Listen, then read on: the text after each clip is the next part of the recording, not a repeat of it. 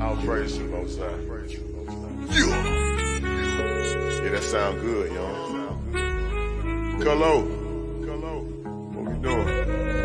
Hey, cook that up, Khalid.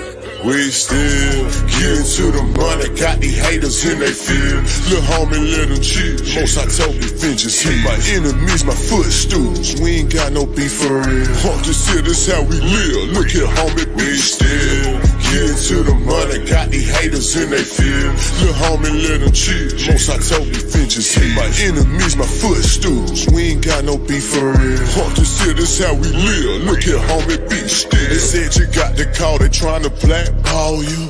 Play what they own, bro. You can't blackball a boss. The whole world, they hate this right here. The way you hate your neighbor, might as well pull the trigger on yourself. You know we get excited by the smoke. Every day we casting flesh. Say my treasure stored in heaven, we gon' blow the rest. They disrespected and we check the bank that causing kept it still. They asking others about my business, but I ain't got no instant miss. See, I still deal with ox direct. Cause your person don't mean you respect. Your outlet don't get no credit if the ox ain't in it. Money answer all things and you got all these questions. Playing Vic. Look, I employ slavery. I'll if you broke your head. Yeah, them crews in the hood, Jews in the hood. I caught them clues, now I'm good. I broke it down, he understood my all to you. Filtered through, you found a few, I'm good. We what we sold, this here exclusive. They like, hey, folk, look what you doing. We still getting to the money, got these haters in they field. Lil' homie, let them chill. Most I told me vengeance hit my enemies, my footstools. We ain't got no beef for real. Haunt this here, this how we live. Look here, homie, we still getting to the money, got these haters in they field. Lil' homie, let them chill. Most I told me vengeance hit my enemies, my footstools. We ain't got no beef for real. Haunt this here, this how we live. Look here, homie, be still. Most I told me be still, give a room to work. Know my movie work. Your faith ain't good, don't put the work in. In the spirit flexing, that my day job. Getting the mode out my own, I don't know what they are. Before I got the blueprint, and I'm too legit to quit. Let it spark in the dark, be a light, got it lit. Trying to map my movement, got my haters pondering. The odds set the questionnaire, they wanna know if you still lit. It hit different, you authentic, a lot of odds pretending. We do it for the Lord, got my own motion, who are you to judge? The most high first, none above. Tap in the spirit, we locked in, they'll come against your plot. You know Judas said, yeah, we spit them scripts, they barely now. Came on slave ships, then you not black. You know they tell you everything. Isaiah 30:20, yeah, we bad. You see what happened when they tried to rail the train up off the track. False witness, hypocrite. We throw shots back, now they feel heat. Must go get it. We still getting to the money, got these haters in they field. Lil' homie, let them chill. Most I told me vengeance hit my enemies, my footstools. We ain't got no beef for real. Haunt this here, this how we live. Look here, homie, we still getting to the money, got these haters in they field. Lil' homie, let them chill. Most I told me vengeance hit my enemies, my footstools. We ain't got no beef for real. Haunt this here, this how we live. Look here, homie, be still.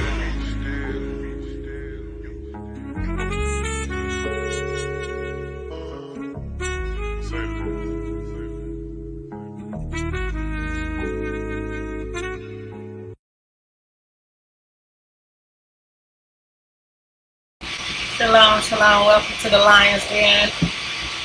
We got a presentation jumping off by the brother Tacori Tko Dawson. Presentation dealing with 3 topics: evolution, intelligent design, and creation. Hope you enjoyed the presentation. If you do, please like. If you haven't already subscribed, do so. Thanks for tuning in.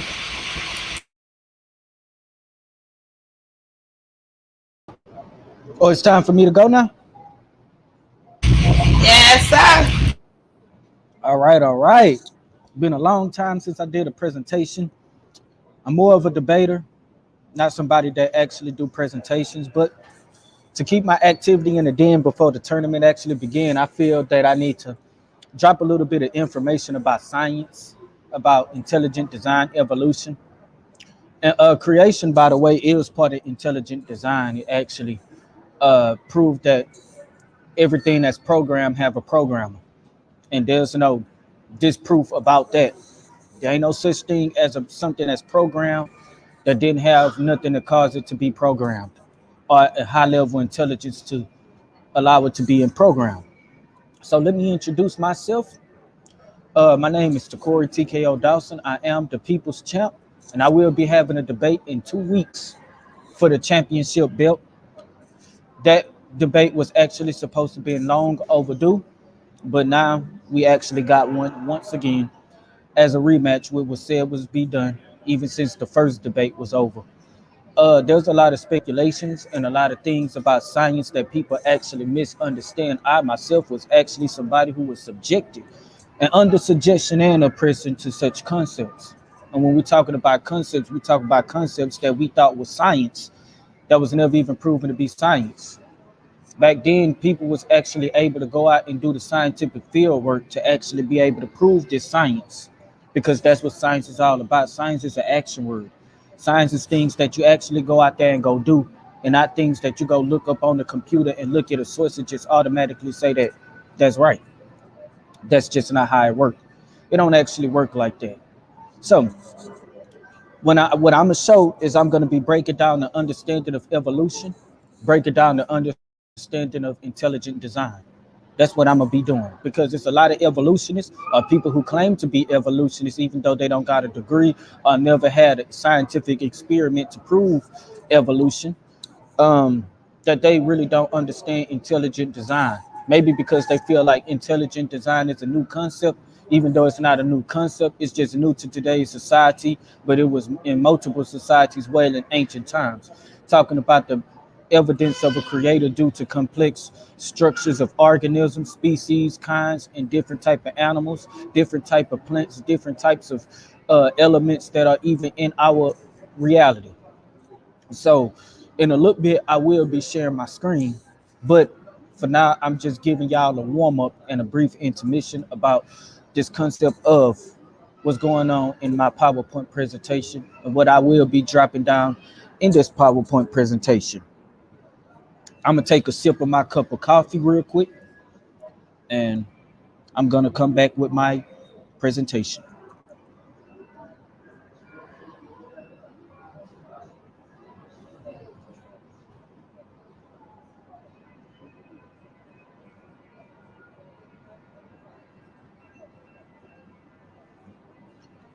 Okay, I just took a sip of my coffee, trying to get me woke, trying to get me boosted up so that I could be able to stay on this presentation. It's a small presentation. It's just a little something, to keep the Lions Den going and keep the Lions Den activated.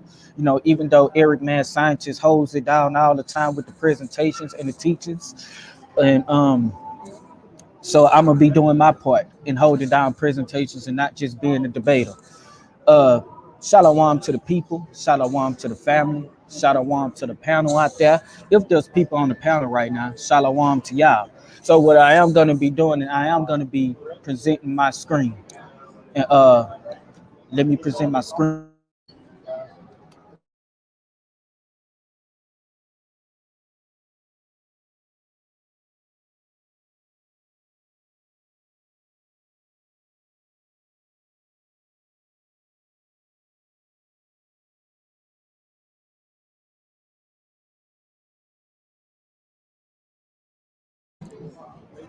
My screen sharing, Karima? Yep, there you go.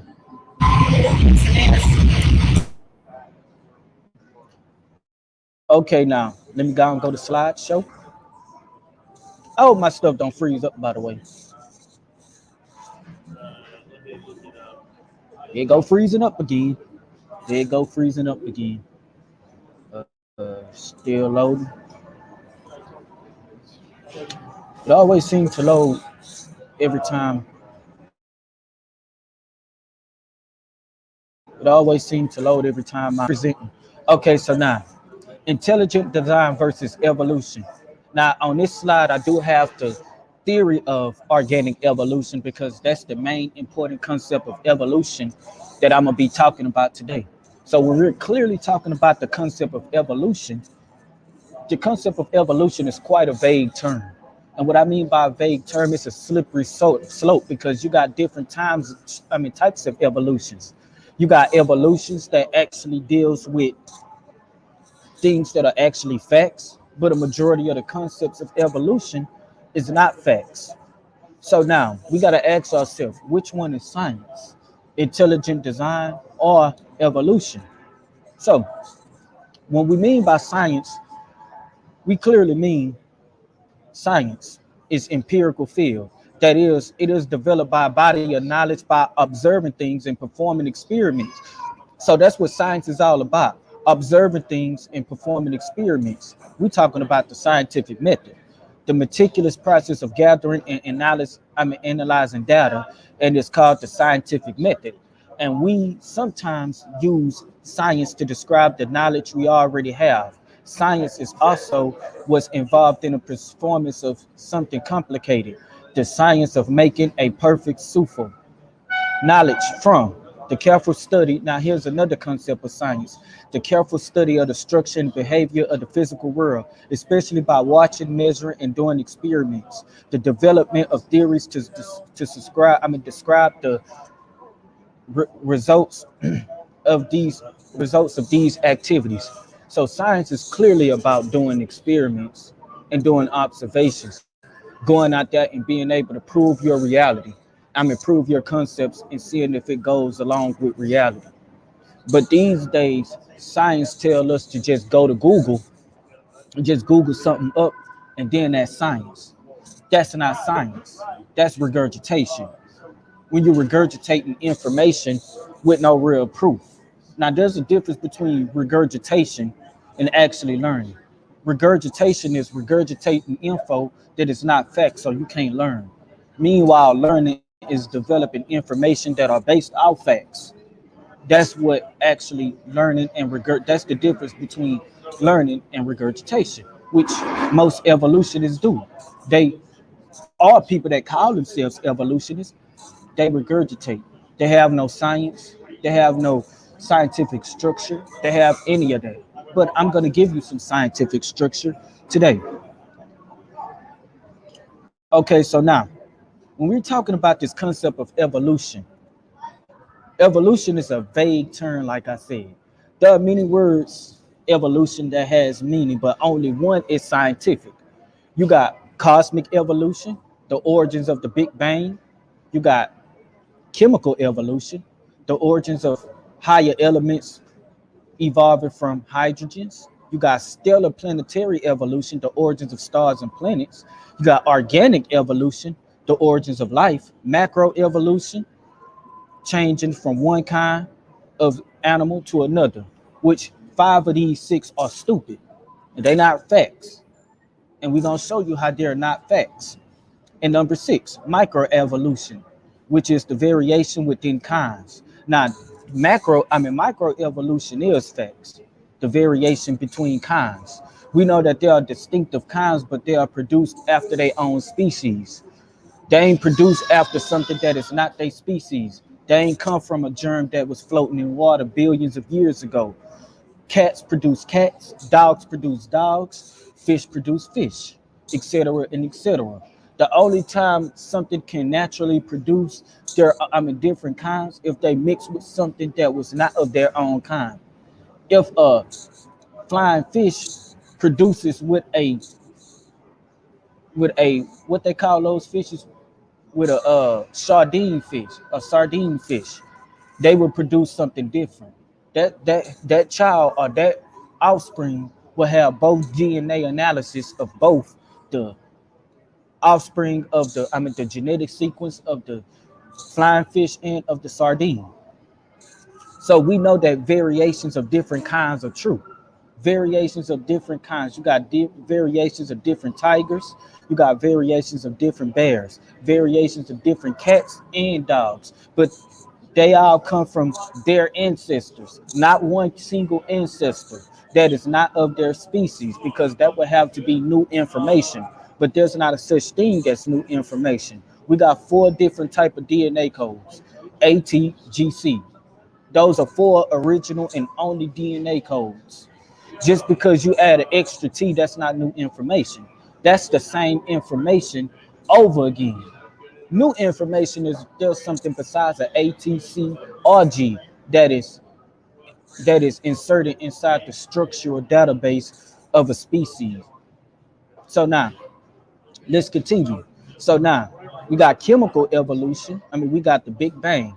Now they believe that. Now I'm gonna show you the inconsistencies of modern day science, because most scientists say that proof is, or science is, things that are consistent beyond reasonable doubt, beyond reasonable doubt, which means it's consistent, which means everybody agrees on something, pretty much something that is consensual, which means something that is agreed upon by the majority of the body. Let's continue. What is cosmic evolution?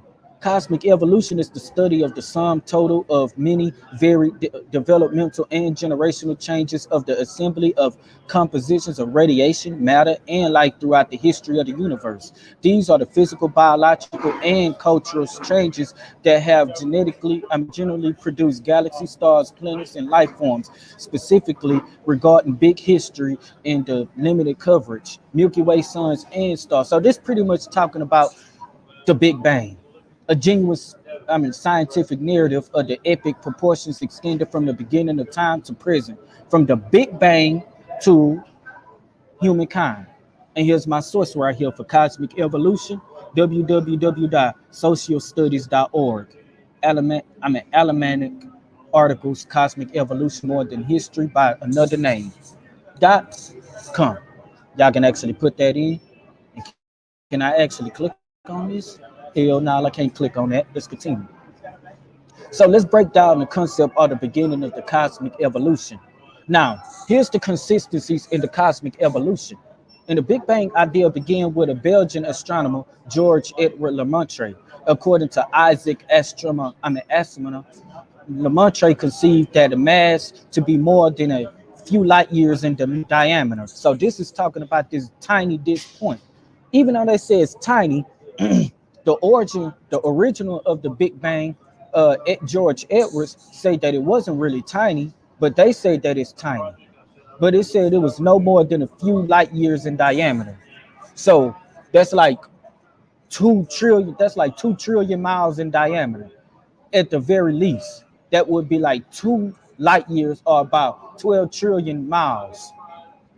By 1965, that figure was reduced to 275 million miles. By 1971, 271 million miles. 1974, to 54,000 miles. 1983, to a trillionth of a diameter of a proton. And now to nothing at all, just a singularity. What singularity if there was nothing? And yes, some certain evolutionists does say that there's nothing that came from something. Now that is not science, and that is definitely not critical thinking. We clearly know that nothing do not produce something. That's facts. We know that when you deal with basic math, anything times zero will give you zero. That's facts. Anything times zero will give you zero. But according to evolution, anything times zero will give you everything and anything. And that's just not true. But this is just a little diagram to just show y'all that these folks who came out with this Big Bang evolution theory, they already started off with a concept they're contradicting themselves, and they're being inconsistent. But most scientists say that proof is they don't really call it proof, but consistency beyond reasonable doubt, which means that there's reasonable doubt that everything that they talk about is consistent, which means they all agree on something. But how could they be consistent beyond reasonable doubt when they don't even know how big this singularity point is that actually caused this this Big Bang theory? Next slide. The birth and the death of the universe. This is Prince Hall General Science. This is Prince Hall General Science in 1992, page 61. How was the universe born, and how will it end? Most astronomers believe that about 18 to 20 billion years ago, all the matter of the universe was concentrated into one very dense, hot region that may have been much smaller than a period on this page. And this is the period that they're talking about. This very small period, that's what they say brought the whole universe forward. It was a very dense, hot period. For some reason, that's what they say. For some unknown reason, this region exploded. See, They talk about an explosion too. This explosion is called the Big Bang. So they told you that a little small period exploded or got destroyed and all life came about. This is being taught in our textbooks, in our scientific textbook. Prentice Hall, General Science, page 61, 1992. General Science. This is the book right here that they can get. So yes, for people who don't believe that something explode, the Big Bang Theory had an explosion concept, here it is right here, an explosion concept. But we know anytime we're dealing with an explosion, we clearly see that an explosion means something had to be destroyed. So you telling me that destruction brought forth life? How did something dead bring forth life? That's what I'm understanding. Where's the scientific methodology behind it?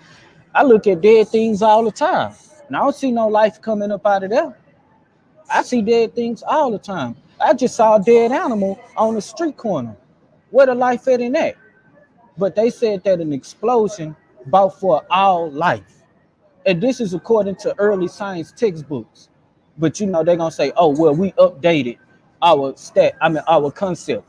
Well, that just means that science, that they're not scientific or have no proof based off their concept of being consistent beyond reasonable doubt. Because being consistent beyond reasonable doubt, you wouldn't have 5 different ideals or update your science every 10 years. You were supposed to be consistent beyond reasonable doubt, but we show your inconsistency every 10 years and the fact that you have to change your ideal.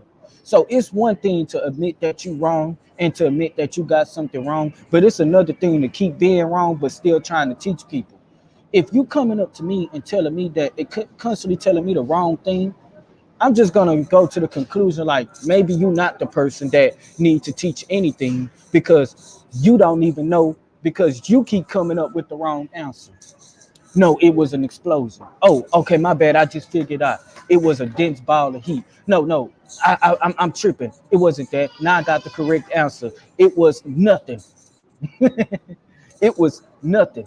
Nah, it wasn't nothing. It was a hot place in a space. Could we just sit here and just say this, that you're inconsistent with your information? Science is all about facts, and facts is all about consistency. That's clearly what it is. Let's continue. Here's another book, Prentice Hall, Earth Science, 1991, a year before, page 36 through 37. The galaxies is moving towards the Earth. Galaxies race back and forth towards the center. The matter and energy in the universe come closer and closer to a central area. Many billions of years, all of the matters and energy will once again be packed into a small area, and this area may be no bigger than a period at the end of a sentence. Then another Big Bang will happen. Okay, so first they said something exploded. So there was no purpose behind it. So how you got something that happened for no reason, but you're gonna predict something millions of years ago to happen for no reason again? First, all of us going to be crushed back into a small period once again, according to these textbooks. And these the textbooks right here, all the way down to the page where they say this is. We're going to be crushed back into a small period billions of years later. The formation of the universe will begin all over again. A universe that periodically expands and then contract back on itself is called a closed universe. In a closed universe, a Big Bang may occur once every 80 to 10 billion years. Once every 80 to 10 billion years. So according to them, in 93 billion years ago, there was another Big Bang. There was another whole universe that had a Big Bang theory 93 years later, because they already said every 80 to 100 billion years. So there was a Big Bang theory that had all this before this Big Bang theory, according to them. This is a religion. You see, the difference between intelligent designers and creationalists that evolutionists don't do is they don't admit that they don't know. You see, we creationalists / intelligent designers, we admit that there's certain things that we don't know. Because if we can't do the scientific demonstration or the observable fact, we say we don't know. But because we don't know, do that mean that we're wrong? We just don't know. Saying you don't know doesn't exclude you from being wrong or being stupid. That actually shows that you are very intelligent, because it takes an intelligent person to just say that they don't know. But these fools will come up here and they will say something like, try to explain this instead of just saying they don't know. They don't know. They don't know how a small is a period on the page of this book, or on the page of your book that you probably have in your house, can expand, bring all of this together, and then contract back.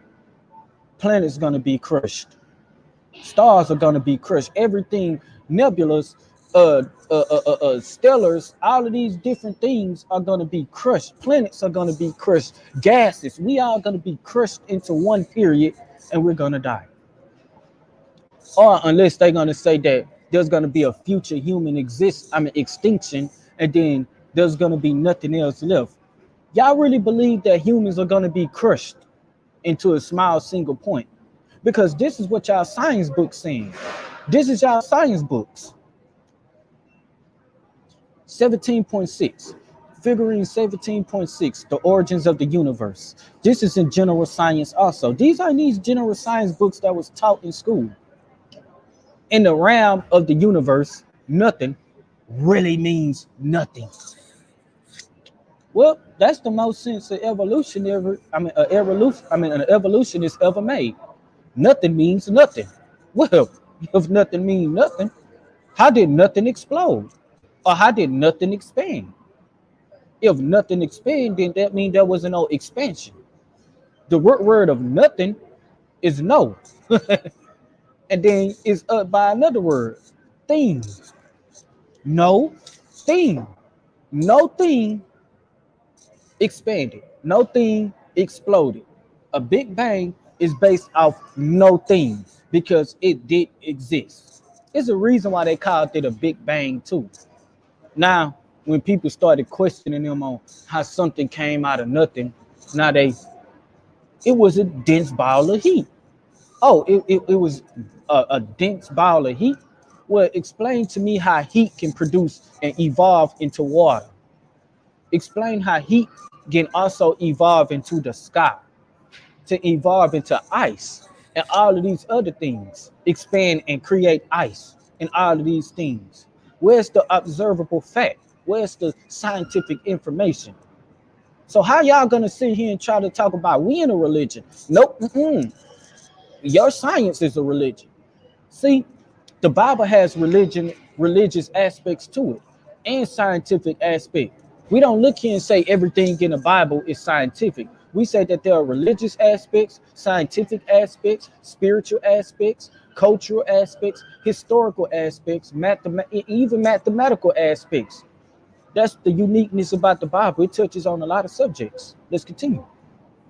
Now look at this. It says, from this state of nothingness, the universe began in a gigantic explosion. Well, how can nothing explode? I don't get it. 16.5 billion years ago. Hold on, wait a minute. I thought it was 13.8 billion years ago. Now it's 16.5. Wait a minute. First we had one that said 18 or 20 billion years ago. Now we got something that's 16.5 billion years ago. Now we got 13.8 billion years ago. What happened to consistency beyond reasonable doubt? I don't get it. You can't keep track on your numbers? I don't get it. Let's continue. What is the evidence of a Big Bang? Now here's another inconsistency right here. The universe was not forever, existed forever. It was born around 13.82 billion years ago. Matter, energy, space, and time erupted into being a fireball. Now they said a fireball now. A fireball? Now, hold on. I thought it was a dense ball of heat. Now, first it was nothingness. Now it's a dense ball of fire. Now it's just hot density. Whatever it is. It expanded from the coolness debris. So hold on, wait a minute. How did a fireball come from coolness? I don't understand how can a fireball expand from coolness when fire has heat that is the opposite of coldness. So That's just point blank, period. It said, and it expanded from the coolness debris. There concealed galaxies, islands of stars, of which our Milky Way is one beyond 2 trillion. This is the Big Bang Theory. Now look at this one right here. Here's another source. The Big Bang Theory is the leading explanation of the universe began. Simply, it says the universe as we know it started with an infinitely hot. So now they saying that it's infinitely hot. So which means this heat is forever. I don't understand how can anything come from something that has infinity amount of heat. I don't understand. That's some powerful heat. That's some powerful thermal radiation right there for something to be infinite temperature. So which means they saying that once upon a time when before the universe even existed, it came from something that was infinity degrees hot, which means that the heat was so everlasting in its heatness and its intensity. I don't know anything that can withstand that. And these are sources that you fake scientists like to run into, that you fake evolutionists like to run into. You like to run into these different sources, but when people ask you to prove these sources, you don't have no real answer. So we got 3 contradictions right there. We got contradictions of dense fireballs. We got contradiction of just dense heat. Fire and heat are not the same thing, and I'm going to break down the concept of fire, and I'm going to break down the concept of heat, so people can actually understand that these folks are inconsistencies with their own stuff. I don't get it. Let's continue. Let's talk about the evolutionary process of the earth. You got 4 layers of the earth, but they're broken down into different concepts. Now pay attention to this because I want y'all to see something. What happens if the earth's surface is directly related to the interior? You got about 4.6 billion years ago, the earth formed into a hot cloud of dust. Now hold on. Let's stop right there. Let's stop right there for a minute. I wish I had a laughing thingy-majiggy, because this is crazy.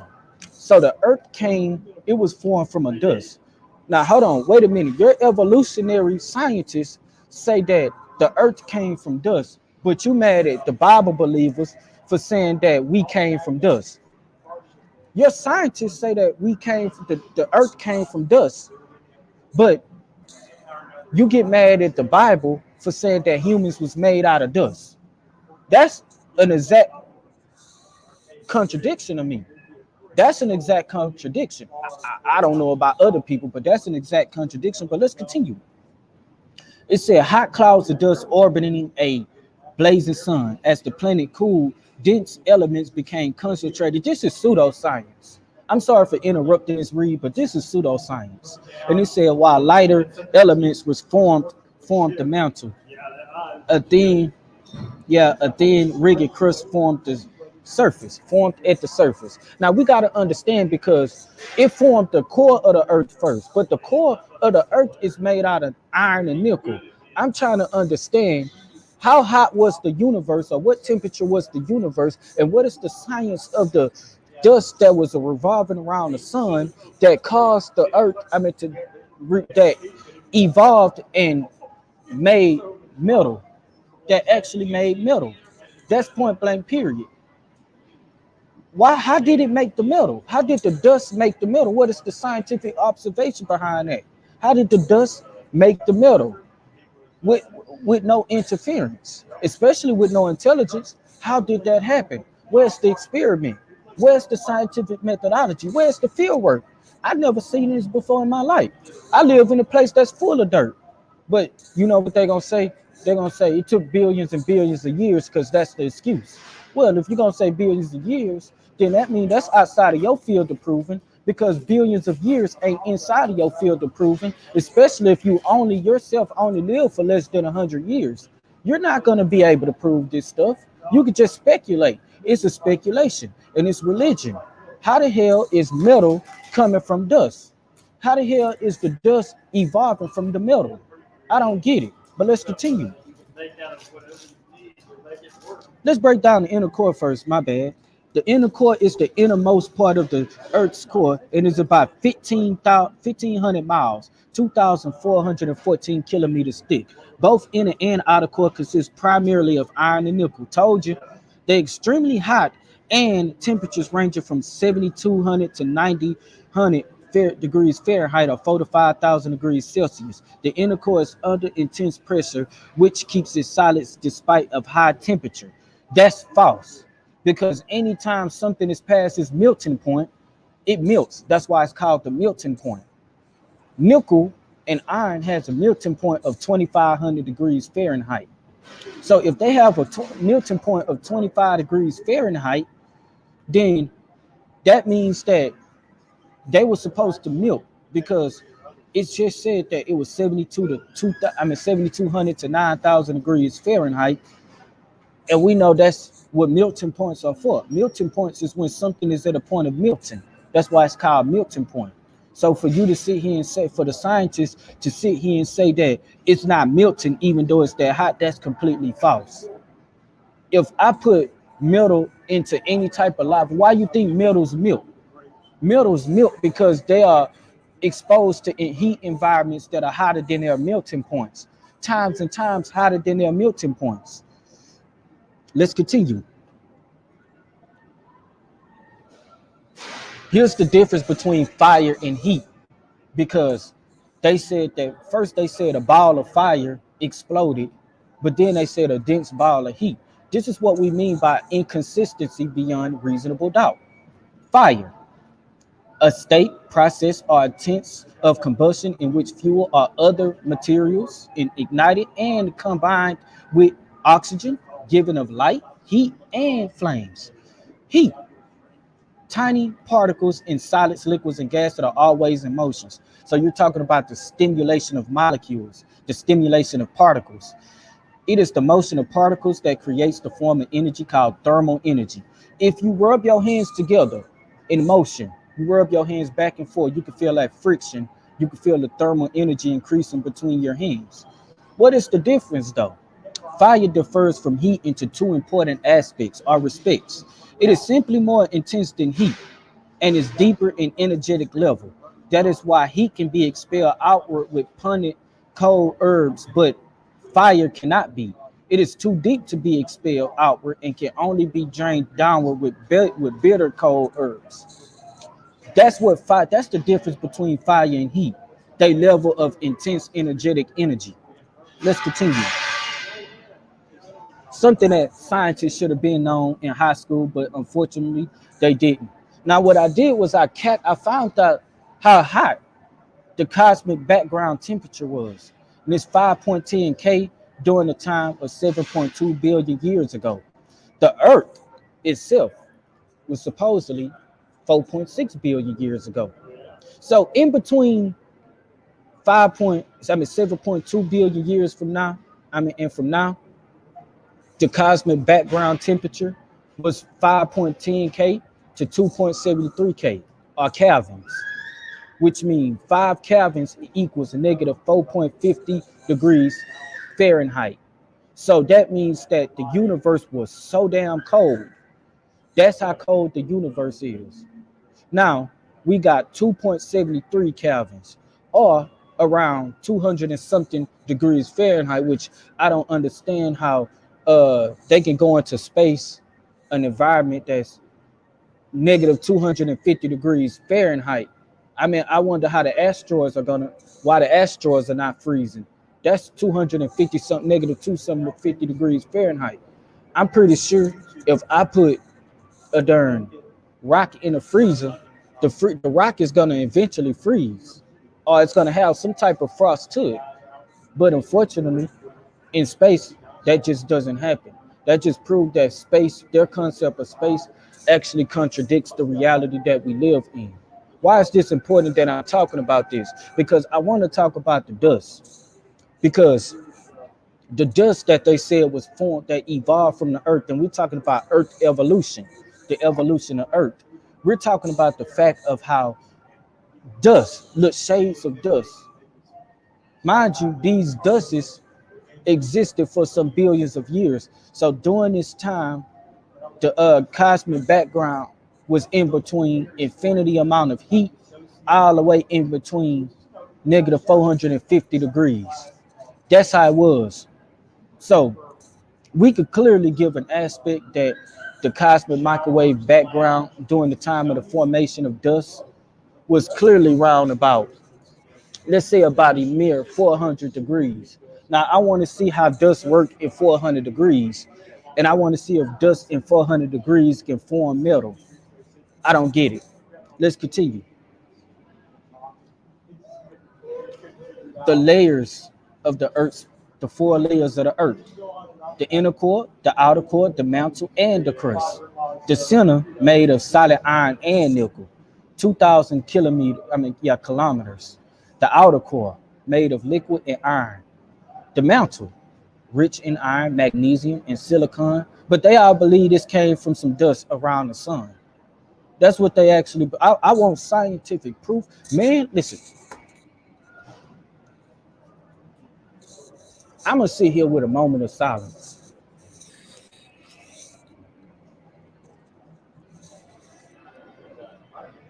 I want everybody to think about that. We was told that the dust that first formed the earth, the dust was able to produce magnesium, silicon, rich iron.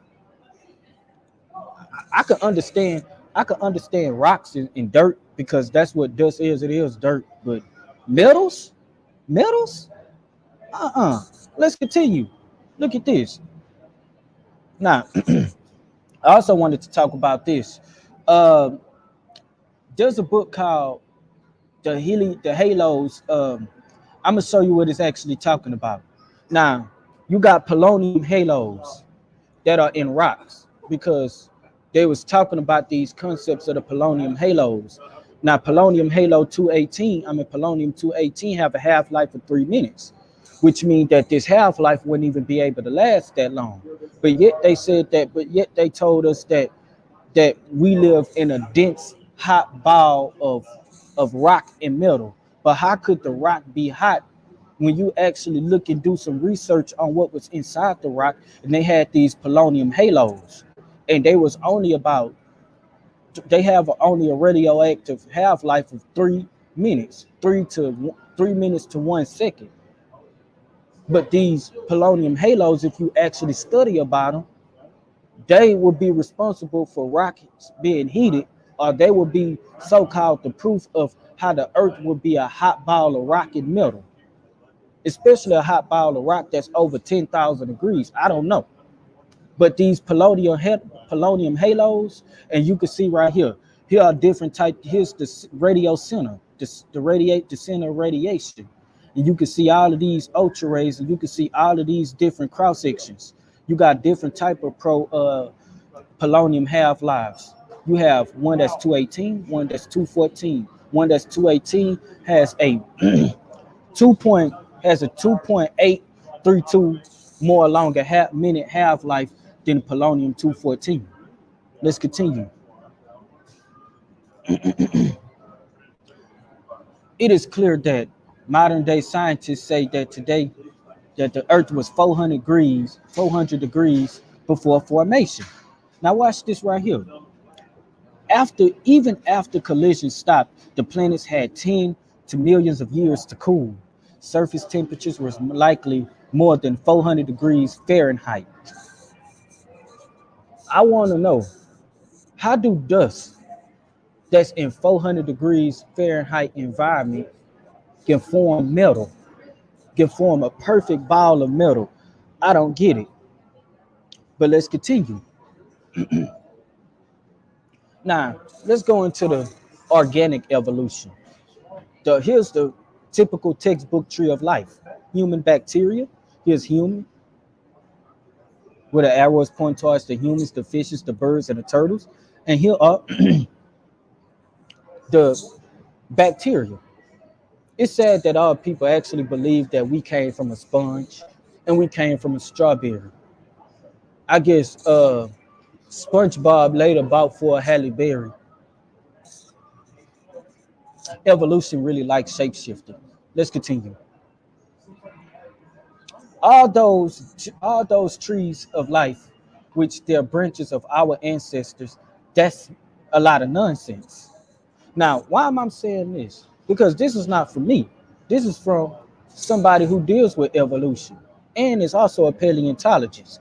Paleontologist Mary Leakey, Associated Press, December 10th, 1996. And you don't believe me? Here she is right here. I present to y'all Mary Douglas Leakey, FBA, born February 6, 1913, and died December 1996. This woman was old. She was old, dried up. Was a British paleontologist or paleoanthropologist who discovered the first fossil. She discovered the first fossil, y'all. So the first fossil of the precocial skull, she discovered that. They say she discovered it. So your discoverer of the fossilized precocial skull said that those family trees, let's go back to what she said, because I don't want to confuse nobody. That the trees of life of our ancestors, that's a lot of nonsense. She said it straight up like that, that's nonsense. But she's the one who discovered the first fossilized skulls. Something not adding up here. You telling me the first the first person that discovered the fossilized prodigal skull? You telling me that she's saying that this evolutionary family tree is nonsense? Okay. An extinct ape, let's continue. Let's read about her. An extinct ape, which is now believed to be the ancestral to humans. So the woman who first found this, she plays a major role in your ape to human concept, saying that your family tree is false, which consists of apes and humans. She also discovered the robust, I don't know that word, but I'll take a shot at it. The Zinjanthropus skull. I think I did a little better. And honorable judge of Tanzania, Eastern Africa. For much of her career, she worked with her husband, Big Louis Leakey. I'm pretty sure he's old too. Where they uncovered fossils of ancient homonyms or homonies, and the earliest homonyms. As well as the stone tool produced by latter groups, Mary Leakey developed a system of classifying the stone tools found in Oduvo. She discovered the Latios footprints. She discovered all this stuff about y'all little evolutionary stuff, and she's saying that evolutionary tree that y'all got is full of shit. Excuse my language. I'm sorry, but you got to excuse my language on that. But even she said it's full of shit. So don't talk to me. Talk to the paleontologist that's responsible for the links of your evolution, fossilized evidence, if you want to call it that. You blame her. Don't blame me. I think that's a crack in the skull of a lot of the evolutionary concepts. In 1972, after death, her husband became director of the evaluation of the Adobe. She maintained the Leakey family tradition of the paleontology, the paleoanthropy, by training her son Richard in the field. This woman played a role in evolutionary concepts. Let's continue. I present to y'all Stephen J. Cole. Stephen J. Cole, September 10th, 1941 to May 20th, 2002, was an American paleontologist, evolutionary, I repeat, evolutionary biologist. Study evolutionary biology, the evolving of biological structure, for people that don't know the meaning. Evolutionist and historic and science. He was one of the most influential and widely read authors of the popular science of his generation. Cole spent most of his career teaching at Harvard University and working at the American Museum of Natural History of New York, blah, blah, blah. Cole's most significant contribution to evolutionary biology was the theory of punctuated equilibriums, developed with Niles Eldredge in 1972. The theory proposed that most evolution is characterized by long periods of evolutionary stability, infrequently punctuated by swift periods of the branching speculation. Now, y'all heard all of this information about him. how he discovered the punctuated equilibrium. And not only just that, but he's an evolutionary biologist from Harvard University. Let me show you what he said though. The evolutionary tree that adorns our textbooks have data only at the tips of the nodes of their branches. So pretty much he's saying that they only got data for modern day speciation and not ancient speciation. The rest is interference. However, reasonable, not the evidence of reasonable, not the evidence of fossils. So pretty much saying that there is no fossils, that fossils can't save these trees because there's no fossils.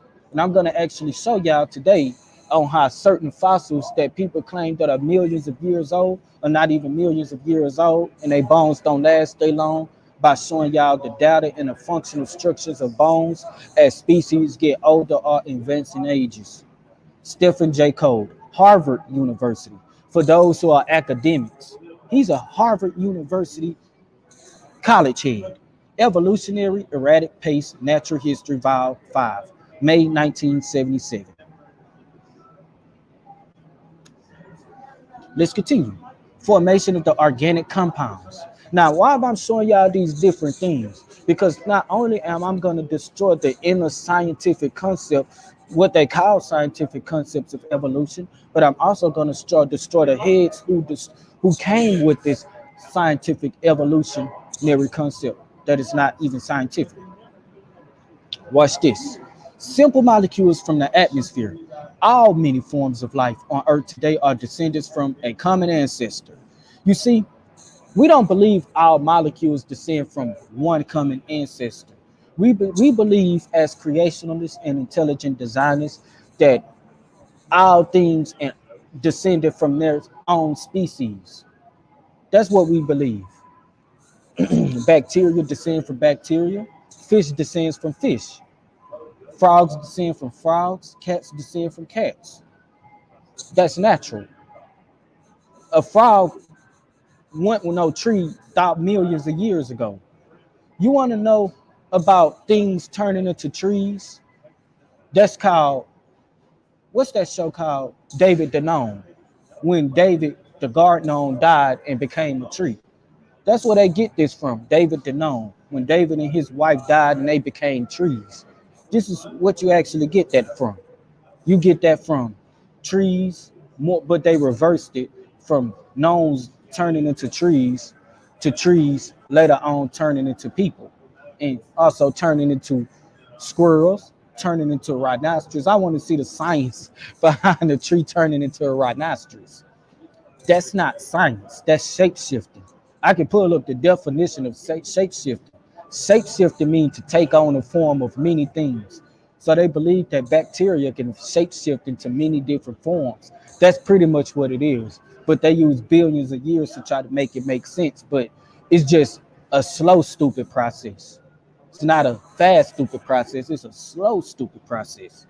And yes, I'm going to be vague with the concept stupid because it's not smart or not intelligent according to normal brain capacity. Let's say, hey, it said they all descend from a common ancestors found in a population of primitive unicellular organisms. I want y'all to look at this word right here. This concept, primitive unicellular organism. You see, Charles Darwin thought that one cell was like a glob of jelly. Didn't even know that that due to the diverse information in one cell, the diverse information in one cell, that it was more complex than the most advanced technological machinery that human beings ever created. But this fool thought that it was just a glob of jelly. So it makes sense he has an idea on how he thinks cells work and how he thinks a bacteria work. Look at this. It said, what are those first cells like? How do we know? What events led up to their formations? No traces of these events remain. Scientists can't travel backwards in time to witness what happened, because that's what observation is to witness, to observe. Observe is to see, to use your eyes and pay attention and look at it. You're not looking, we ain't looked at none of this stuff. And if we did, I know I'm young and I'm 29 years old and I ain't been here that long, but at least I should have been here long enough to at least see this real thing. But maybe I'm not, because this stuff's supposed to happen for billions of years. It takes time according to them. Instead, they turn to scientific methods of observing data, forming hypotheses and making predictions and constructing experiments. I doubt it. Here's the family tree. Goddamn, look at this family tree. This family tree, it looks like I ain't gonna even say the word because I don't want to be able to cuss. But look at this. They telling us that humans share. Here's a roach. Here's a here's a beetle or a roach. Look at this one right here. We scared of these things, but yet eventually we are related to cockroaches. We are related. We are related to cockroaches. I don't get it. So what is the new DNA that allow us to come from a cockroach? First, we came from a germ that became a squid, that became a cockroach, that became a rabbit, that became a human. You see that? They say they are related, but there's no proof that I'm related to a damn crocodile. Yeah, no, there's no proof that I'm related to a flying cockroach. There's just no proof. Look at this right here. Let's continue. I want to see the information on that. Now, it's a fact that Genesis chapter 1, verse 26 said that everything was brought forth out their own kind. A roach brought forth a roach. The Bible teaches me that I ain't come from no roach. The Bible teaches me I ain't come from no damn germ that cleans off gunk at the bottom of the ocean. The Bible teaches me that I came from a man because I am a man. The Bible teaches me that a man and a woman brought forth humans, and humans brought forth other humans. It also teaches me that a bear brought forth bears, cats brought forth cats, dogs brought forth dogs. This is called intelligent design. What is the intelligent design of reproduction? Reproduction means to copy the same genetic database over and over again. It's the fact that when information, it's the fact that during the reproduction of information, that reproduction happened when the offspring carries the same direct information from both of the genetic structures are based off from the genetic parents that they got their information from. That's a fact. And they don't get nothing else. There's no such thing as new information. There's no such thing as a human eventually growing dolphin fins, unless there's some type of genetic mutation that they done in a lab to corrupt somebody's genetic database. But on a natural aspect, that ain't happening. Now watch this. Genesis chapter 1, verse 20 through 26. And God said, let the waters bring forth abundantly the moving creatures that had the life, the fowl that may fly above the earth, and the open firmaments of the heavens. So it's talking about the creeping things and the birds and stuff like that in verse 20. And God created great whales, every living creature that moving, which the water had brought forth abundantly, after their kind. So he brought them forth after their kind, meaning that he allowed them to reproduce the same thing. He allowed a whale to produce a whale. He allowed a dolphin to produce a dolphin. He allowed a shark to produce a shark, and every winged fowl after their kind. Now every winged fowl after his kind. And God saw that it was good. So birds produce birds. Blue jays produce blue jays. Woodpeckers produce woodpeckers. Point blank period. And God blessed them, saying, be fruitful and multiply and fill the waters of the sea and let the fowls multiply the earth. And the evening and the morning was the fifth day. And God said, let the earth bring forth a living creature of his kind. Let God bring forth the tigers and let them produce tigers. Not let the bacteria produce tigers. or let the apple produce a bear. I'm sorry, y'all. I'm sorry. Let the apple produce a bear. No, it said let the bear produce the bear. Point blank, period. The beasts of the earth after his kind. And it was so. And God made the beasts of the earth after his kind, after the cattle after their kind, and every creeping thing upon the earth after their kind. And God saw that it was good. And God said, let us make man in our image and in our likeness, and let them have dominion over the fishes of the sea and the fowls of the air. This is science. This is called reproduction. Animals produce, dolphins produce dolphins. That's science. That's intelligent design. Intelligent design is given the law of how things are produced. That's why it's called reproduction. Reproduction, to remake something, the process of recreating something, which means you're creating the same thing over and over again, or you could just call it duplication. It's a fact that DNA copy themselves and produce the offspring. One thing on how DNA works is it take on the information of both of the parents. It take on the information of both of the parents to create the offspring. The child is going to have a mixture of their parents and their parents after that. That comes after their genealogy. That's point blank, period. If a person has a wide nose, and he marries a woman with a thin nose, it's a chance that the person nose will either be wide or thin, or it'll be a mixture of both. That's point blank, period. So let's continue. What is a kind? A kind is a group of people together that belongs together and have shared qualities, a particular type. So when we talk about kinds, we're talking about types. When you look at certain scientific terms of species, they will also say kind.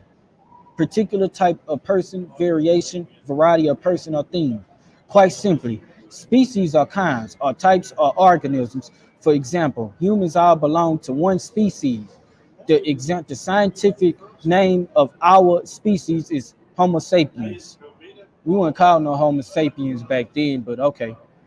But it tells you that humans produce humans. That's it. And we differ from other species such as gorillas, dogs, and dandelions.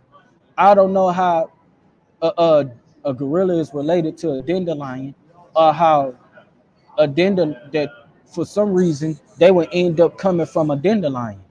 But identifying, distinguishing between species really isn't that simple. It is that simple. Dogs produce dogs, cats produce cats, birds produce birds. I don't know how simple that can get. I don't know. Now, what is intelligent design? Because there's a lot of misconceptions about intelligent design. Look at this right here. Intelligent design refers to specific. That's a modern day concept, by the way. Intelligent design refers to a specific research program, as well as a community of scientists, philosophers, and other scholars who seek evidence of design in nature. So when we're talking about design is how something is programmed. Yeah, how something is programmed. Is it a fact that we got laws, universal laws? Now, what are laws? Laws are rules, regulations, and instructions. If there wasn't no higher level intelligence that gave us laws, rules, and regulations on how we function and how nature functions on an everyday basis, how did this dense ball of heat give the laws of how everything? How did this dense ball of heat give the laws of electromagnetism? How do this dense ball of heat give the laws of porcupines growing quills? How did it give that law? What was the science behind that? What was the observable science behind that? Let's continue. It said, though through the studies of analysis of a system's component, a design theorist is able to determine whether various natural structures are produced of chance, natural law, intelligent design, or a combination thereof. In nature, design theorist cites information-rich systems. See, we believe in information-rich systems like genetic code and irreducibly complex systems like the bacterial flagellum, and the fine tuning of the laws of physics, as evidence of intelligent design, because it's a fact when there's intelligence, there come information. When there come information, there come order. When there's order, there's laws. Laws is order. Laws is what allow things to have order. A dense ball of fire or a dense ball of nothingness don't give order. That's just facts. Y'all can't even survive the cosmic evolution part. But if you while you trying to talk about organic evolution or other types of evolutions, let's continue. Let's go into some intelligent designs. I have a porcupine right here. Pay attention to how this porcupine looks. I'm gonna give y'all a I'm gonna give y'all a brief few seconds to pay attention to this porcupine. So, because I'm gonna give you some complex cellular structure of the porcupine and what gives its unique ability to grow quills, and no other animal can do it. Let's continue. Analyzing the defense system of the porcupine. Here's the defense. Defensive behavior displays a porcupine depends on sight, sense, and sound. Now, when we deal with sight, senses, and sounds, we are automatically dealing with an intelligent design. What do senses got to do in intelligent designs? Because senses are responsible for the way that you perceive data, responsible for the way that you perceive information. When your senses allow your brain or to give information to the brain, and the brain is able to compute the information to give it its proper function on how to adapt in a certain environment. But meanwhile, evolutionists, they would just say he got porcupines because he's in a different place. Places don't give you unique abilities to defend yourself genetically. It just doesn't happen. You got thousands of different type of species of animals that got different type of ways of defending and being offensive or attacking, but yet they live in the same environment. If different type of species have different type of characteristics to survive or to adapt into their environment, and you say that the environment is the reason for that, then why in the hell do all different type of species live in the same environment but have different type of adaptive abilities to adapt genetically? It doesn't make no sense. A porcupine moves slow but has quills to defend itself. A jackrabbit has complex muscle structure to allow it to jump and to be mobile. But yet, and let's not only just that, but we also got deers that lives in the same places as tigers and as lions, but yet they have completely different genetic structures that give them the ability to adapt to their environment, but yet they live in the same type of environment because everything is complex and everything is organized. We're talking about intelligence that comes with organization. Let's continue. Let's continue. The defense system displays in a porcupine depend on sight, sense, and sound. Often these displays are shown when a porcupine becomes agitated or annoyed. There are four main displays seen in a porcupine, in order from least to most aggressive: quill erection, teeth chattering, odor emission, and attack. A porcupine coloring aid, which their coloring aid or their diverse ability of colors come from from their gene structure. Their gene structure computes the information that is inside of the porcupine to give it certain color aids. A color aid that gives them to ability, color aids. And part of the defense of most predators are noreptural. I don't know how to say that word. And colorblind. So it causes them to be colorblind. So the information based inside of their DNA structure, which gives them the ability to produce a color aid in them to allow them to blend in with certain environments, just like a chameleon. A porcupine markings are black and white. The dark body and coarse hair of the porcupine are a dark brownish black, and the quill are raised. Present a white strip down with the back mimicking the look of a skunk. This, along with the raisins of the sharp quill, deters predators. along with the raises of the quill, porcupines clatter their teeth to warn predators not to approach. The incisors vibrate against each other and strike zone shifts back in the cheek. In the teeth. In the cheek teeth chatter. So we see the incisors vibrate against each other. That causes them to be able to have a strike zone zip. Strike zone shift back. That causes the cheeks to to clatter. The teeth to clatter. This is intelligent design. This is complexity of a certain design that has a unique ability of adapting to their environment due to certain informations and certain DNA database and analysis that is inside the structure of a specific species, such as the porcupine. This behavior is often paired with with body shivering, which is used to further display the dangerous quill. The rattling of the quills is aided by the hollow quills of the of the back end of the porcupine. The use of the odor is the sight and sound have failed. The unpleasant scent is produced when the skin above the tail in the time of stress is often seen with the quill erection. If this process failed, the porcupine will attack by running sideways or backwards into the predator. Yeah, running sideways or backwards into the predator. A porcupine's tail will be swung in the direction of the predator. If contact is made, the quills will be impaled into the predator, causing injuries or death. Look at the complex structure these of these um, of these quills. As you can see, analysis A, you can see the outside of the full structure of the quill. Analysis B will give you a more precise analysis on this database. Then you got precision C. Then you got precision D. And you can see the stiffeners, the convex cells. The stiffeners are what strengthens the convex. What strengthens these. My bad, y'all. The stiffeners right here is what stiffen these quills. The convex cells is what helps produce them, and the concave cells right here is what helps actually responsible for them generating.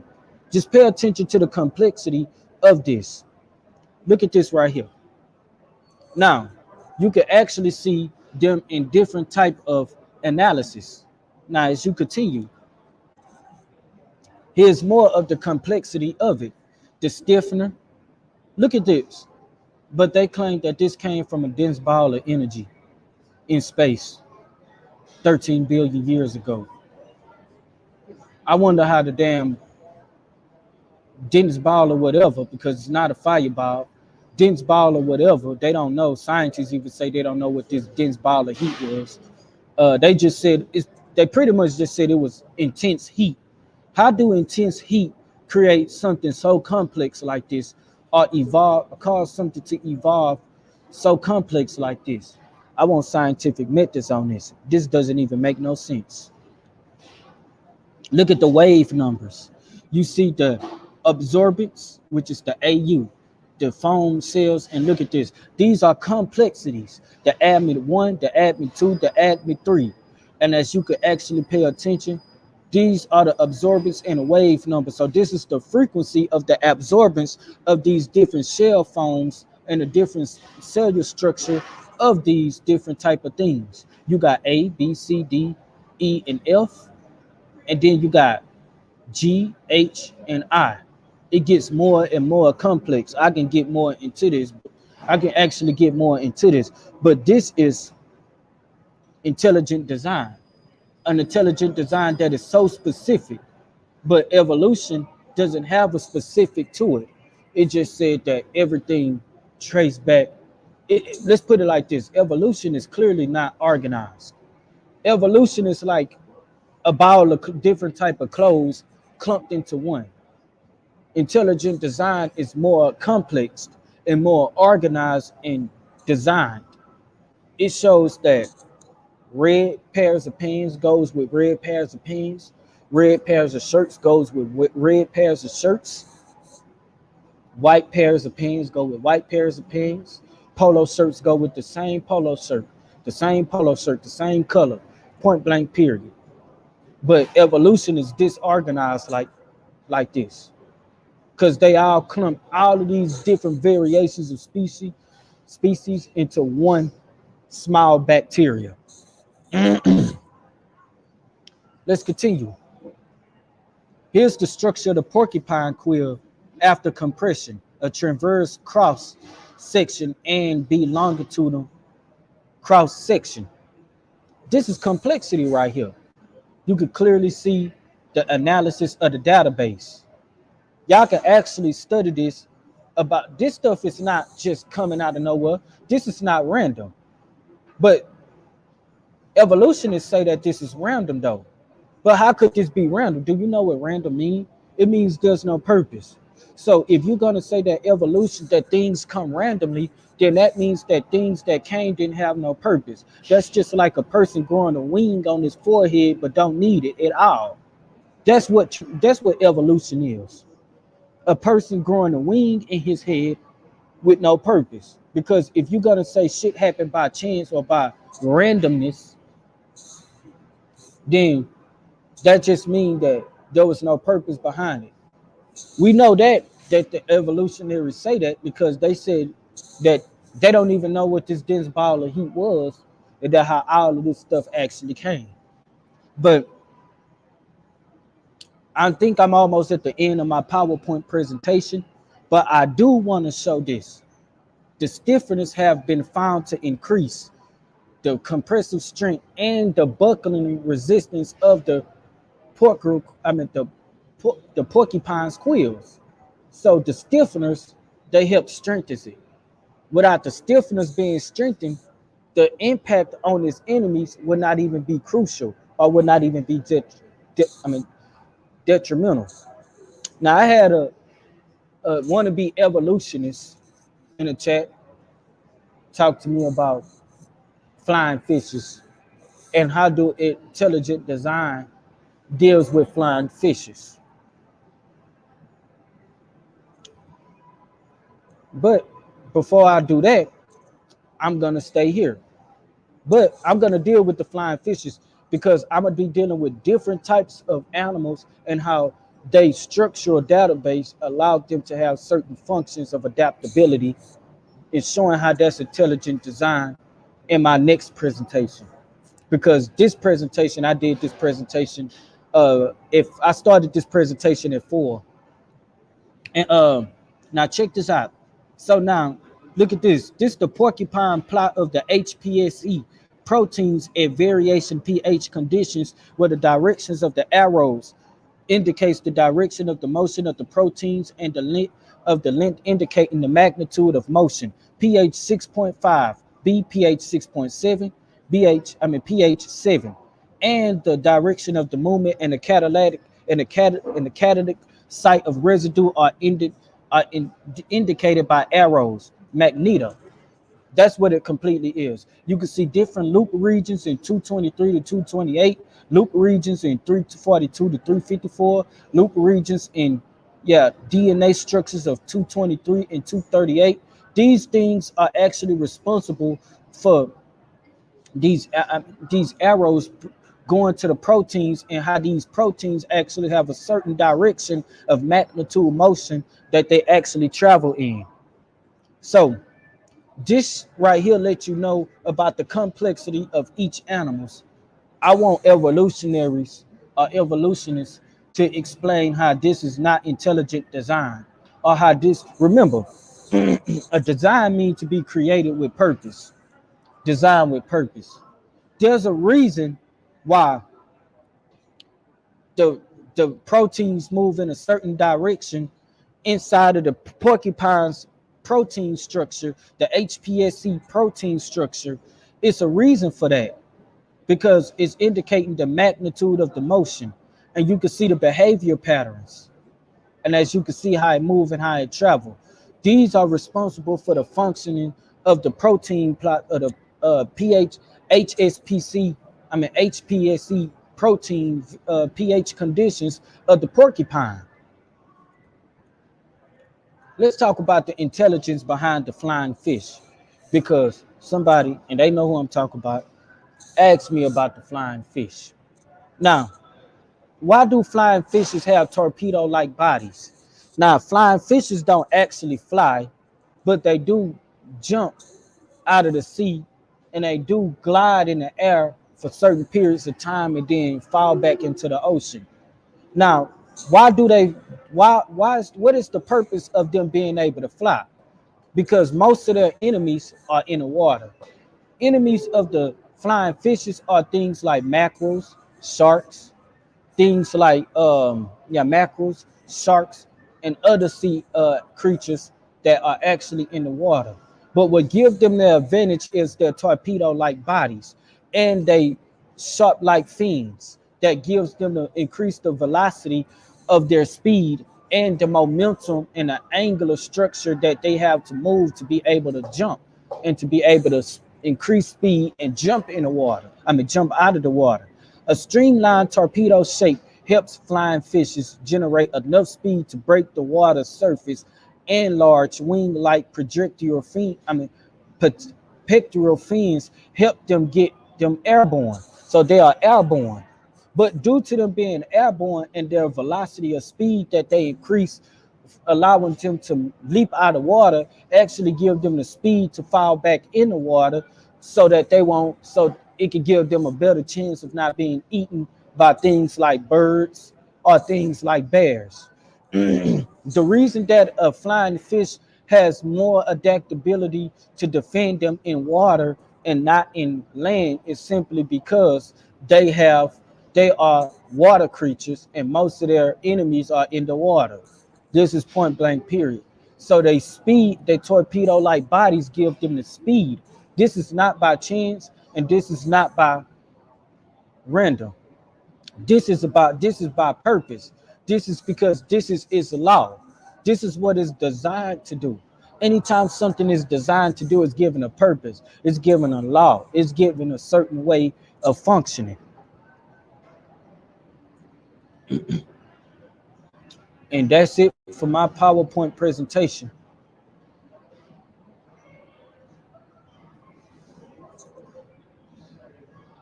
That's it for my PowerPoint presentation. That's just part one. I got part two coming soon and stuff like that. All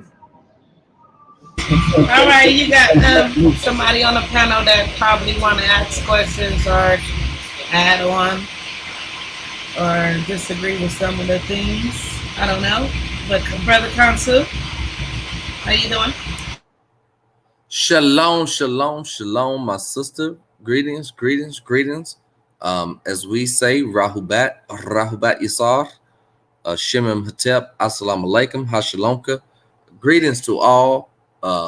This is y'all brother Kansu and Yame Ray, the real Nuwapian, aka the real Niggawapian, aka the real half Niggawapian.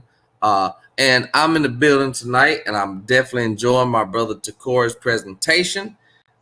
This is a topic that definitely a topic that's trending and been trending. I think me and brother Mudawa may have had some contentions over this topic before, and it is a very touchy subject, and it takes a lot of detail and studies to really get a full comprehension, because you're dealing with three different topics, right? And we have a scroll that's written by our master teacher, Baba Yanun. It's actually entitled Intelligent Design, Creation, or Evolution. It's literally almost the same topic, but it's basically three different theories, right? Or three different ideologies referring to the creation or the beginning stages of humanity, okay? So you have different people that come from different backgrounds. Most people that come from religious backgrounds would be on your creation theory side. Some of your more scientific people that come from more scientific background but deal with the evolution. the intelligent design is almost a part of the creation, because it shows that there has to be some kind of intelligent force behind the whole process. Then you have your atheists, like people like Aunt West, morons and frauds like Aunt West Garfield, who just all over the place. You don't know what he is now. But an atheist is a person that doesn't accept the fact of any kind of higher being. They go by chance. You ask them, well, okay, well, and then chance is nonsense. We ain't playing checkers, we playing chess. But I just want to say that, and I enjoyed the presentation of brothers Tacori. Now I want to ask brother Tacori. Intelligent design, creation, and evolution, right? Now, I know that the brother comes from a Hebraic school of thought background, but he's very well versed in other schools of thought and other, very intelligent brother. Kind of reminds me of kind of a divine prospect who's been running from me for years. But anywho, my brother Tacori, my question to you is, what do you feel about whatever side you're on, right? Do you feel that there was some kind of an outside intervention or interruption? Are you familiar with the ancient alien theory? Do you feel that there was some kind of intervention on that aspect, brother? I would love to hear your opinion on that. Well, alien only means somebody that is a terrestrial, extraterrestrial body. That's what an alien means. Something that is strange to our earth, something that haven't been in our earth that we normally see on a daily basis. And yes, I believe that there's some intervention from a higher intelligent being, a being that has intelligence and give things their purpose, give things their laws. Laws are instructions, functions, and how things must behave. And it's a mandatory concept because we clearly see that things mainly behave in one way. Certain things, but I mean not one way, but like specific ways. Like I'll give you a prime example, so for people to understand.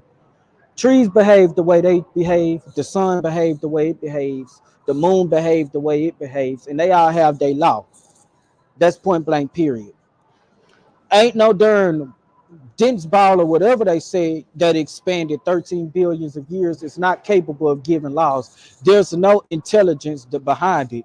If it had any type of intelligence, it wouldn't stop it from. It would have stopped itself from exploding. That they said is an expansion, but I think it's because most textbooks say it's an explosion that they trying to change to a goddamn expansion. I don't know. Yeah, you're right. You're right. And like I say, in the Nuwapian Sabian school of thought, we refer to it as the all expanding. And you can find glimpses of this in some ancient records. But I do agree with you that modern thought, modern Western thought, if you read what they say about it, they're still kind of not 100% about it. But we do know that you can't really create. Well, that's a different thing. The creation story, right? Here's something that I find interesting. When ex-President Donald Trump, and I'm not a politician, I don't deal with politics, as my brother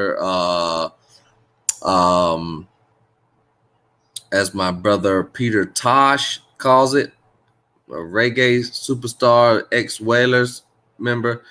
Politics, I don't deal with politics, but when President Trump, even though he's the ex-president, when he was in the administration, they created something called the United States Space Force, which is a military for outer space, which we touched on Crumb TV. Peace, shouts out to my brother Crumb.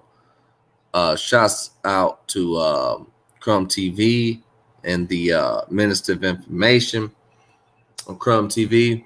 And we found it interesting that Donald Trump in his presidency created an entire military for outer space, and was creating, and said that United States Space Force was planning on inhabiting Mars.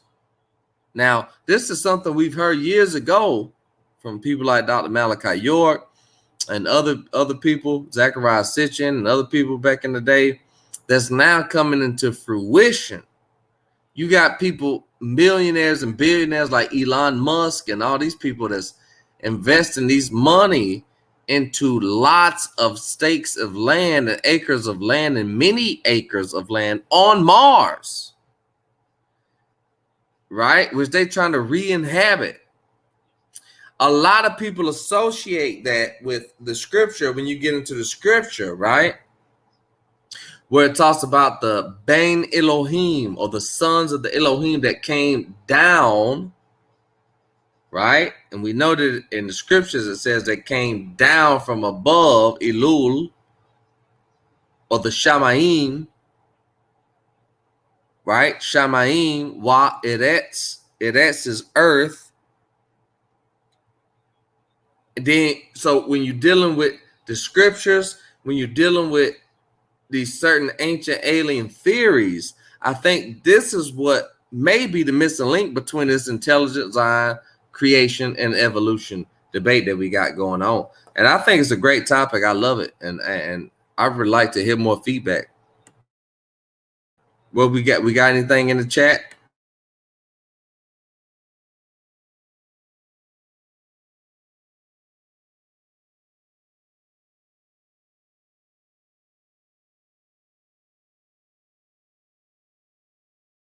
Not really.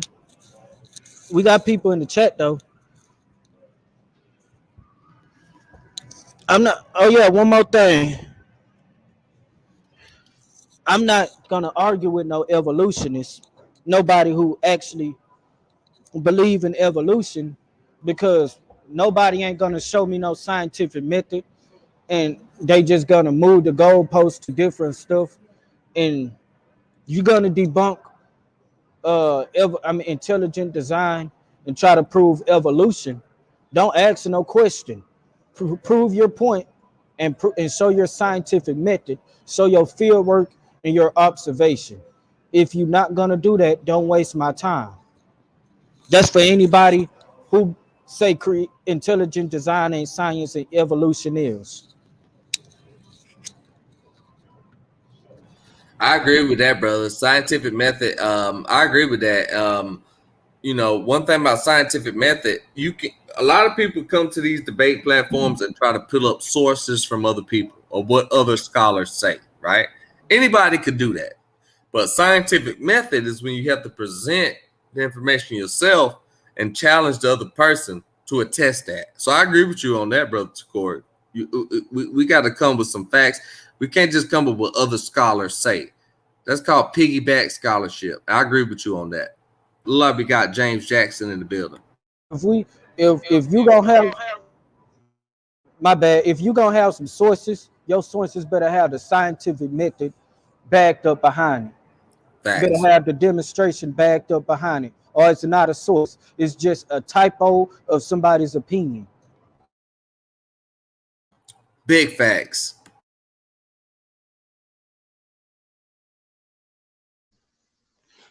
All right, this is Baby Hebrew, Brother Malachi, and I'm going to say shalom, shalom to the panel and to those who are listening. I want to say, as always, I'm appreciative of the Lion's Den, you know, the CEO operations, JG7000, and the Lioness, you know, the keeper of the house, Karima, for allowing all of us to be able to come into this forum.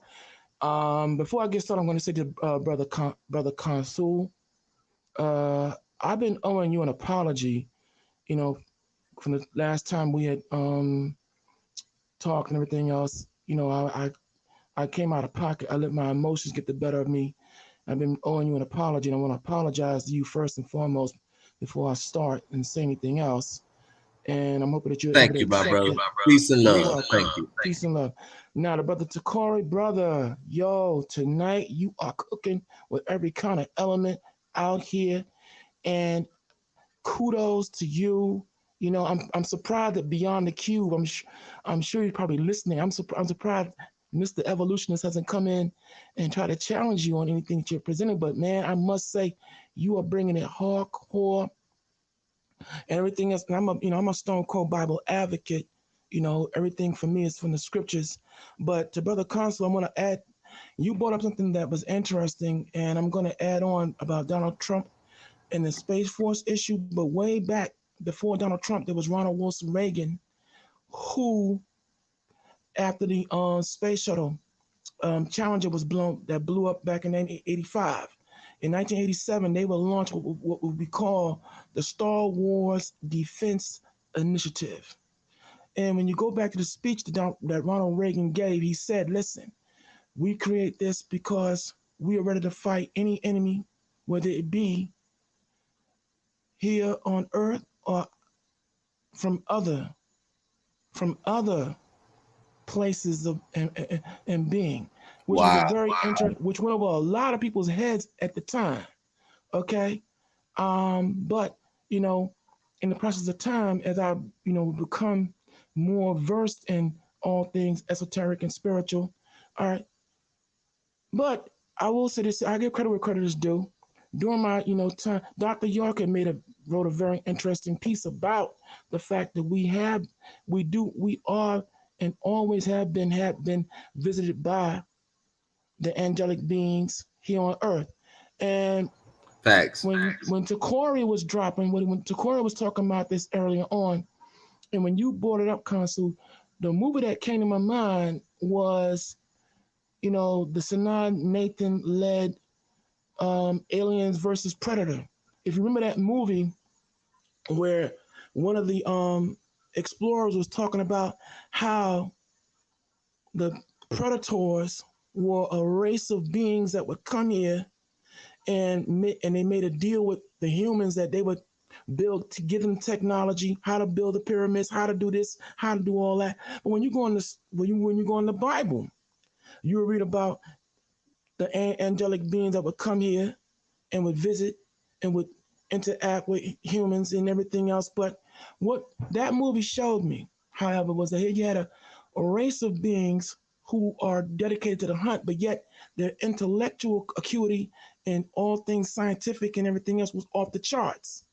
So I'm just so when we go into the whole issue of Donald Trump with the Space Force, and the fact that when back in '87 and on, they had made what they call the Hubble telescopes, and they are designed supposedly to be able to see 75 million miles out in space and so on and so forth.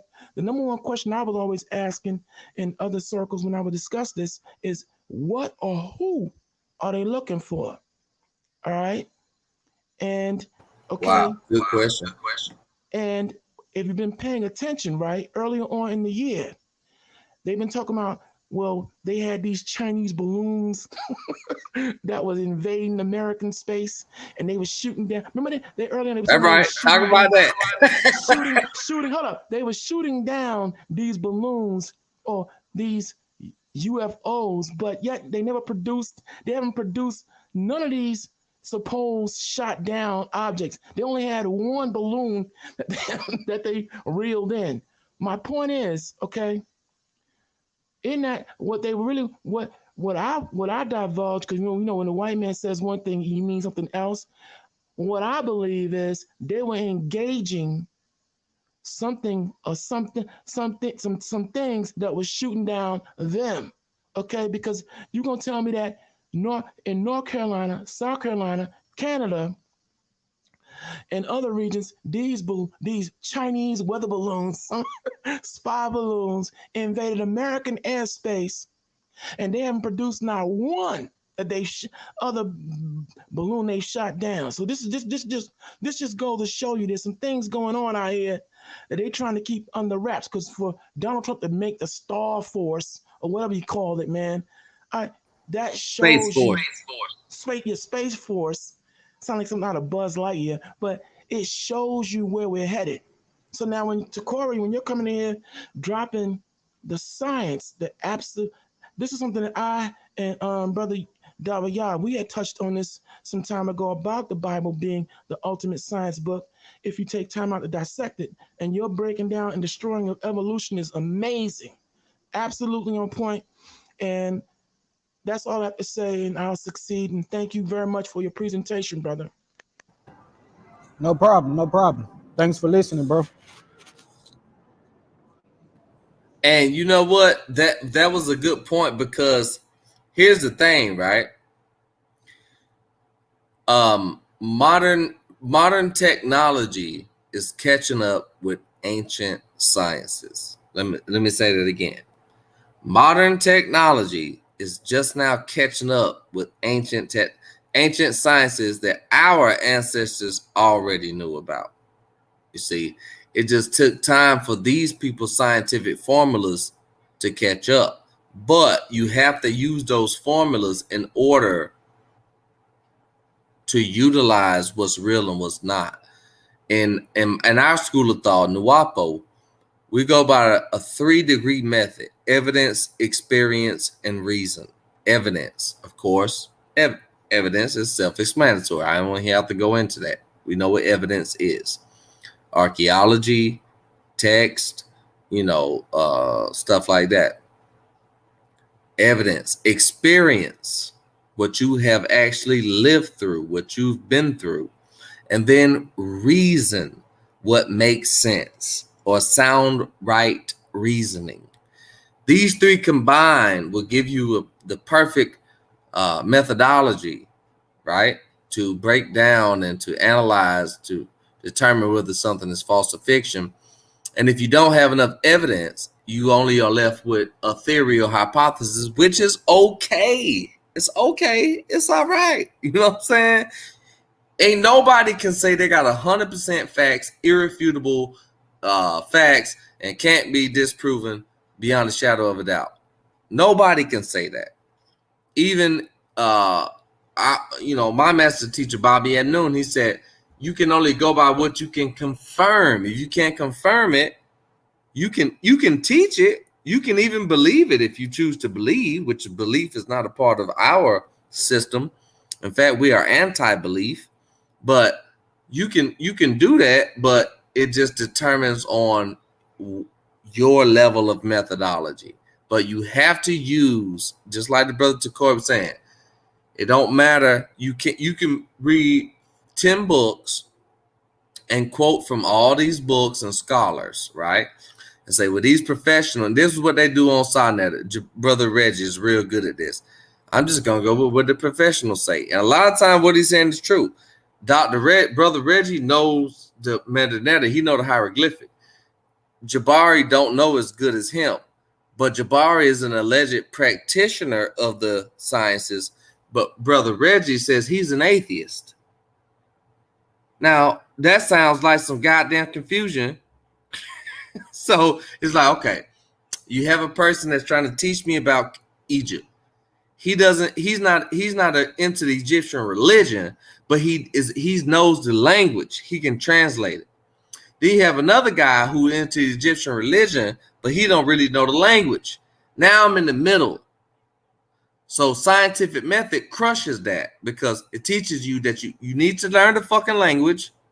I don't care if you're a Hebrew, if you're a Hebrew Israelite, learn Hebrew. If you're a Muslim, learn Arabic. If you're Check this out. You know what scientists say when they talking about proving?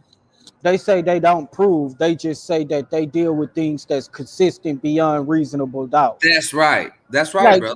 They act like somebody don't know what the hell that shit mean. That mean pretty much consensual concepts, which mean an agreement of people have a group of people that have one ideal on something that they believe is reasonable, consistent beyond reasonable doubt. And not only just that, but in my presentation, I know that there's some people that like to deal with academics. So I pulled out some of their scholars, some of their evolutionary scholars that was debunking the evolutionary tree of life. You know what I'm saying? We talk about those that are from Harvard University. They're saying the trees are like about debunking the fossils and the tree of life, and how the tree of life don't have nothing to do with the fossils, and the fossils don't prove the tree of life. You know what I'm saying? Because a fossil only means something died. That's what it only means. It don't mean that a goddamn you can't look at a bone and realize who a goddamn dinosaur was fucking millions of years ago. you, you ain't gonna find it. All the bone is that something died. That's it.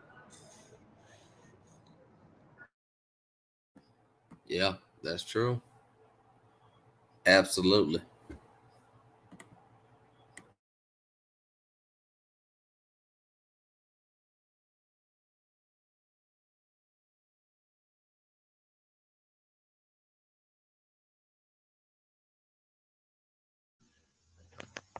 But a quick question to Tacori. What made you make this presentation though? What drove you to actually go so in depth tonight on this particular subject matter, if you don't mind me asking? Cause I'm tired of evolutionists and they shit.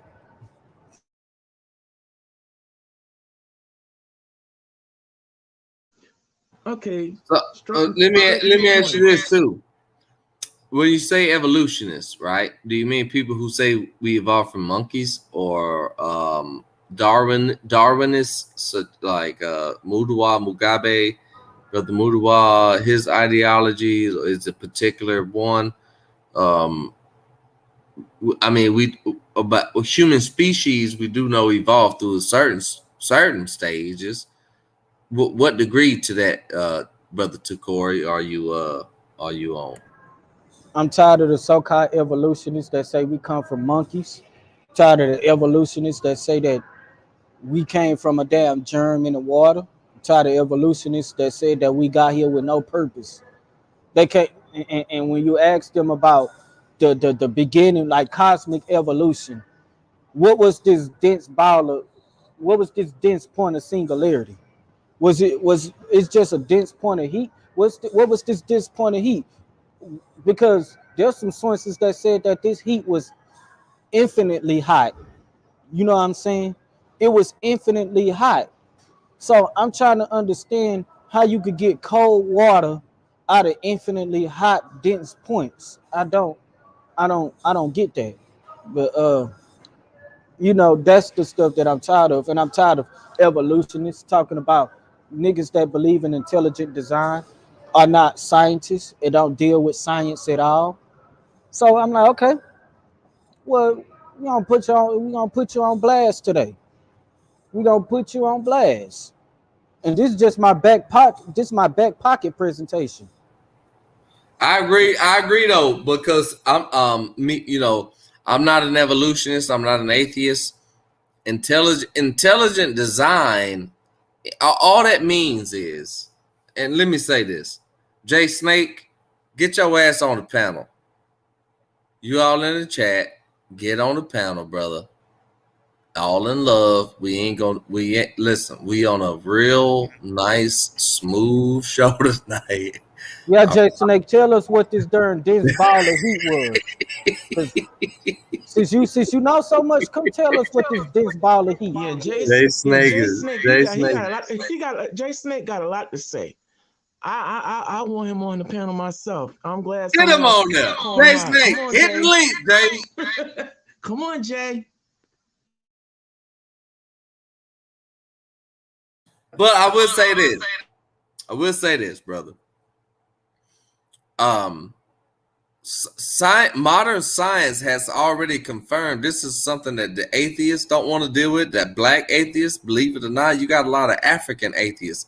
I met a several amount of South African indigenous people from South Africa that are 100% atheists, hate any kind of cultural, spiritual, deity involved anything, right? But here's the thing. when quantum physics came onto the scene in modern science, when they proved that the atom is not the smallest particle of existence, when they proved that the atom could be cracked and broken down into subdivisions called quarks, biaps. A biap is simply means it's a composite word. Bi, two, apertures, parts. They figured out that you could split the atom into two parts, right? And zelis, which is an Arabic word, which also deals with the breaking down of the subdivision of something that's considered to be whole. When they figured that out, they figured out that the spiritual world does exist, because they figured out that the atom, which is the lightest element, the first element, right? They can't weigh anything. Modern science does not have an instrument to weigh anything less than the atom, but they proved that the atom can be split into biapertures, two parts and quarter parts. They said well, they didn't say it, but what happened was that proved that there is a world that exists outside of the realm of what modern Western science considers to be reality. This is the spiritual world. You see? Now, it don't matter what religion you in. And here's the key.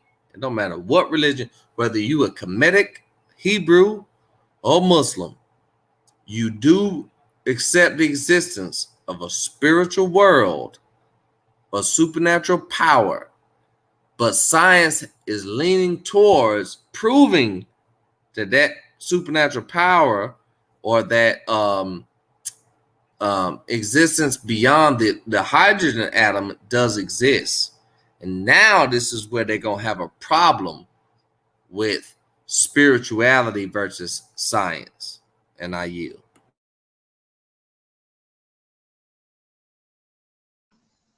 But Consul, you're on point. But see, I'm like you, and to Brother Tacori, like you, I'm also tired of the evolutionists with this ridiculous notion that we stem from apes. Okay, when we've seen scientifically, when back in the late 80s into the 90s, you had, a number of surgeries where they took the heart of a baboon and put it in a man, and then the human body immediately attacked that heart and killed it. Okay, all right. We've seen also where they've used other organs from other other species and being, everything else, to do transplants, which had disastrous results.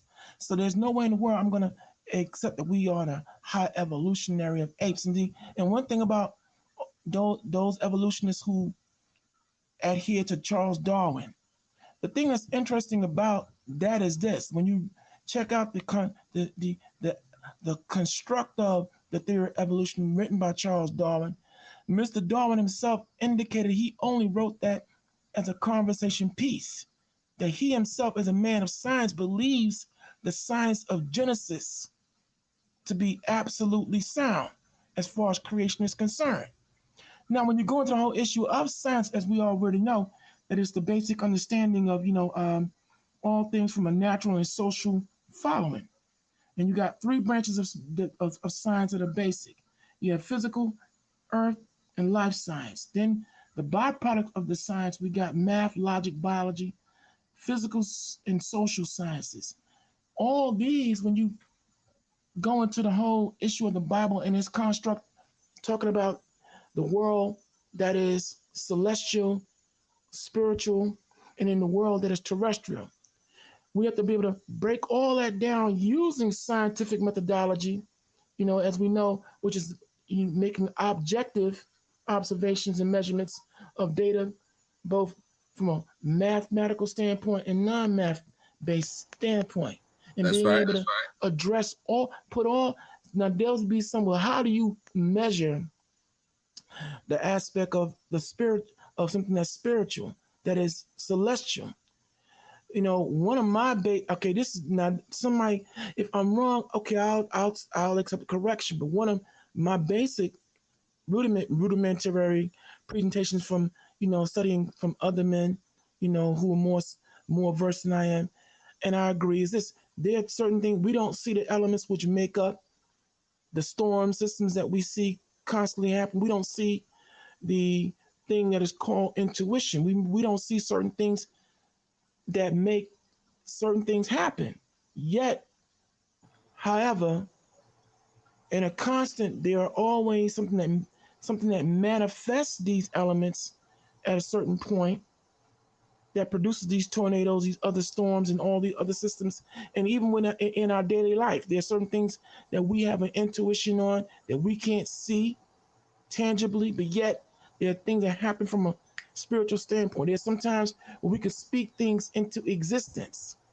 So that's one of my ways and means of saying that this is how we can prove that there's a spiritual evolution or spiritual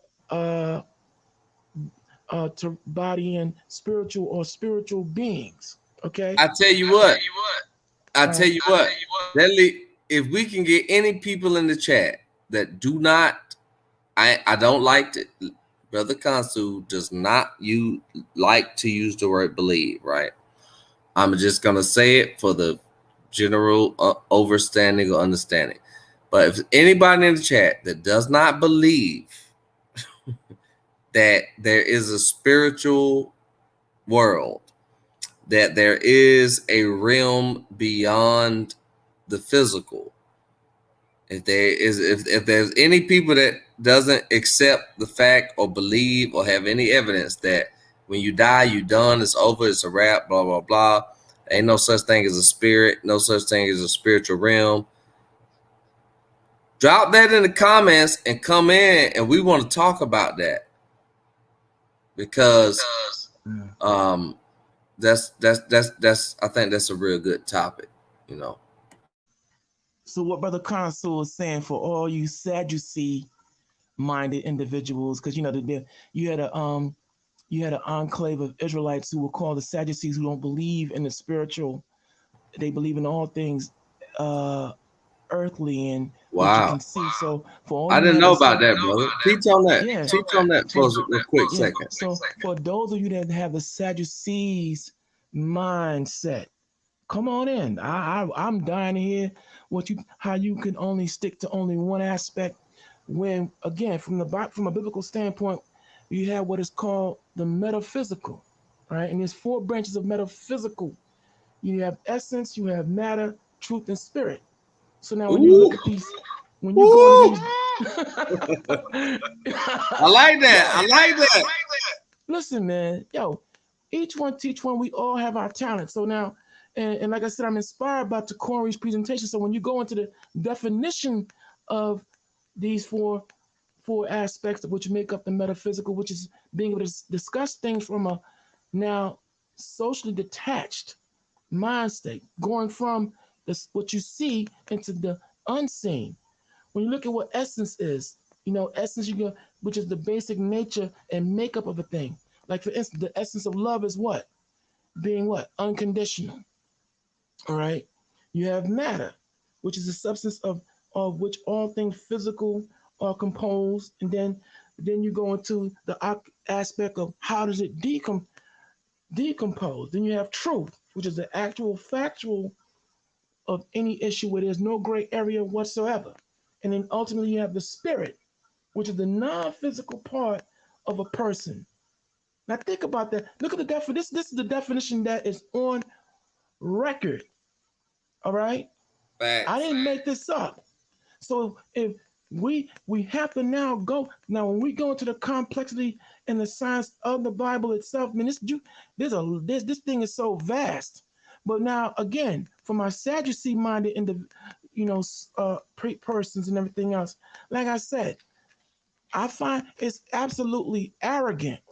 Even they're arrogant in their standpoint on that everything that we see out here that operates on a mathematical, scientific plane where nothing interlaps or gets mixed up. That all this order came out of chaos, some big bang, and out of a big bang, when we've seen constantly that through explosions you don't get nothing but chaos and everything scattered. And then upon however, when a thing explodes, someone comes along and reconstructs what has been destroyed. So you can't, there's no way in the world you can make me believe that some big bang just came and everything that you see now from planetary matter, from every other aspect that you can see going on, which is in order, came from chaos. That's not that has been proven scientifically to be absolutely impossible.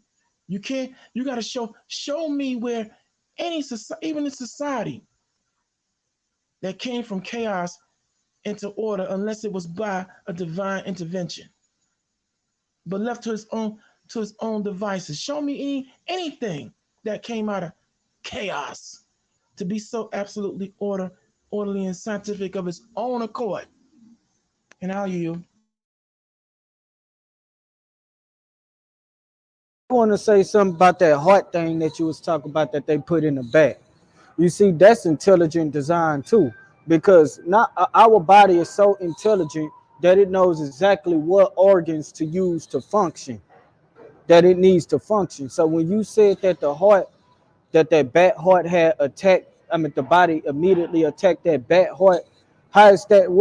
What is the evolution behind that? What is the evolution? I want to know for evolutionists, what was the evolution behind that heart? I mean behind the human body attacking that bat heart.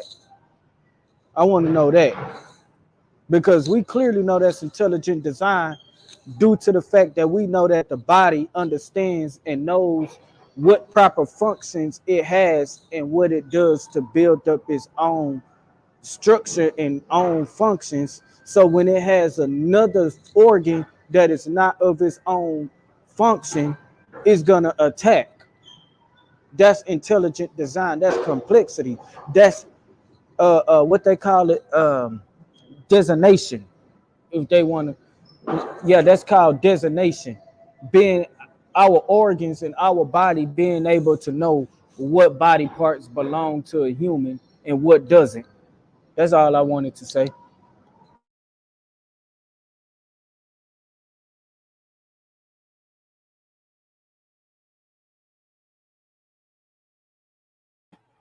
That's a good question, my brother. I wanna address something. We got a lot of comments. Jay Snake is still being disrespectful and will refuse to come in the link. He called me a bitch. It's okay. I ain't tripping. But Jays, we offered you to come on, brother, and voice yourself. But anyway, we're gonna ignore that. Peace to my brother Eric Max, scientist in the building. Marquita, the Good Samaritan, calling us pseudo. Marquise, the Good Samaritan, says we are pseudo. Well, come on in, Marquise, if you want to. Brother Tin Ben says they also don't tell you that the same layer, so-called prehistoric creatures, are found in animals of our time. Yeah, I agree with that.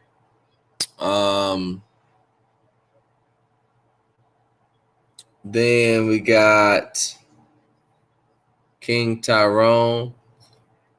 Applying plenty pressure. Mississippi is the land of Israel. Okay, here we go with that. You know what? Let's move on with that. Look, let me just say, as we have somebody new on the panel, but before we go any further, look, if you he trying to get us. Hold on. He's trying to get us to Mississippi because they trying to make the Jim Crow law.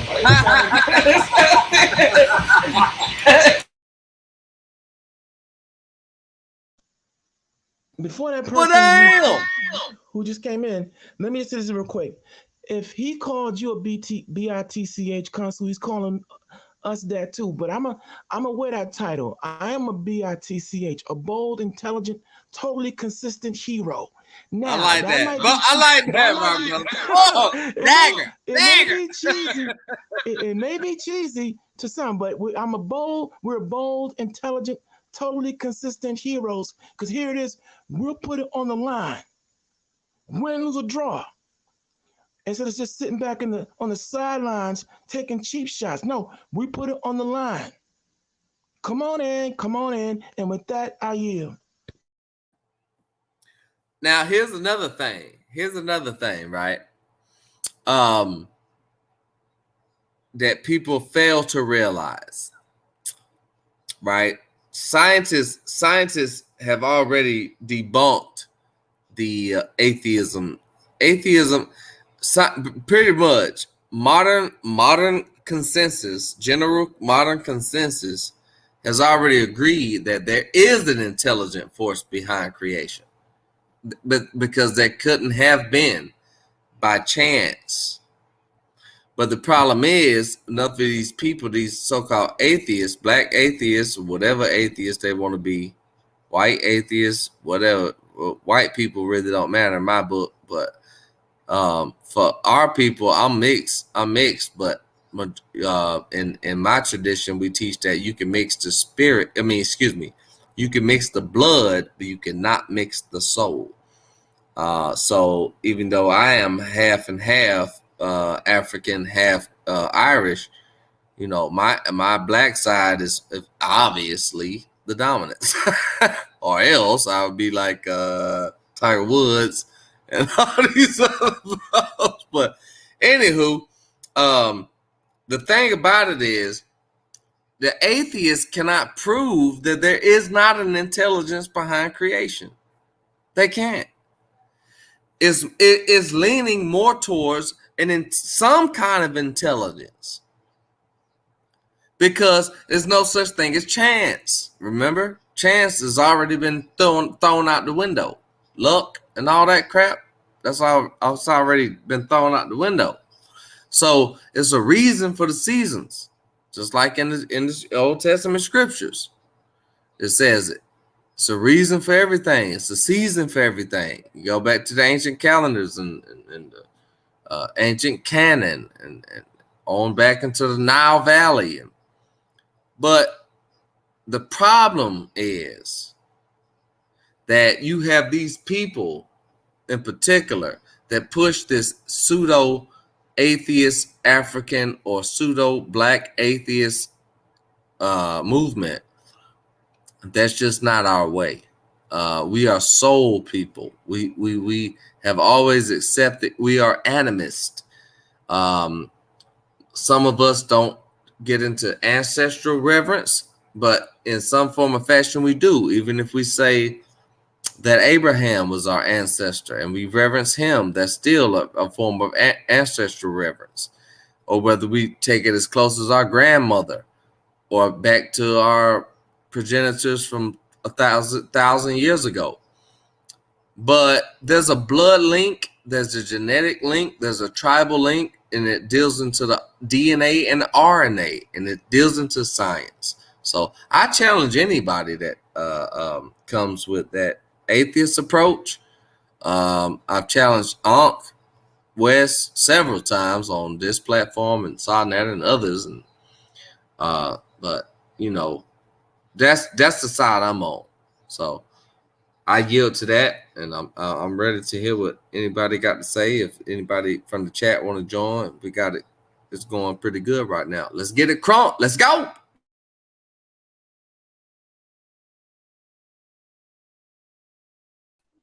Yeah, I'm just waiting for other intelligent designers to speak their mind on the platform too. Because I'm at a point right now where I'm not about to argue with no evolutionists no more. Let me ask you this, brother Tacori. How you feel about Brother Sanchez and his theories about are you in cahoots with Brother Sanchez? or do you Well, he disagree with got a it? lot of theories. Like I agree with his theory on flat Earth, but I don't know if I don't think he's evolutionist neither. I don't think he's I think he no yeah yeah he's an intelligent designist, creationalist. He believe in ancestral worship, ancestral knowledge. I ain't gonna say ancestral worship, but ancestral knowledge. So there's a lot of things that I do agree with Bro Sanchez on. I agree with a lot of him. I mean, a lot of stuff of him, of his flat Earth concepts, his intelligent design concepts, his concepts about the ancestors and stuff. I agree with those things. Yeah. Facts, facts, facts. We got we we got somebody in the chat that's a total lunatic. Okay, hold on. Severe Jay, suck man bottle balls. hey, Consul, man. Okay, Jay Snake, check this out, right? Yes, I am JJ7000 and Karima's guy. But, dig, when I come into the Lion's Den, I follow the number one instruction, that is to wipe my feet and mind my manners while I'm here. Well, I said this here. I'm not hiding behind JJ's jock strap, and I'm definitely not, using Karima as a shield, although she has come in and protected me from myself or protected me from others who try to come in here funky and salty. So I'm saying this to you. Quit all the yin yang and talking garbioggio in the chat and come here and put it on the line. See, we up here putting it on the line, proving everything that we're saying, okay? Non-stop. All you're doing is throwing cheap shots in the safety of the chat room. Why don't you come here? Come here and let's be a man about yours, because you calling everybody gay, okay? But there's nothing, okay, we're happy to be able to have this discussion and discuss and talk as men. As you can see, when I opened up, I was man enough to apologize, Brother Consul, and he accepted it with grace, and I appreciate that. See, we do things as men. Men discuss things openly, and we do it intelligent, whether we agree or disagree. But bring forth if you're opposing what we're saying, why don't you come here on the panel and correct this, not disrespect this? That's ridiculous. What you're showing is your intellectual and emotional immaturity. See, only a girly man, as Arnold Schwarzenegger, only a girly man would be in the background talking crap. A man comes here on any forum. But see, you're like Richard Simmons, okay? You're a girly man.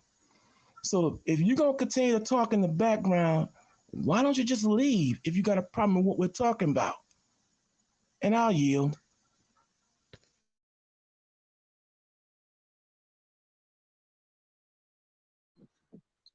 Sister Karima, I want to share my screen if possible. I'm gonna go ahead and share my screen. I want to show something. Because we're gonna get these people like Jay and Sabir and these other clowns a quick fact check, right? So I'm gonna share my screen.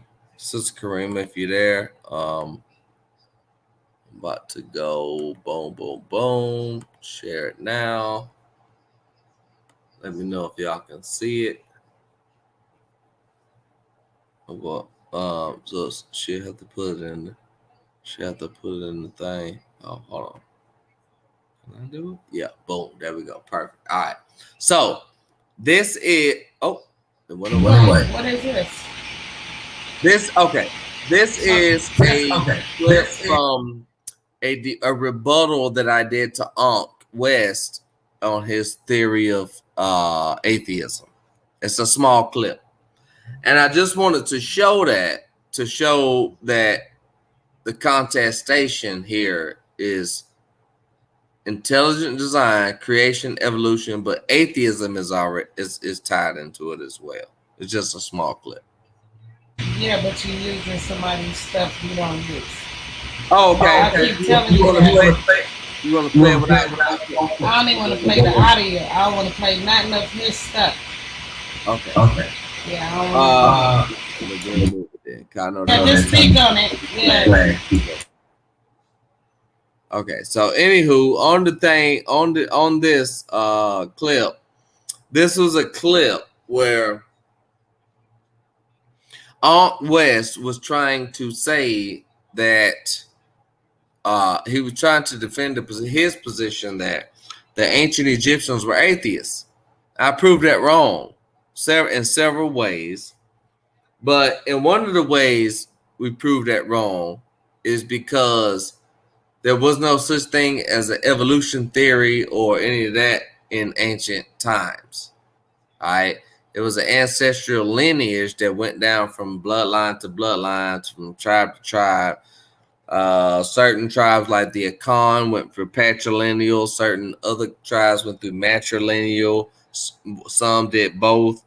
In any sense, it dealt with something scientific, dealt with something real, and it dealt with something genetic, and it dealt with something tied into your bloodline and your tribe and where you come from. Because whether you know nothing at all, right, you do know this: you exist. Number one. Number two, you know your parents existed and exist, or if they still exist, right? Do you know that both of your parents have parents? That takes the 2 into the 2, 4, right? Each of your parents got 2, 2. That's 6. Then your grandparent, and you know you come from people that come from people that come from people that go so far back in time you can't keep track. So you know that for a fact, right? And this right here alone proves the atheism and the whole chance, creation by chance, and all that. There is an intelligence behind it, because there is an intelligence in creation, and there is an intelligence that governs creation and existence as we know it now. And I yield.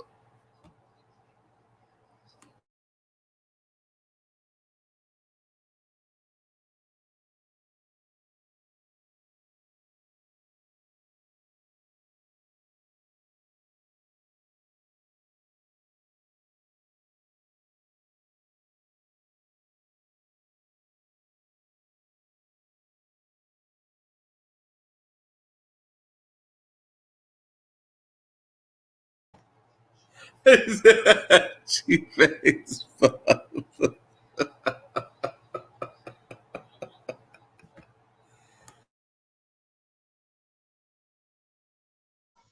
Where everybody go? Man, they ghost, man. It's a wrap. They ghost. They ghost. They ain't gonna. They don't have a. They don't stand a chance against us in the end of the night. They running, brother. Well, apparently, but again, this is my thing.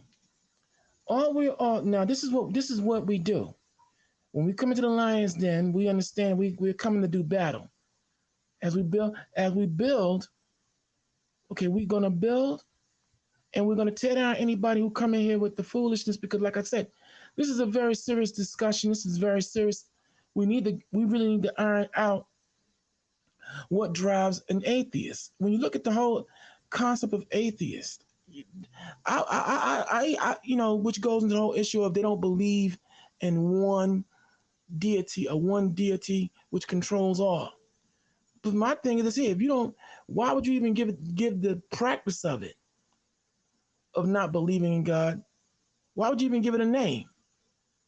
Okay, the science of not believing in God, which means for many atheists, they know He exists, but you don't want to acknowledge Him. And one of my observations, okay, from when you look at any people who step outside the grace of spirituality or want to believe in one deity, It's not, you know what? It's not the science of the Bible they have a problem with. It's not any other aspect of study of the Bible they got a problem with. The main reason why you have a lot of atheists on deck is because they have a problem with the law of the Bible. Okay, I can say that, before I became a believer or Advent, my biggest peeve in regards to the Bible was the law. It cramped my lifestyle when I was living in evil. Because I enjoyed being evil. I can just say it like it is. I'm not going to sit up here and make what's ugly pretty. So, but now in my evolving, okay, and being shown where I was in error of not believing in one supreme being, because even all the other ancient societies know the oneness of the God of the universe. But anyone who tries to live outside that grace is because they have a problem with the laws. Anyone who always talks about being an atheist, I guarantee you, when you go behind the scenes and check out how he or she is living and what they're doing, oh, that's why you don't like the Bible, because you're doing something that condemns you. And that's been my observation on all these people who come with all these different other theories and conjectures. Look at their lifestyle behind the scenes, and you'll see why they don't want to believe. Because like I said, I use myself as an example. There was a time when I was being told, well, God said don't do this. I was to the point, yo, what can we do? Can I breathe? Because, he always got all these rules and regulations and guidelines, but yo, where he at? And I'm going to say this here as a testimony on how things are spiritual. Not long after I said that to a young woman who was showing me certain things or tried to show me certain things in the Bible, a whole bunch of things just sort of happened to me, for lack of a better term. A whole bunch of things just sort of happening nonstop. Now, I was blessed enough to recognize, wait, none of this didn't start until I said what I said to old girl in regards to God or the one deity. I was able to make that connection. And I went, let me go open this Bible. Let me see what this God is talking about. And in time, meeting other teachers and people who helped me come along, yeah, I started seeing the reality of the Bible. But I'm making a point. Most atheists are people who, if at one time they believe, but let's say God didn't come through for them on what they may have wanted at the time, and now all of a sudden they don't believe in him. Now he don't exist. Or they're living a wicked lifestyle and that's what they truly have a problem with. The laws, the science of the law, the evolution of the law, because one thing about the Bible, when you follow it, it civilizes you. It actually civilizes you and teaches you to curb the carnal or dark desires or demonic desires, as they're commonly called. So that's why you'll find you have a lot of, atheists, evolutionists who seek to step outside the Bible, because the science of the laws and the commandments is what they truly have a problem with, Brother Constable. I'm serious. All right. That's what I've always found, and it's even in this chat room tonight. I'm just looking at all these naysayers, and here it is for the umpteenth time. We keep calling y'all out, and y'all just stay in the shadows. So that means you're wicked as all hell. And what we're doing tonight, through all our evolutionary discussion, is purging out those demons in you, and we're going to help you evolve to a higher plane if you could put on your manhood or your womanhood and step here to the plate and debate and deal with it. See, like Tacori, he got it started. Now here come my consul, and here I am, baby Hebrew, putting it down and adding on. But like I said, consul, this is why many atheists exist, because they believe that God failed them. And so then now they don't want to believe. Or like myself at one time was wicked, like being wicked, like doing what I was doing, and the Bible was cramping my lifestyle at that time. And with that, I yield. Hey, Sister April, you could come on the panel. That's my sister. Hey, April, you could come on the panel if you want. Be good to have another sister on the panel to discuss her ideals also.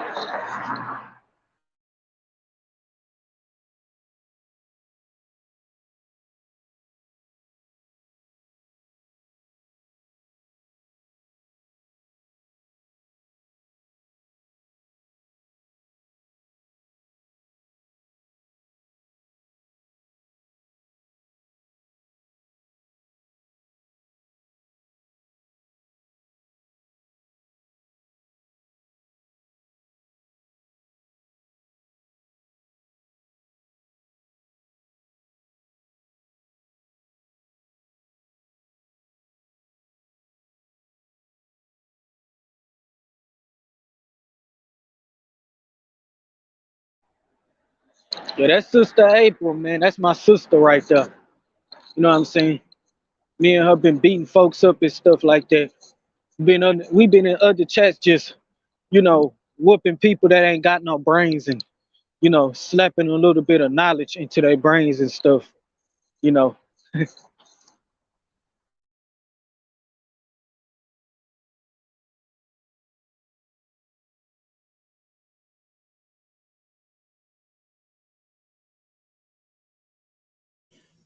I am man to answer your question about who's wicked.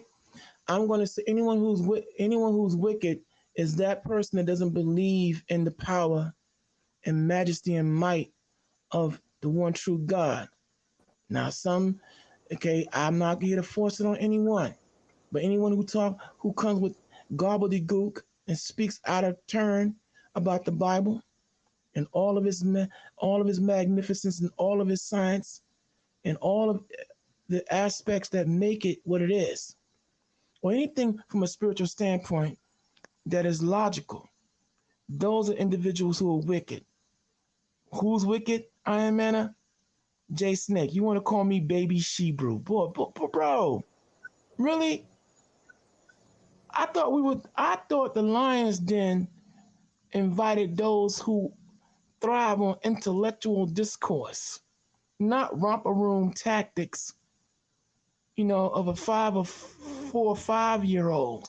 Okay? Name calling.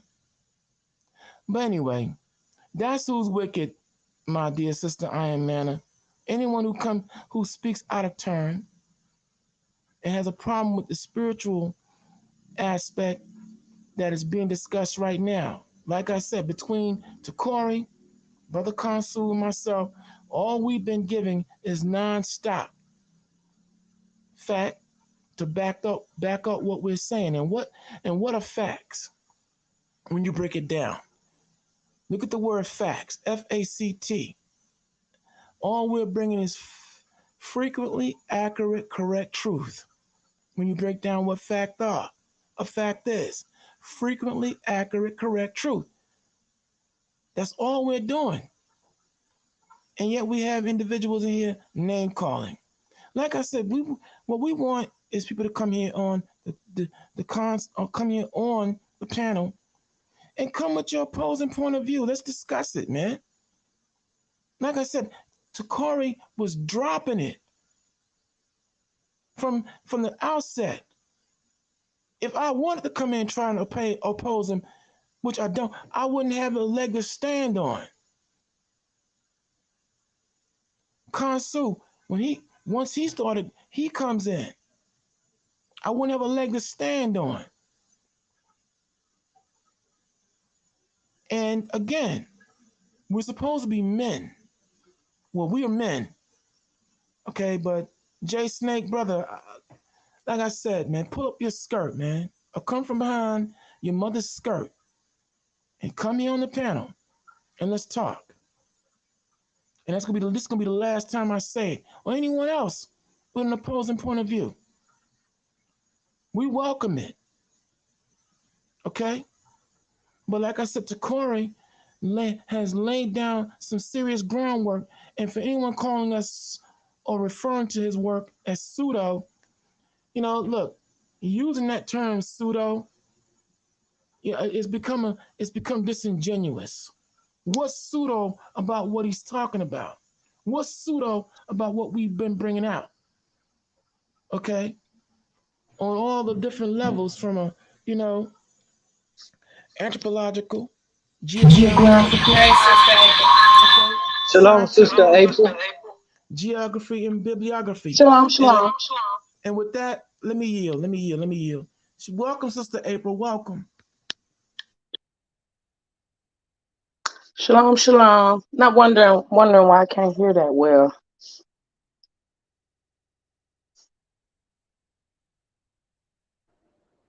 You got good headphones in?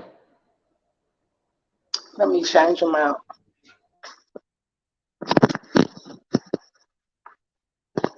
Y'all go ahead. I'm gonna go get my earbuds.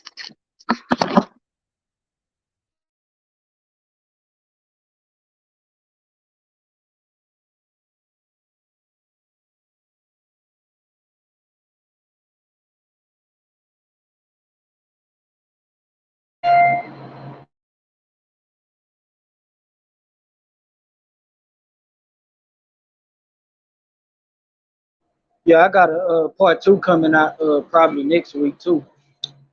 I got a part 2. This was just a small slide.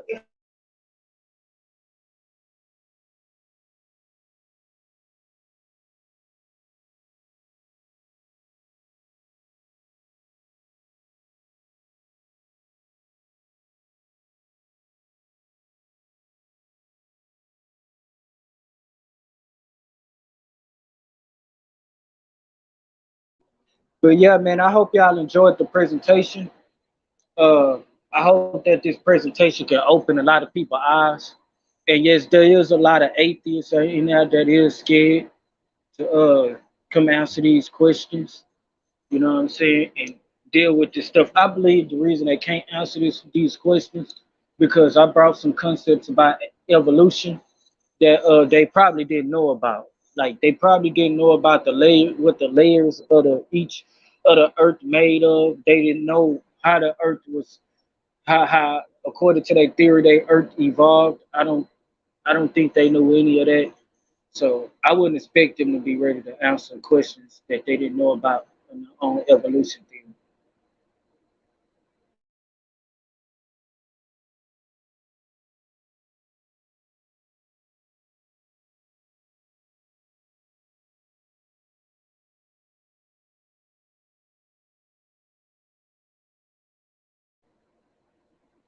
Yeah, Eric said, you got cut off the YouTube thing, so that everything could be clear when you get back on.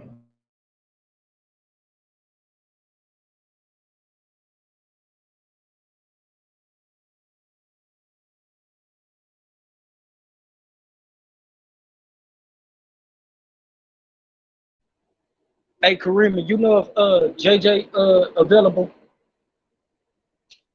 Yeah, you should be. Oh, he about to come in?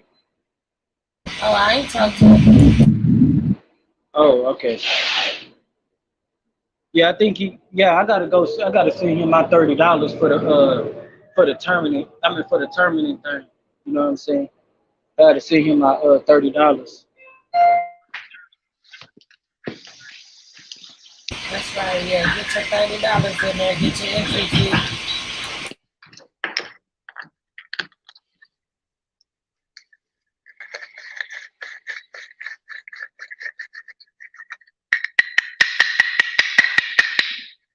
Okay, I'm back. Yeah, we can hear you clear now.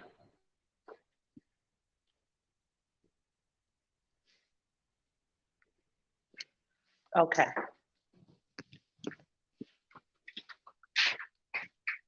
So what was the bill? I came in late. Yeah, I just did a presentation on intelligent design and evolution.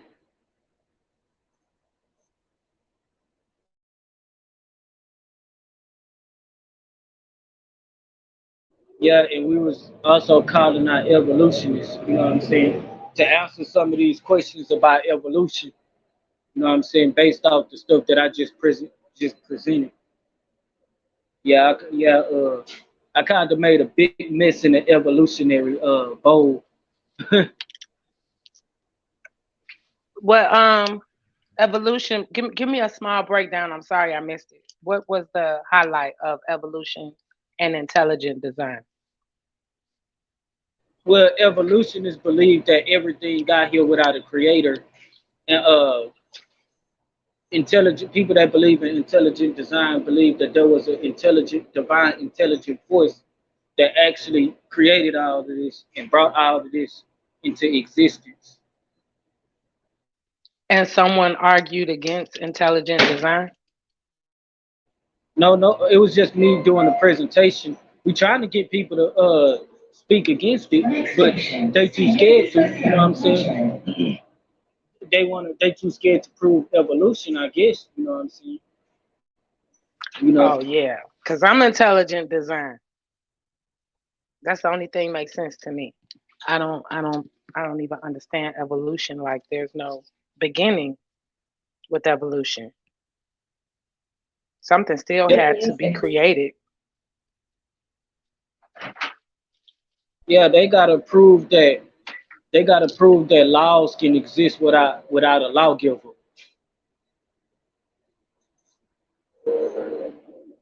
And they can't do that. No. Yeah, because it's always gonna point back to design, to a greater consciousness, to something putting things in place. It's always gonna come back to that, I think. You know what some fool told me? Some fool told me that your soul don't have consciousness. That a soul don't have consciousness. I would disagree and say that that is the consciousness Yeah, or yeah. connected to it. Yeah, there was a few people that said that in order to improve intelligent design, you got to prove a soul with consciousness. Yeah. I'm like, what? Hold on, what? What the hell you think? What you think the importance of a soul in your body is? You think without your soul, your brain gonna still function properly? I guess so. I guess it's hard for people to believe that the body just houses. Yeah, the body just housing. It's just Is housing it? to who you It really just are. housing. It just hold. It's like water in a bowl. The soul is like water in a bowl, and the body is like the bowl. Like Yep. it just holds. Like your body just holds the soul in there. That's it. That's all. Like the body. I mean, the Bible even consider our human bodies as houses, being like houses and dwelling places for our spirits and our souls. Hmm. Yeah. So I don't understand what people really believe if they don't believe in a higher power. Like you don't have to call him what Hebrews call him, but you should be able to recognize the aspects and understand that he is the creator. Like there's only the creator. Nobody else is creating. So if anything is created, good or bad, he did it. Facts. Good or bad. It's whether it's good or bad, it's still created. You know what I'm saying? Hmm. And then a lot of evolutionists, like I was talking to Mudawa Mugabe earlier, on my panel, we had a show on my panel, and he was like, you see, you trying to go to the beginning of things. Oh yeah, I want to go to the beginning of evolution. Cause y'all say Right. y'all know, y'all say y'all the scientists. Why you won't let me go to the beginning of something? What you hiding? What you hiding? Let's see how you talk about our beginning. Let's see how your beginning is. See the difference between evolutionists and creation. Creationalists, people that believe in intelligent design. We actually say that the Bible does have belief connotations to it. That's not everything that we know. But these fools claim they know everything. You know what I'm saying? Even though they'll come up here and be like, I never said I know everything. But then you ask them about something that they never experienced, and they like they'll try to explain it like they know it, like they experienced it. But I thought you said you didn't know everything. You know, I never heard of evolutionists say they don't know. Never. But when I spoke to a few creationalists and intelligent designers, they said that they don't know. Like when I was talking about the shape of the earth on my panel, Mudawa asked me about the pillars. How did the pillars look? I said, I don't know how the pillars look. I ain't been down there to see the pillars. I just told him it just makes more sense than a floating ball of water in space. Because every day in my reality, I see things, I see surfaces, solid surfaces that are held up by pillars. So that's what I told him, you know what I'm saying? And so I'm like, so we talking about evolution and intelligent design and globe earth and flat earth. We just talking about different aspects of science. It was me, Mudawa, Andrew, and Dennis. You know what I'm saying? And I still want to find these in-between stages of these bones that they never showed of the evolutionary process. I think the original man is the Hebrew man, the black man. We call him the Hebrew man. Just everything points to about 10 to 15,000 years ago when humanity really got into a full swing, when languages and communities and those things developed. So I just have to wonder, like, what was going on for the million of years prior, unless there was a complete system, advanced system that was here and was wiped out and they had. But there's no way that I believe just man was on Earth a million years and absolutely got into the last 12,000 years. What happened? And see me, I think that the Hebrew culture, this is just what I believe. I think that the Hebrew culture was really the first culture that existed on the earth. But then when the fallen angels came, they made a new culture for mankind to follow, and they followed those practices and stuff like that. And then man began to get corrupted, but Noah and his bloodline was the only ones that kept the original culture of the God of the Bible. You know what I'm saying? But that's what I believe. And even though people be like, well, this came before that, you ain't got no real dates though. But I could put a lot of timelines in the Bible. So it seemed like it wouldn't make no sense if this culture came before another culture when the younger culture got the dates and the older culture doesn't. It don't make no sense. Look, check this out. I literally wrote down, according to scripture, the whole timeline from the beginning of creation all the way down using scriptures, all and extra biblical records, all the way from the creation story, all the way to today. You know what I'm saying?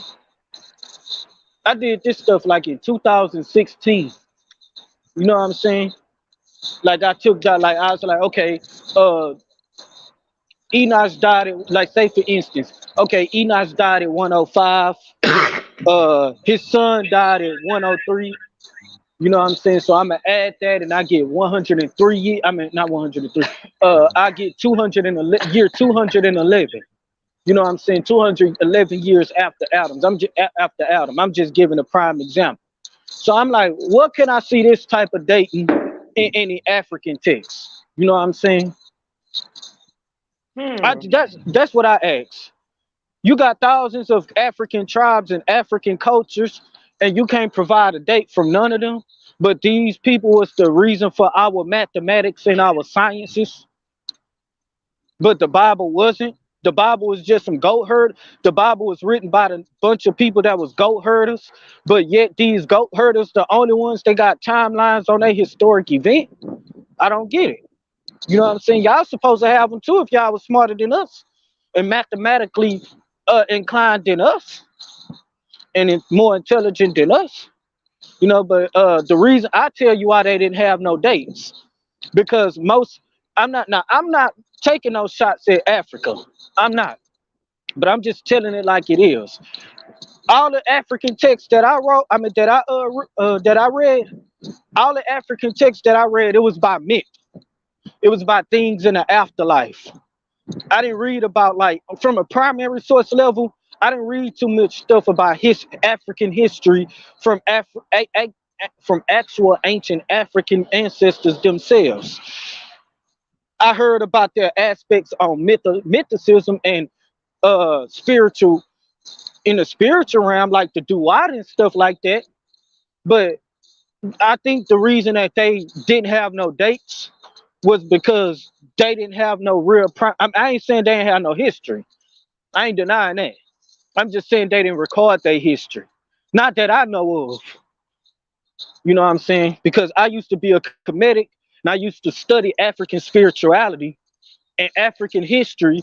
But look, maybe, I don't know, but I wish somebody had a primary source book from the ancient African people about their history. Like the Bible, it tells you about their experience in Egyptian Empire, the Assyrian Empire, the Babylonian Empire. They tell you about their historical experience in these major parts in history. You know what I'm saying? During the Roman invasion, they talk about their lives during the invasion of Africa during the time of Rome. Where can I find this type of stuff in ancient African texts? That's what I want to know. They don't have text.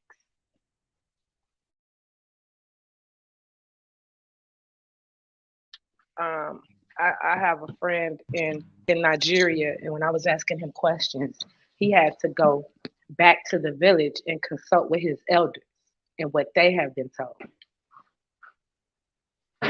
And then he could come back and report to me. So I think it's just like whatever the tribal history is or family history, if you are of importance, I guess. But I don't think they have anything written. It's just all oral. Even today, I don't think they're writing stuff down. No, they need to be writing stuff down. All I seen was stuff about spirituality. I ain't about stuff in the duat and stuff in the afterlife and stuff.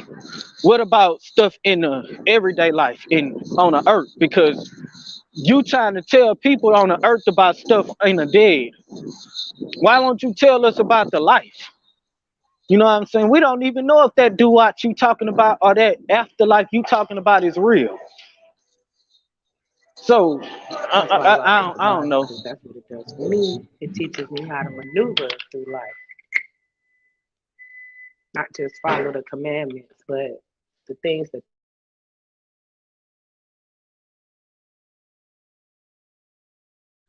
Yeah, like I give you a prime example.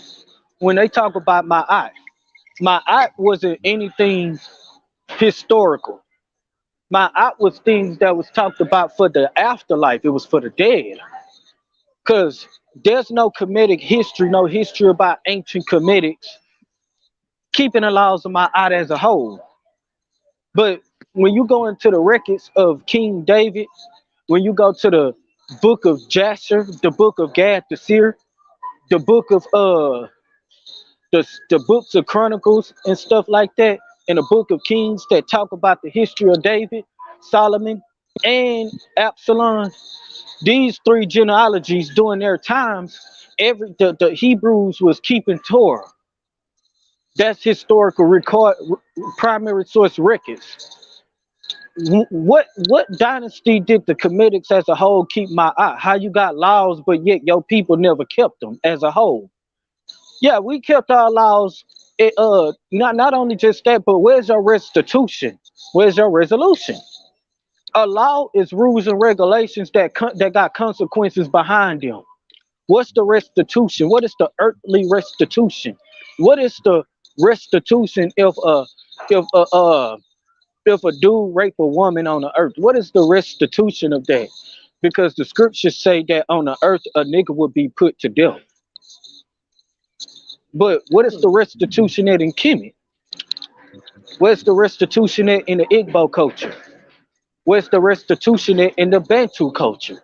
Where's the restitution at in any of these African cultures? We can't find it. So I don't have to. So they say y'all don't have laws, but we show them laws. Then they say y'all need laws because y'all didn't have no common sense. So now when we show y'all certain shit, not all of a fucking sudden, we prove y'all point. Now you talk about us because we proved your point. I mean, because we proved our point. You mad?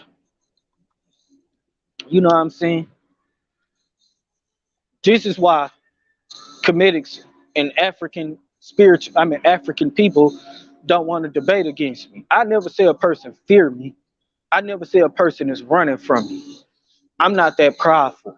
You know what I'm saying? To say somebody is running from me. I just be like, okay, I guess so. Now, if you make me mad now, I'll be like, yeah, you running from me. But, you know, I would never just say somebody is running from me that I'm not too mad at. You know what I'm saying? But shoot, at the end of the day, it is kind of skeptical how you so confident in your culture, but yet you never talk about it. You know what I'm saying? That's why I don't go too much on Sinetta like that. I don't go too much on Sinetta like that. You know, because Sinetta, he the type of nigga that'll make me get real personal with him. Real fast. He'll make me get real personal with him real fast. Cause I have that I problem. don't play that. Like you already be, cause the fact that you always be messing over JJ 7000, Black Jesus Minister and Apostle every time they come on there, like you just gotta try to make a fool out of them. If I was on that motherfucking shit, I would have just went on there and I would have just been like, I'll just aired your dirty laundry out and left. That's what I would have did if I was on Sinetta. I would have aired his dirty. See, let me tell you something. When I was on Sinetta, I was waiting for him to act that way towards me, like he tried to do with JJ and them. I would have just went personal and got off the damn.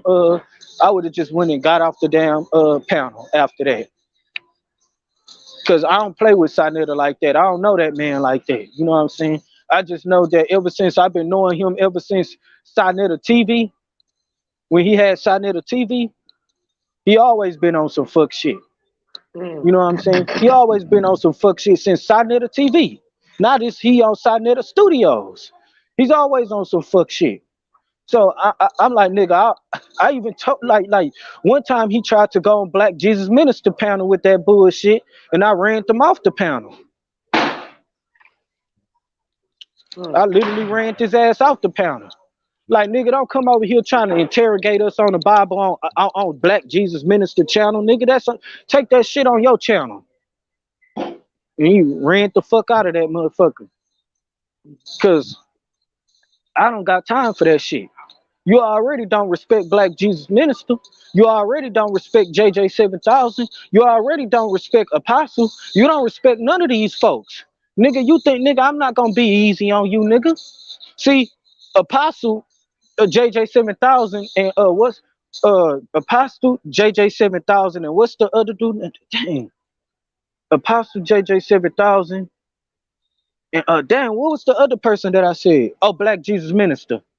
You see, they more mature and they older than me and they wiser. I ain't that wise. I'm a air out your personal business right there without thinking. I'll be like, oh, hold on, wait a minute, Sinetta. But don't you support a pedophile though? But why is you supporting a pedophile though? Hold on, wait a minute, Sinetta. Did you get Hussein Campbell locked up? Did you snitch to the feds on him? Oh yeah. I ain't gonna hesitate.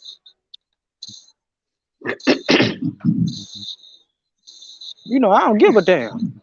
You know, I'm gonna air your whole dirty laundry out and then I'ma leave. That's stuff people need to know though.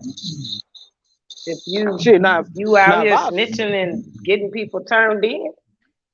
Yeah, so I was like, so shit. Cause I'm like, nigga, you not gonna like me. Look, I know we probably ain't supposed to. Like, look, here's the thing. I don't know what relationship JJ 7000 and Sinetta got, but here's the thing. I don't care. You fucked over JJ 7000 millions of times. I don't give a fuck about you at all. You fuck over Hebrews all the time. I don't give a fuck about you at all. You know what I'm saying? You a nigga that I don't even want to hang with in person. You know what I'm saying? You just Sinetta, he just a bitch ass nigga. It is what it is. And yes, I'm saying that. And I know I know they're gonna probably copyright me. I don't care. I'm gonna tell the truth. You a bitch.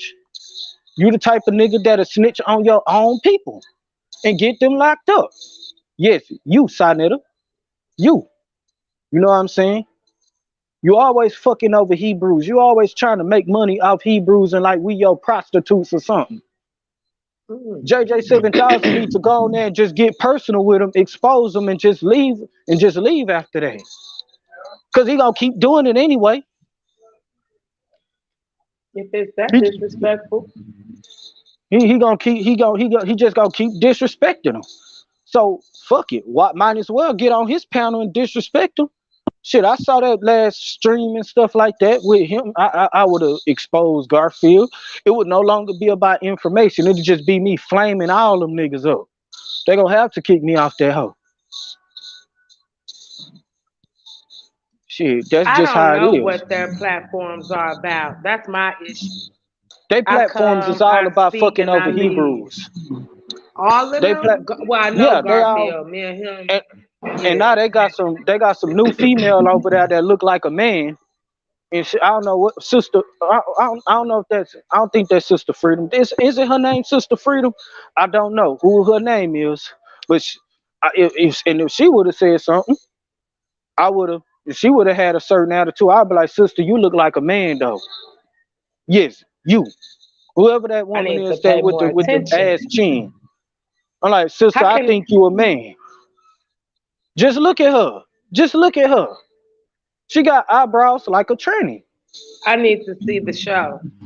Was it whose platform is it on? It was on Sinetta. I'm the type of nigga I get real fucking personal. I don't care what nobody say. Then I just fucking leave. Shit. Fuck that shit. KMT, Kemet, the people who follow that, it's like they really know that they're following nothing, because KMT did not teach the people as a whole to be anything. They taught them how to be worshipers, how to be slaves, how to be encapsulated in what they were creating for themselves, the pharaohs and their families, to be the gods. You do not read about the everyday person embracing this. But I rock with Hebrews because that is what we do. We are to be a light. We are to show people that we are the gods, that we are connected to the Most High God, and we are the only people that have been tasked with that. And I don't know any other people that are out here trying to show people the truth to the light. When you show people in darkness the light, they run. They don't like it. They attack it. But there's nothing that they can find at fault with the Bible. I don't care if you look at it esoterically. I don't care if you look at it the way I do, through my third eye. I don't care if you look at it literally. They're not going to be able to find anything to attack it and bring it down. That's why I always laugh and I jump in and out of the debates, because y'all don't have anything new. and y'all not gonna knock us off our platform. And if they really got me serious to spend time on a debate, I would bring it out. I would bring it out how they don't know anything they're talking about, and if they did, their story would be different. But it's not, and so I need to pay more attention. You know, I caught Garfield the other day, and he had Mr. Vegas debating. So I'm like, man, Mr. Vegas is debating? Like, what are you doing? So things have definitely changed, and I just need to pay closer attention. Because I don't know anything about Sonetta. I just know the couple of times I always see that they be trying to push for a cash app. And, you know, I know him and JJ always have beef, but I never, you know, pay close attention to it. But I will. Yeah, man. Now I'm not saying that woman is a man, but man, what's her she name? I think her name is Sister Freedom. I don't know if that's. I know there's a sister named Sister Freedom. I hope that ain't. If her name ain't Sister Freedom, whoever Sister Freedom is, my apologies. But whoever that woman is that look like a man, that woman look like a man. I might be tripping, but that woman look like a man. So look, this is why when she tried to challenge me on Sonetta platform, I really didn't want to talk to her and shit like that, because I'm like, this woman got this sister got a suspicious jaw structure. She got a suspicious jaw structure. Like, that's not a female jaw structure. I don't know. I don't know. Maybe she UFC. Maybe she do UFC or something. I don't know. But man, that ain't right. That's let's put it like this. It's questionable. Let's suspect. It's questionable. You know what I'm saying? Like, they have effeminate men on that panel and masculine women on that panel. That's it. So I don't go on that panel. I ain't even like JJ wanted me to go on Sonetta. Black Jesus Minister wanted me to go on Sonetta. I didn't want to go on there.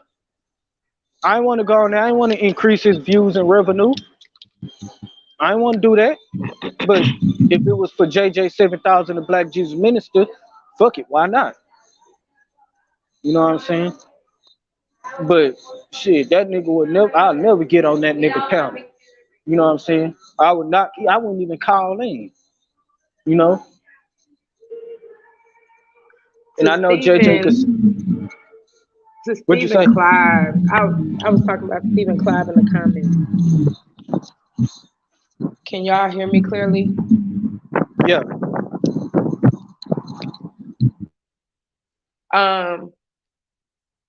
Before I knew who Sonetta was, I knew every time I went on the show, his moderators are pushing for a cash app. And I just thought that was tacky. So that turned me off of his show. So you can't tell me that I'm lying when I witnessed that, and that turned me off of the show. And anything about Kemet, I don't know. You know what I'm saying? I don't study it. I do know that much, though. I do know that everybody was not walking around with the knowledge and the understanding of the Pharaoh. And everything about Kemet, you know, kind of revolves around that as far as what I know. But like I said, I'm Hebrew. I do not study dead things. So you're free to educate me on it, but it still won't hold any weight, because God said he was going to make it a wasteland. And it is indeed a museum, an outdoor museum. That's all it is. Exactly. There's no he said he there's would no make it a life wasteland. there. And it is. And you got white folks playing with their dead bodies like it's football, throwing them around, taking pictures with them, and all type of shit. You want to talk about bones and shit? I'd rather my bones not be there than my bones played with by some goddamn white guy. And now we understand why we don't do that. Why we don't honor our dead the way they do and all the flamboyance, because they're just dug up. Ain't no resting in peace, and it's just a mockery for the whole world to see. Every time they bring something out of Egypt or Kemet and rename it and go back and correct it, it's like, nope, our truth stands, and we are here. Where we just keep going and going and going. Our story does not end. So that's what makes us different. And we serve a living God. We serve a living God. Our God is living. We are proof that He is a living God by our works. No one from Kemet that even believes in that can produce anything of life coming from that dead culture, because they did not prepare you for anything today. Our God prepared us for everything today, tomorrow, next week, when we die, and beyond. So I'm gonna rock with that.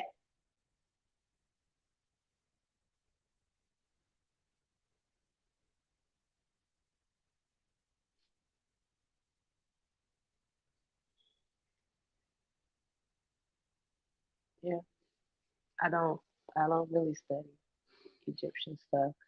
I just watch them when people present things. I watch the so-called Egyptologists deny it.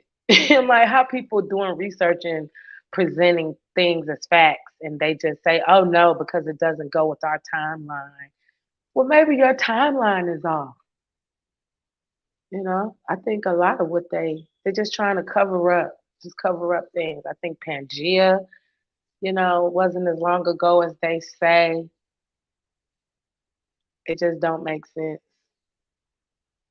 You just look at corn and just how things travel across the globe. Either it's flat or Pangea is a lie. So they gotta pick one. They can't keep telling me stuff that don't make sense. Yeah, see me, I don't believe in Pangea. Yeah, it don't make sense. Like I don't a believe million in land millions of masses years. floating away. I don't believe in that. They ain't doing it today. They ain't did it for thousands of years. But all of a sudden there was a massive floating away. See, a land. See, this is what I mean by geoengineering reality. Because fake science say that land masses floated away like some damn lily pads. But the Bible said that the expansion, the great expansion, wasn't land masses floating away. It was people of the earth that expanded and migrated to their parts of the earth and dwelt there. Now, which one makes sense? Floating away land or people expanding and going to different places on the earth and inhabiting them?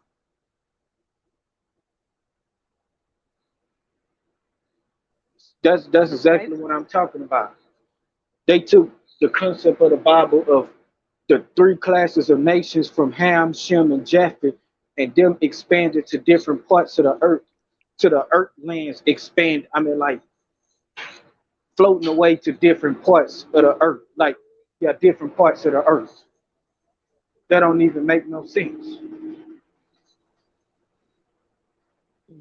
That means that these land masses don't have no foundations, and they like lily pads floating on top of the water and stuff like that.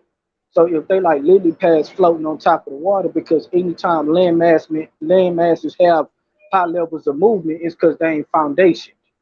Land masses don't move across the land, I mean across the earth with foundation. Its foundation. That don't make no sense. The land would be like lily pads on top of the water. So how would the volcano eruption erupt and get to the landmass that's floating on top of the water? Because you got the sea level, the sea floor that's at the bottom of the ocean. Then you got the landmass that's above where the volcano is at, that's above the ocean. So what? I guess that volcano, all that lava shot up thousands and thousands of miles up into the ocean and in the damn mountain in a volcano. That don't make no sense. And see, that's what I'm talking about with that fake science. That's fake. Because what about all of the? It's over thousands and thousands of volcanoes around the earth. What about the fishes that's underwater? Do you know what happened to lava and water when they connect with each other? It steams. And it would contaminate all of the water where the fishes and stuff is. That would be massive death of sea animals. See that type of shit like that don't exist. Like the seaweed. The seaweed, they say that is coming towards Florida. They said that there's no oxygen in that water, so it's killing. It's dead water basically. So that's kind of like the same thing. Like, how can anything exist in the water when all of these things are going on and taking oxygen and the vital things out of the water for the wildlife to even survive?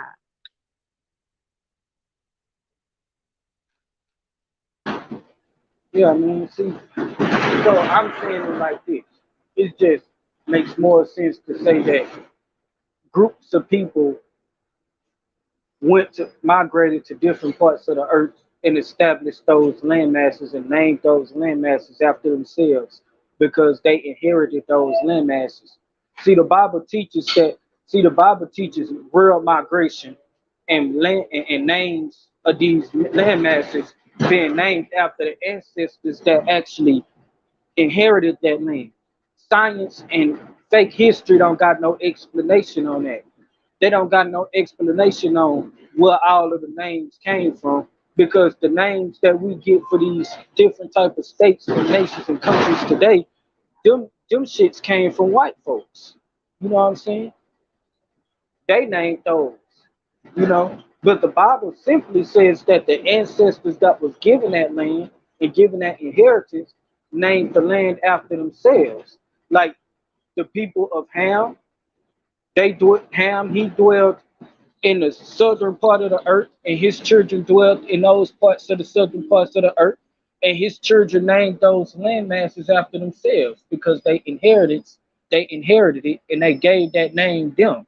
They gave that name to that landmass because they owned it.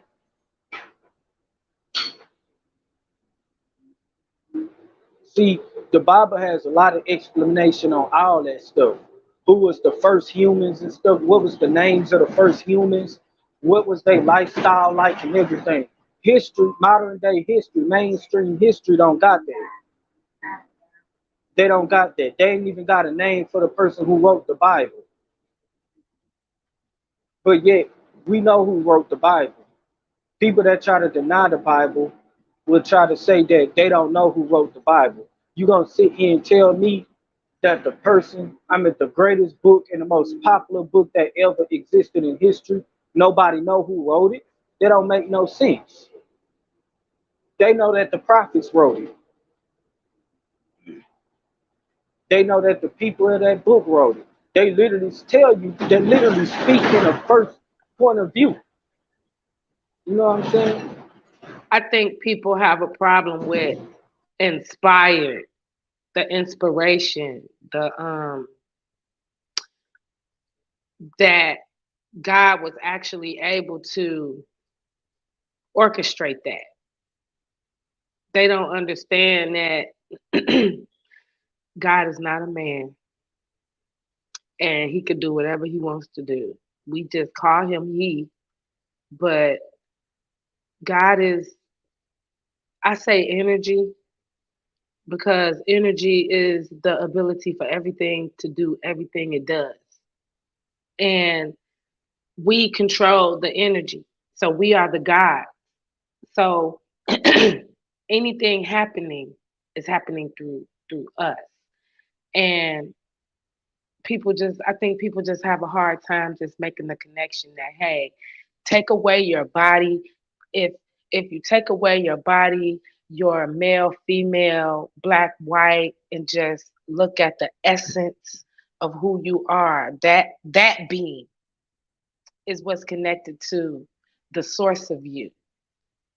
And you have to understand that source is conscious and it's holy, meaning it's not accessible to everyone. And there's levels that you have to learn. And understand. I think those are the things that we're supposed to be trying to figure out, because that's what our ancestors did. You know, they kept interacting with with those levels. Today they call them dimensions, realms, but they kept doing it, and they kept interacting and became a favorite. We see y'all over here so much. You know, it's like, that's how I look at it. Like, it's a consciousness. It's common sense. It's us. So nothing is in secret. The Bible tells us that nothing is in secret. We just have to peel back all the lies that the Europeans have told the world. And that's a whole nother topic about the Europeans, because you know, respect to them, not dissing anybody, but I just don't understand where they actually come from on the I got a question to ask you, scheme of things. Do you believe you came from a strawberry? Do I believe I came from a strawberry? Yeah. What do you mean? Do you believe that you used to be a strawberry millions of years ago? No. What about a starfish? You mean, did I evolve from that? Yeah, did you evolve or did you come from a starfish? Because we got people out here that believe that they came from. We got people out here that believe that they came from a goddamn. They came from a that they came from a darn. They came from a banana. That's crazy. A banana. Yeah. That's evolution. Insulting. That's evolution. We came from a banana. Not only did we come from a banana, we came from a brick. We came from all type of shit. Man, that shit hilarious. That's disrespectful. We are conscious. I spoke to a PhD. I spoke to a PhD about evolution. His name was Professor Dave. He called himself a PhD or a professor.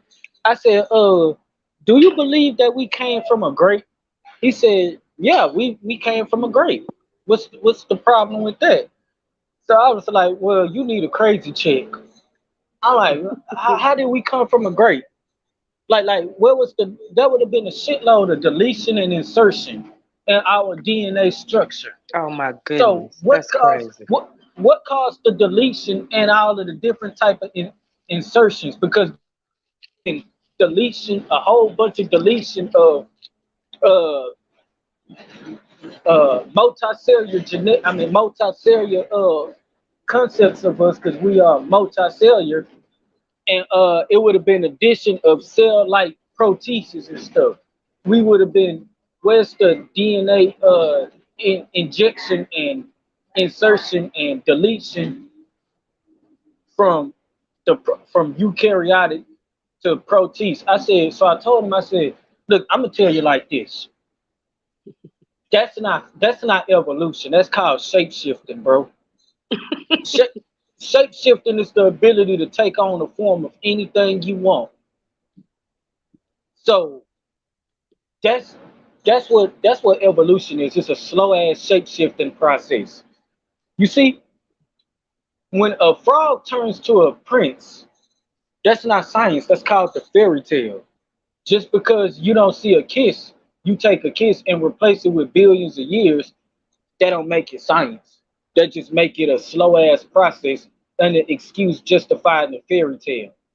A frog turning into a human being in thousands. Look, check this out. A seaweed turned into a horse. This shit is hilarious. But niggas will tell me with a straight face that that's science. I was like, man, we screwed. How is there not a creator? If there's not a creator, we screwed. There ain't no point of being conscious if there ain't no creator. Because niggas And that's the actually part. believe. That's the Niggas part. Oh yeah, what you saying? I was saying that's the part, the consciousness. Like the way I see it, everything vibrates, everything is energy. And because we know that something greater than us makes the banana grow and be a banana and not an apple. Because there's a consciousness in place that tells that banana, this is what you are. This is what you're going to be. The banana doesn't have a free will to say, well, no, I think I want to be an apple. It just has no choice. The water has no choice but to do as God said in the book. You are not going to cover the earth no more. The consciousness in the water, consciousness to God, obedience, because everything he created, you know, it moves, it hears, it answers to his voice, his command. So everything is commanded to do as he said, except for us. We can do whatever we want to do. But the water can't, the banana can't. That's why I don't understand how they, evolution. It's like, no, bruh. You came here with a certain ability that made you different from everything on the planet. That is why you have dominion over it. You can outthink a lion. People been doing it since lions been lying. You can outthink the lion, the bear, the gorilla, the hippo. We've been doing it. We have dominion. We have free will. Our consciousness is connected to our God. He gives us his power. The things we see, like an ant. An ant just knows what it does. It just does what it does. It's not thinking about it. A bear just hibernates. It's just time to hibernate. He ain't saying, no, 2 more weeks and then I'm going to go in. He just got to go because it's in his programming. So I don't understand evolutionists. It's like, what are you talking about? Man, I kind of feel guilty. Look, check this out. If I was an evolutionist, I would be feeling guilty right now because that little sponge that's on my kitchen sink, that was my ancestor that I just used to just clean my sink and just throw it in the trash. I just threw my ancestor in the trash. Like that's they don't make no sense. They make 0 sense. You but are that's put evolution, here. Unfortunately. See, you know what I think evolution truly is? Evolution only means development. But when they start adding a change to the shit, now that's when we got a problem now. Change and developing are two different things. When things develop, they don't change. They just grow in advance and obtain more information. When things change, they are completely different from what they originally was. There ain't no such thing as no change. There ain't no such thing as a butterfly turning into a dragon. That ain't happening. I don't care how long they say it takes. That ain't facts.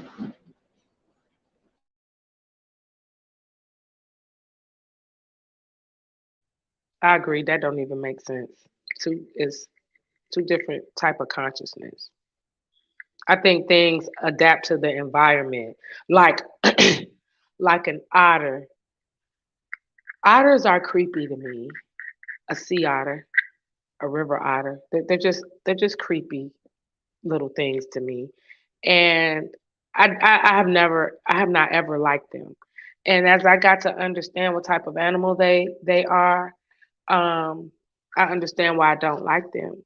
They're like little rapey, creepy, pedophile animals. And scientists say that this is something that they that they learned. And my question is, how did an otter learn to manipulate and rape and kill the mother and his own children? It's like, that's not evolution. That's just something in the environment changed and made these animals behave this way. So I would like for someone who believed in evolution to explain those type of things, like how is an otter evolving into a rapist? Yeah, you see, I believe in environmental change too, but evolutionists say that if you go to another place, you're gonna shapeshift into some other shit. No, hell no. If you go to another place, your behavior instincts gonna change. That's it. If if my black ass go to the suburbs for like a year or two, my behavior pattern is gonna change because I'm adapting to that environment. I ain't gonna go to the suburbs where the white folks sit and turn to a Caucasian. That shit Right. ain't gonna, Right. that shit Right. don't make sense. Exactly. These niggas are idiots, bro. I ain't gonna even lie. This shit is funny as hell to me. This shit is more. Check this out. Listening to an evolutionist when it comes to comedy. If I wanted to deal with comedy, I would stop looking at Martin TV and just listen to an evolutionist. Because that shit is funny as, yeah, man. We genetically, if you go where a giraffe live, you're gonna turn to a giraffe eventually. They just regurgitating what they learned. They just regurgitating it. And I'm like, you gotta understand that these people, science and math makes sense because you've been trained for it to make sense. But if you become the freaking divergent and think for self, a lot of things just won't make sense. And because I think I'm esoteric with my Hebrewism, things aren't supposed to make sense. That's how God works. That's the mysterious way. Like, we're not supposed to understand everything. There are mysterious things that do occur and are on the planet, and we're just not going to understand them all. But um, evolution is just another lie that they told to hold something in place. Your job is to figure out what are they learning. Why would they lie about that? What don't they want you to know? And then you know what I discovered with too? everything. What? Yeah, you know what I discovered? Okay, so you know how they made fun of us for saying that because the Bible said man came from the dust. Well, guess what? Mm-hmm. Guess what I found out in evolution? I found out that the earth came from some small dust revolving around the damn sun. Hold on, so Yep. wait a minute. We can't say we came from dust, but y'all can say we came from dust and it be science? What? But hold on. But I am gonna give them an excuse. I don't think they knew that the earth had evolved. I don't think they believe that they scientists said that the earth evolved from dust. I don't think they know better than that. You know what I'm saying? But I want to know what a lot of evolutionists that hate the Bible look at on that. Because they scientists said that there was some dirt that was moving around the sun, and then that dirt, for some reason, evolved into a ball of metal that melted, and then the other layers of the earth formed, and then for some reason that shit got cold as hell, and then when it got cold, I guess magically all the water melted, and maybe that was the world flood. Don't y'all think that according to y'all evolutionary theory, since there was a whole ice age around the earth, in order for the ice to melt, it would turn into water around the whole earth? So y'all got a flood story too that's around the earth. Mm. Because it's a fact that when ice melt, it turns to water. It got to turn to water. That's facts. And y'all scientists said that the whole earth was full of ice. So y'all had a flood story. Y'all flood story is just mythological and not facts, but It's a flood storm. Interesting.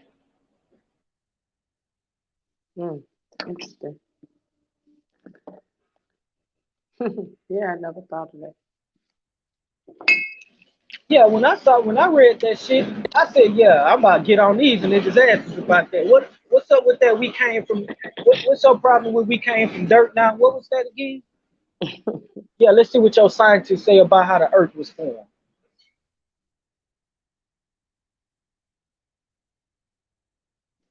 Mm. But yeah, man. Yeah, man. And I can't wait to have I can't wait to do my second I can't wait to do my second take on this concept of evolution and versus intelligent design and stuff. Because I didn't get a chance to go to the complexity of all the animals. I did break down intelligently behind the intelligence behind the porcupine and the porcupines and the quills that they have. What is the intelligent design behind that, and the torpedo body structure of the flying fish, which allows it to swim fast and to gain angular momentum to be able to leap out of the sea to avoid their enemies in the sea for multiple times multiple minutes or for a specific time.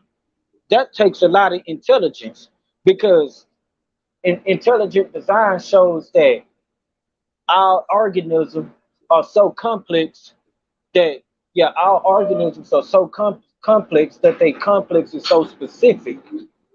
It's a specific. I did research that a lot of animals that hunt prey in the sea, that they only tend to have a desire to hunt them for 45 seconds at a time, according to research. And then when I found that the swordfish, that the flying fish can stay in the air for longer than 45 seconds, I said, man, that's precise intelligence. The fishes was designed to stay in the water to search for the swordfish, the sea fish, the flying fish for only a few seconds, but the swordfish body structure was designed for him to stay out of the water for more than a time where the fish in the water or the predators in the water can look for them. That's not only intelligence, but that is precise intelligence. How do evolution explain that? I don't know how they don't look at their own ecosystem, how they don't look at the just how we are in a self-sustaining environment, just how our bodies heal, themselves. How do they not know that that is intelligence behind that? You Hey, cut I'm your gonna go to finger, Africa it's next gonna month. heal. Yeah, I'm gonna go to Africa next month, and guess what I'm gonna do in Africa? I'm gonna go to Africa, and hopefully I'm gonna turn to an elephant. I'm joking. I'm joking. They're gonna say you got to. I don't know. I don't know. I don't understand that They're gonna be either. I like, can't even say. nah, it's gonna take millions of years. It's gonna take millions of years. If you stay where the elephant's at for millions of years, you're gonna be one. That shit funny as hell. Don't even make sense unless they saying you reincarnate, but that still don't make sense. Like I don't think God would take the energy from a bull and make it a person. I think it's the consciousness that goes on and doesn't die. That inner part of you. I think that's what goes on and doesn't die. So I just don't even understand how they put life together, how it makes sense to them. But I wish you was here to see my presentation though. You know what I'm I'll just saying? go back and watch it. Yeah, because I was actually breaking down a lot of the science behind evolution and behind intelligent design that most evolutionists didn't understand. And it's the thing about it, because atheists, they really don't got nothing to offer for the community, especially for the black community. So atheists, since they ain't got nothing to offer, they try to lean on science. Like atheists are bringing science to the community. No, you're not bringing no science. No, and not only just that, but you are more of a believer than a believer. Because a believer keep belief where belief is at and put science where science is. You take the science and put belief in it. You bring belief into science.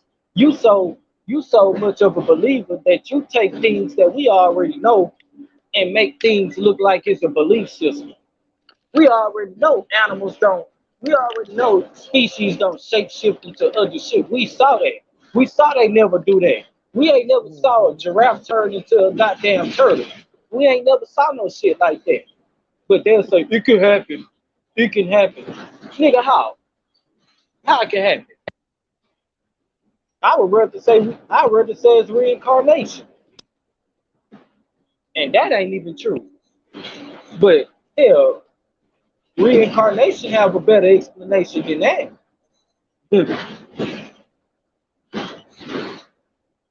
Shit, but it is what it is. So people still gonna be stuck in their ways and they gonna be stuck in their beliefs. Hey, power to you, power to you. But when you eat that strawberry in that refrigerator later on, just know you accountable, pretty much, because a cannibal is a species that feasts off themselves. And we pretty much the same species and stuff. We pretty much the same as a strawberry. So when we look at a strawberry, we related to that strawberry. So we eat that motherfucker. We accountable. Can you picture that? A strawberry eating another strawberry?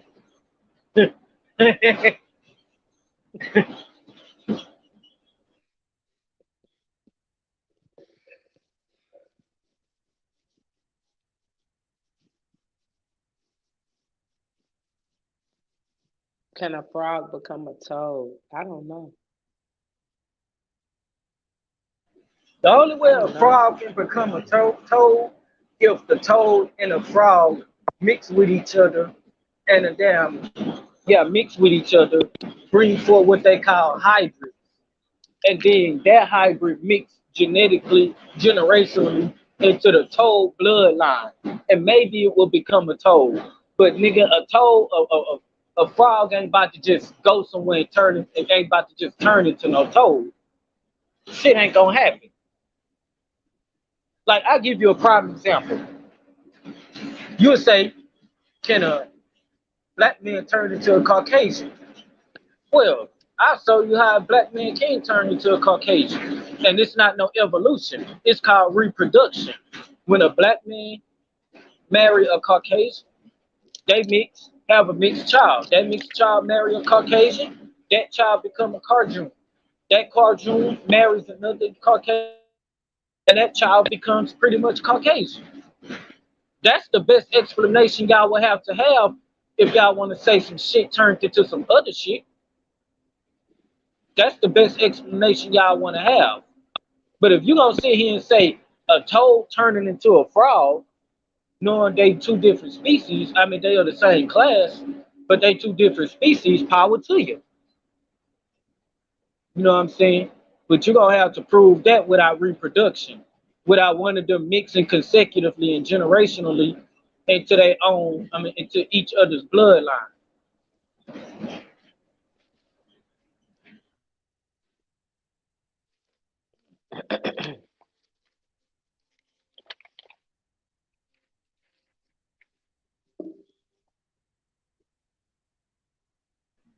Open knowledge said pretty much saying reproduction is a form of evolution.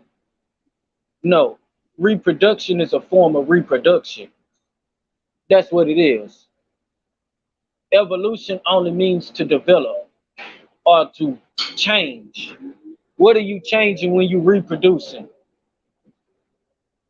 What is the change behind reproduction? What is being different behind reproduction? They're taking the same information from both of their parents and their parents' offsprings. And their offsprings of their parents. Not turning into no other shit. A frog can't go where a toad is at and turn to a toad.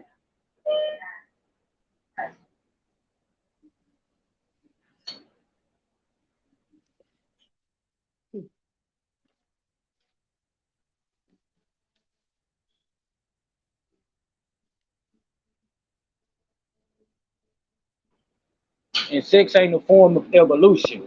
Sex is sex. Sex is reproduction. Sex is a form of intelligent design because what sex does it is allow you to procreate, which means information and data and sequences are copied from the parents to the offspring.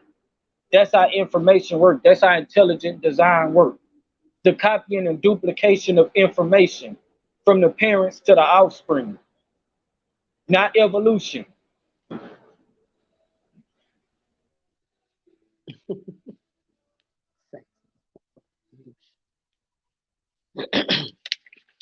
Check this out. If evolution was if sex was a form of evolution, what did this ball of heat that this Big Bang theory came from had sex with?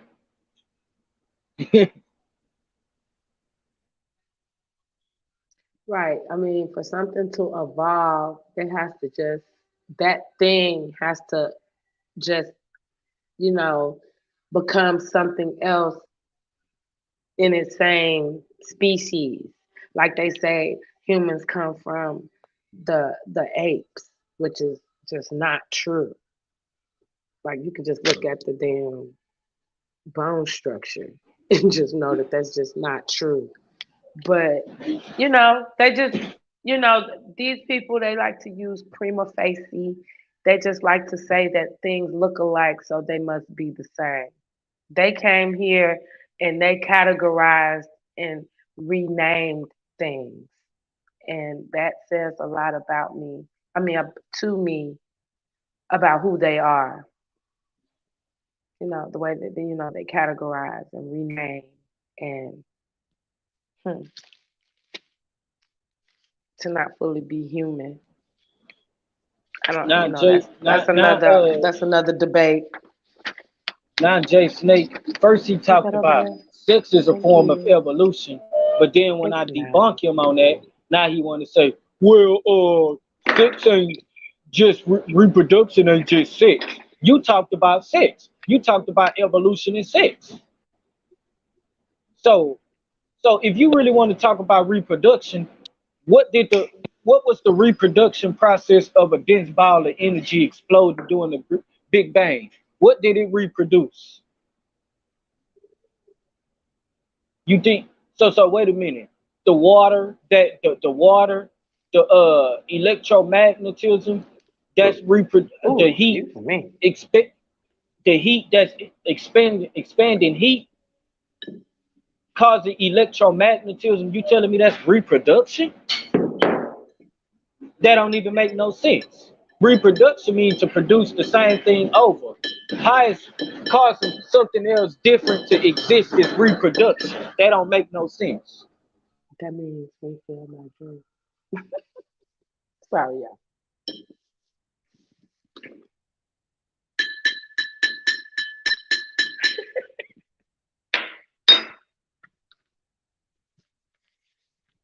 People didn't evolve. The original That man dense ball, is the black man. that dense ball of heat is a dense ball of trouble for a lot of evolutionists.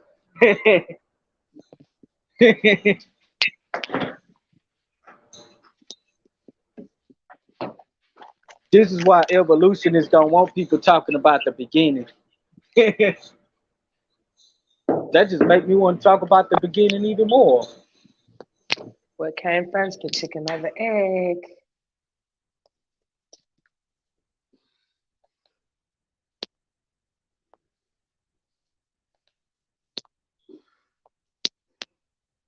Yeah, these folks is hilarious. So Jason A, don't ever come with that sexist evolution stuff again, bro. Don't ever do that again, okay? It's not gonna work. It's just not gonna work. Try again though.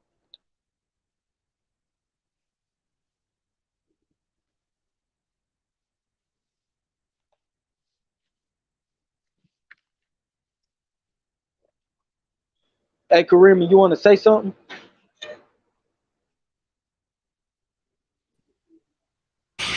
No. This Sex is nigga a form of came on evolution, here. nigga. Sex is a form of evolution. Life didn't require sex in the beginning.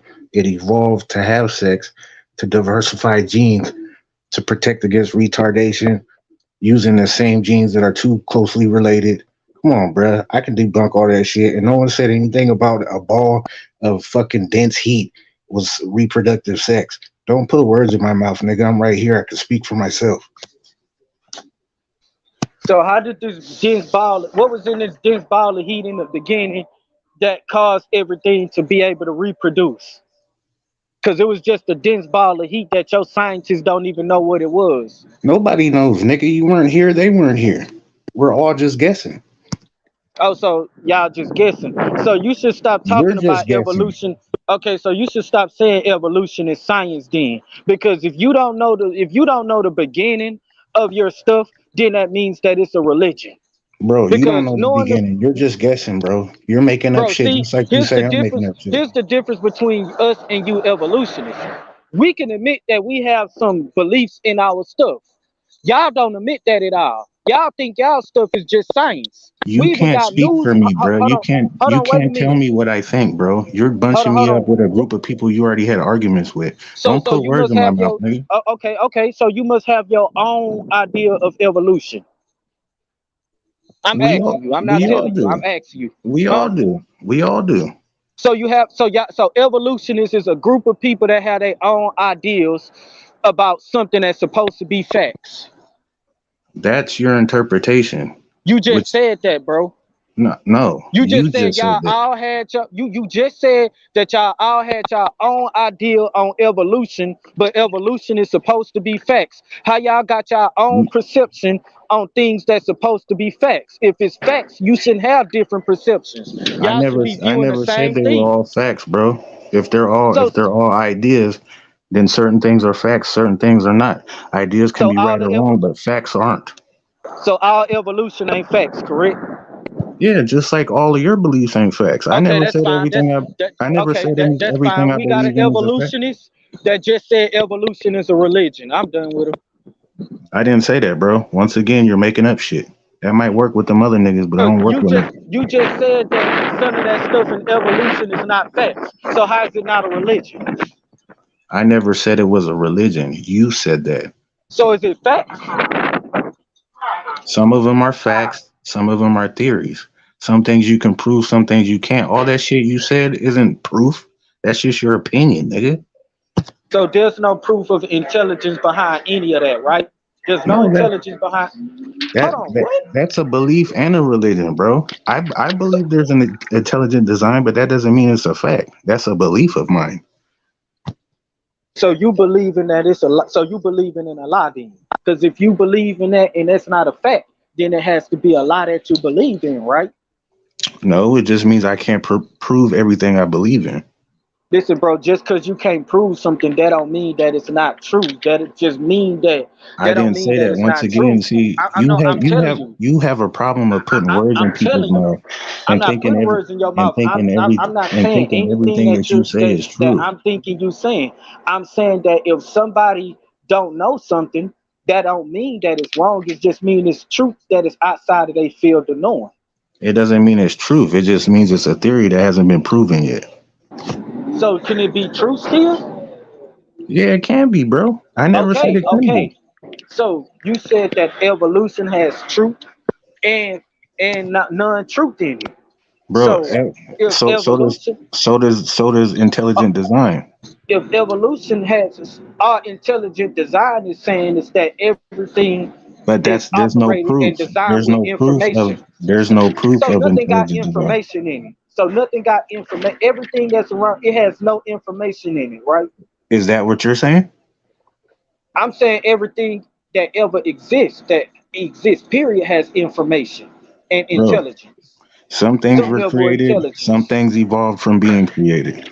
Some things moved on their own, some things were pushed. Some things that are pushed move on their own after they were pushed. Listen, I look at it like this. because evolution, true evolution, only means developing. When they started putting the That's concept not. of change in it, when they started putting concept of change in it, that's what took the science out of it.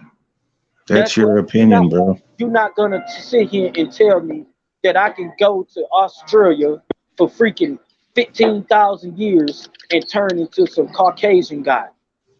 That ain't gonna happen, bro. That ain't science at all. Yeah, but I'm if gonna we were, still be a black man. if I'm we not were, gonna go if to the. listen, I'm, listen, I'm listen. not gonna.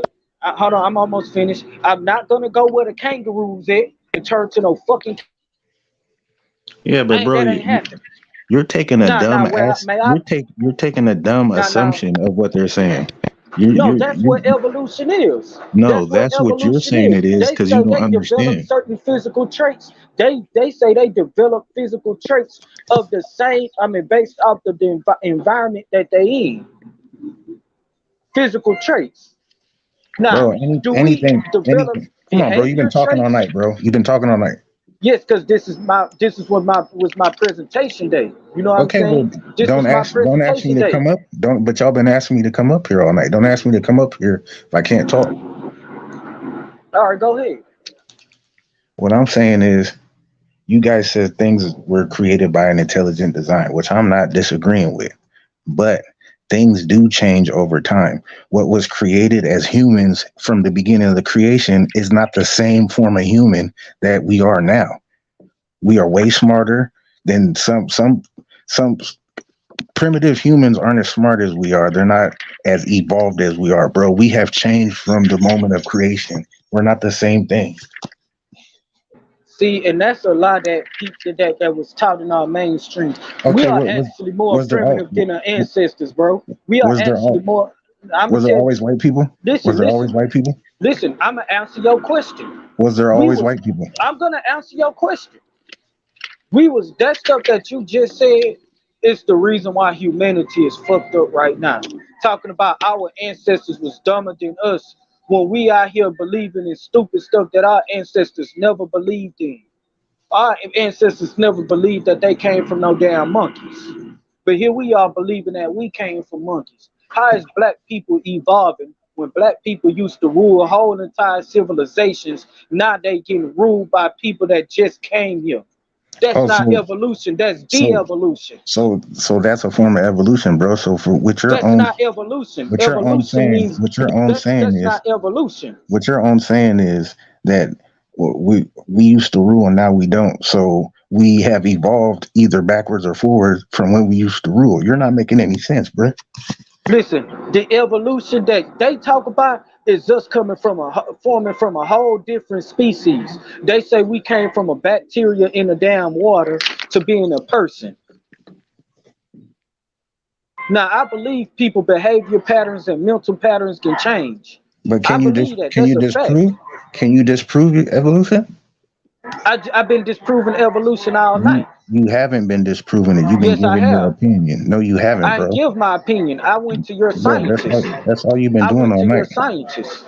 Who I went to scientists? I went to the scientists y'all niggas look up to when it come to evolution. Okay, so where did your science come from? My science came from reality, things that I Okay, can you're observe. making up shit. So hold on, I'm making up. So a dog producing a dog is made up. So you're making up shit. So a dog producing a dog is made up. Yeah, but that's science, bro. So if you don't Okay, believe one form of science, why can't you? that's what my stance is. So prove that a dog can't produce another dog. I never said it couldn't, bro. Okay, so what's your problem then? My problem is you're making up shit.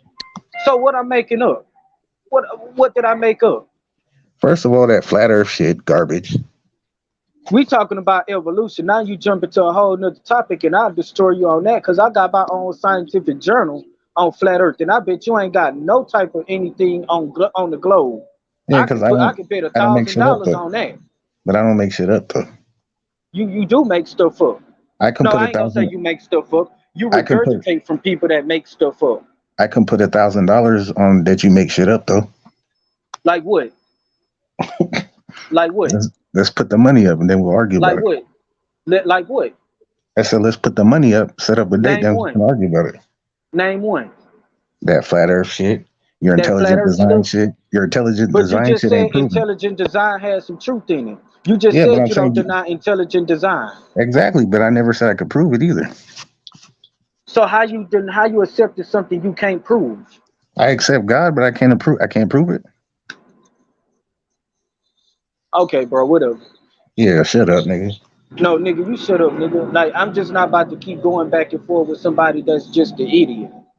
I'm I just not feel. gonna do it, bro. I feel the same way, brother. Now, here's the thing. We did call your ass out on this damn panel. We did call you out, No, but it I'm gonna was keep it best real. that you stayed in the. It was best that you stayed in the chat Because I because, don't man, agree you with just you, came here and all you over can't the out place. talk me. But it's all Well, good. But let I me put want to let me say say, let me say this. Let me say go this. ahead. I respect you a lot more than I do baby Hebrew and brother Consul because at least you explain yourself.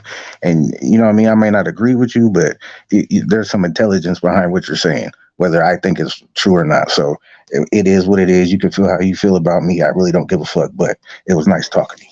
Look, I can't feel any way about you because I really don't know you like that. You know what I'm saying? We just two brothers that have a disagreement on information. That's it. Yeah, that's what I'm saying. I don't have no ill will towards you, but I just You know don't what I'm agree with saying? some of the things you say. You know what I mean? Okay, that's fine. We're just talking about it. That's all. Yeah, that's Well, I fine. would We like did. to say, throw my little hat in when it comes to evolution that we cannot think that man comes from apes. We just cannot think that. We just can. No, I I, just I, want I y'all didn't to say stop. that either. But I do think we have a common ancestor because there's certain we share a lot of DNA, and you can't out explain. You can't unexplain DNA. Well, you have ancestry with the tree as well. Then, I mean, if you're gonna look at it like that, everything comes from one thing. So if you're gonna look at it like that, but there's no what did you say DNA with us and an ape? Yeah, we share 98% of the same DNA. Oh yeah. Because everything comes from one source. The only thing that is different is the consciousness. The body just houses the consciousness. See, check this So out. The Bible. you're just not gonna get around that. Yeah, see, check this out. The Bible do say that we come from a common ancestor, and our common ancestor was Noah, who came from Adam. That's our common ancestor, who is a person. Science say we came from an ape. You know what I'm saying? I don't care what nobody say. It make more sense for me to say my lineage original as a human being traced back to a human being and not a darn ape. I ain't gonna say an ape, a germ underwater that lived in magma, hot climates, underwater. Not gonna happen. I can't I don't live in know who magma said today, that. huh? I said I don't know who said that, but Nah, that's the that's false. evolutionary theory. They said that everything came from a single cell that was inside that could dwell in between the sea and in between magma.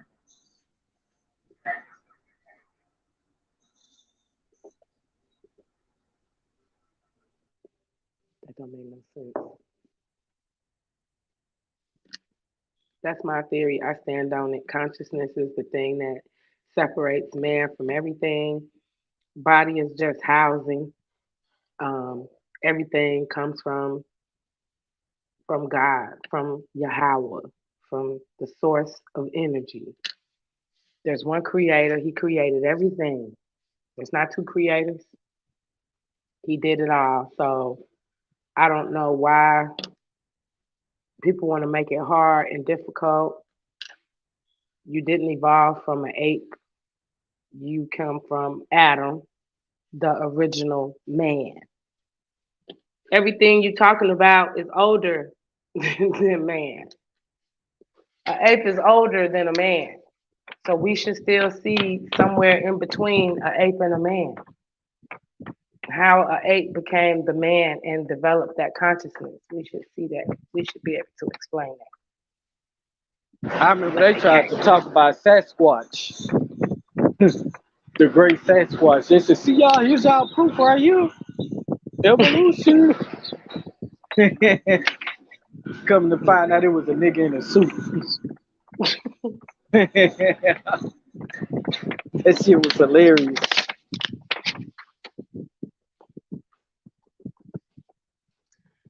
Who has webbed fingers, Mr. Rex Masters? What do you mean?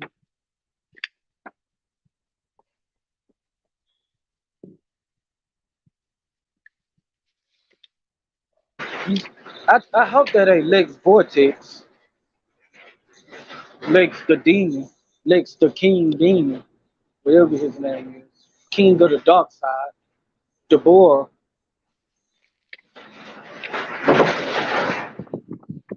Well, I believe in everything. Like I believe in the snowman, the abominable.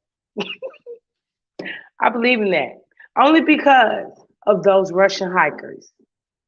Nothing makes sense about killing those hikers other than something that lived out there. And if you don't know what I'm talking about, go watch the Dyatlov Pass incident. There's nothing the Russians can say, nothing anybody can say makes any sense. It wasn't an avalanche. You know, it's just they went too far out and they encountered something.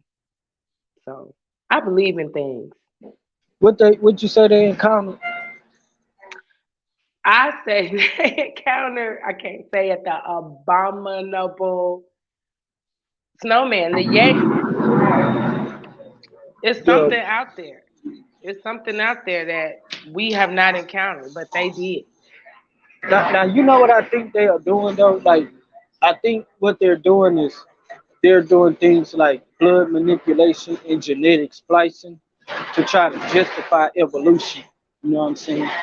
So they're mixing a lot of different things together to try to justify evolution and try to prove these in between stages. They could have did that and released it to the wild. But something intelligent killed them. And What about the chupacabra? I know I said I believe in everything, but not everything. I don't even know what that is to today, or what Me they said that was either. today. I saw it. I thought it was a crazy ass hairy nigga or something. Yeah, I don't know. I grew up in Chicago and Alabama, and boy, I'm talking about down in the deep woods in the dark. And if I ain't see a chupacabra back there, it don't exist. It's dark back there. It's dark back there in Choctaw County. You see, I only believe in shit that I see on an everyday basis. Now, I'm like I said, I'm only 29 years old, so there's a lot of things that I haven't seen yet. But shit, there's some things that I'm logical enough to know that just don't exist.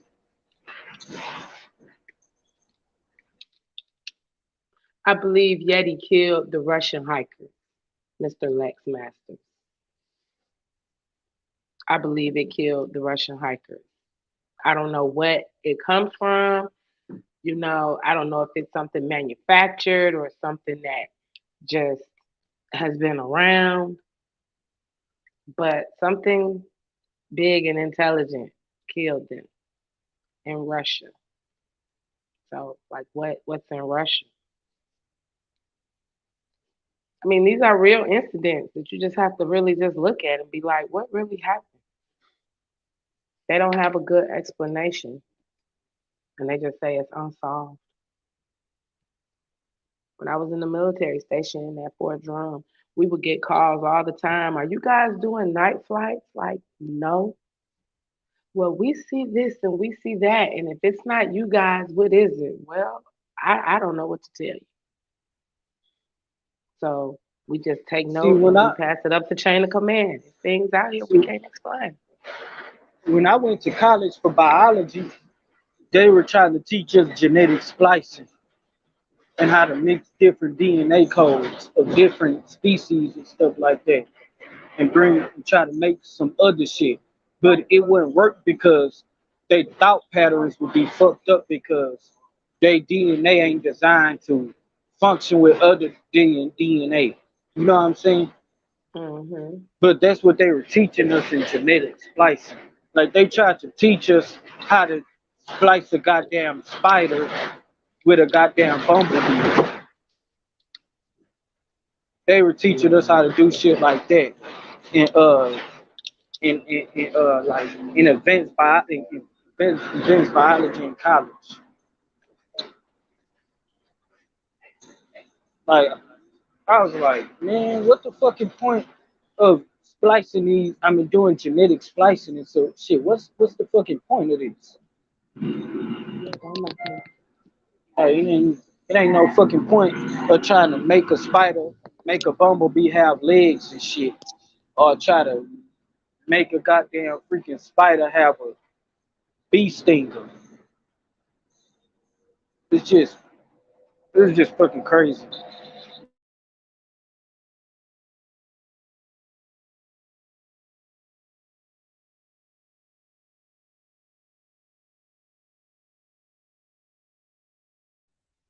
Yeah.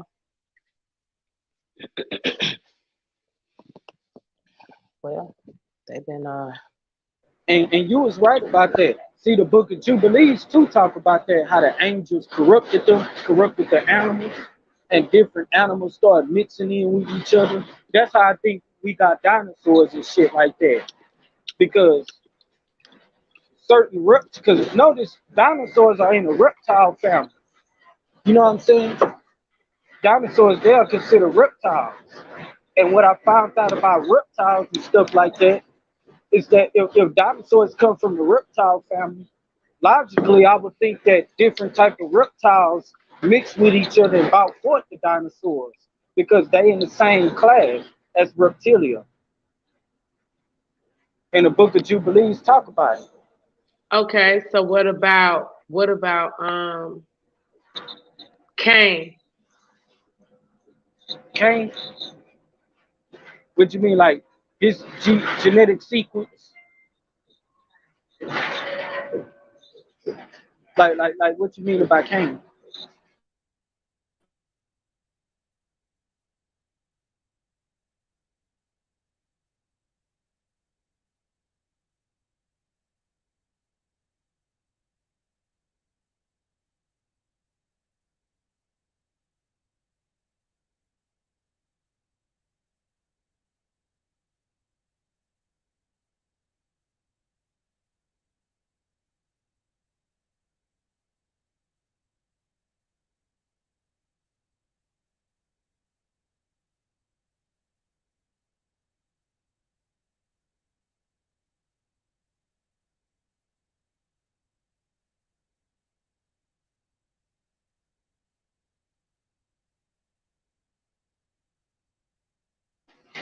But yeah, man.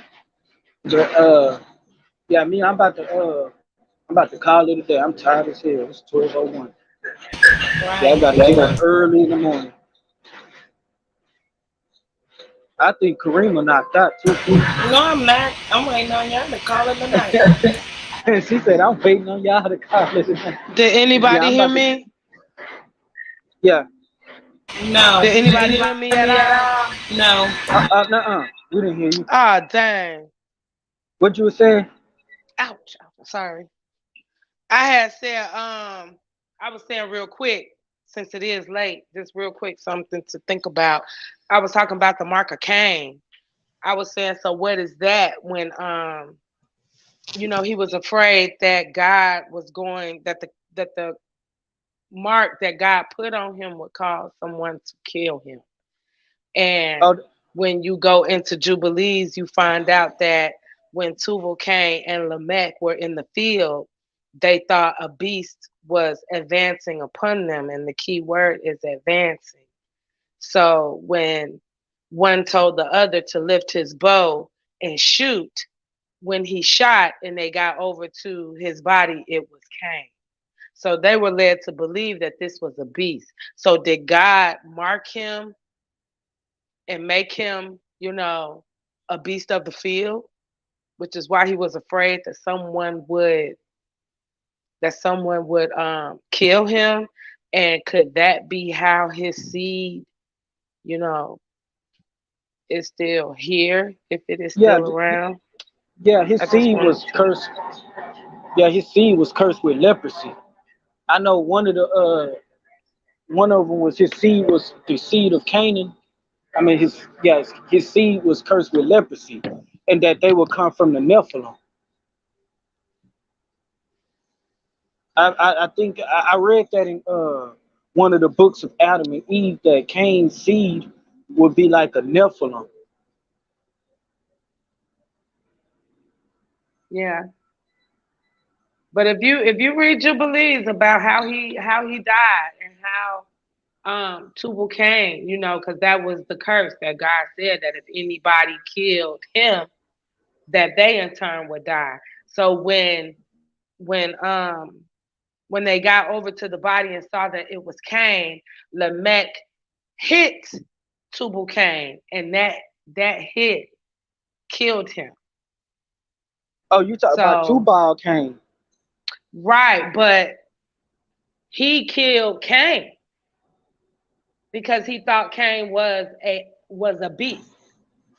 So is that the mark that God put on Cain, that he would be a beast, the way God did Nebuchadnezzar by making him a bird almost? Well, I don't think that he made Nebuchadnezzar a bird. I just think that was what you call it. I think that was metaphorically talking about how he would be like extremely low in his kingdom. But the thing with with Canaan, I think that he was turned like the beasts of the field myself. I think so too. Because Cain, his seed was the seed of the serpent. You know what I'm saying? And the serpent seed came from the angels. You know what I'm saying?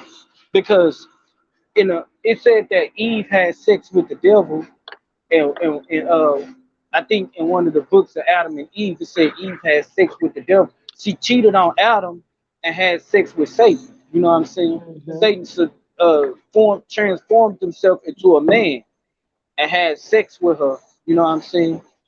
And so this is why God had cursed her womb, because she had sex with the devil and Mm-hmm. made their seeds go to battle with each other, because it was devil who had sex with each other, because Seth came from Adam and Eve, but Cain wasn't the father of Adam.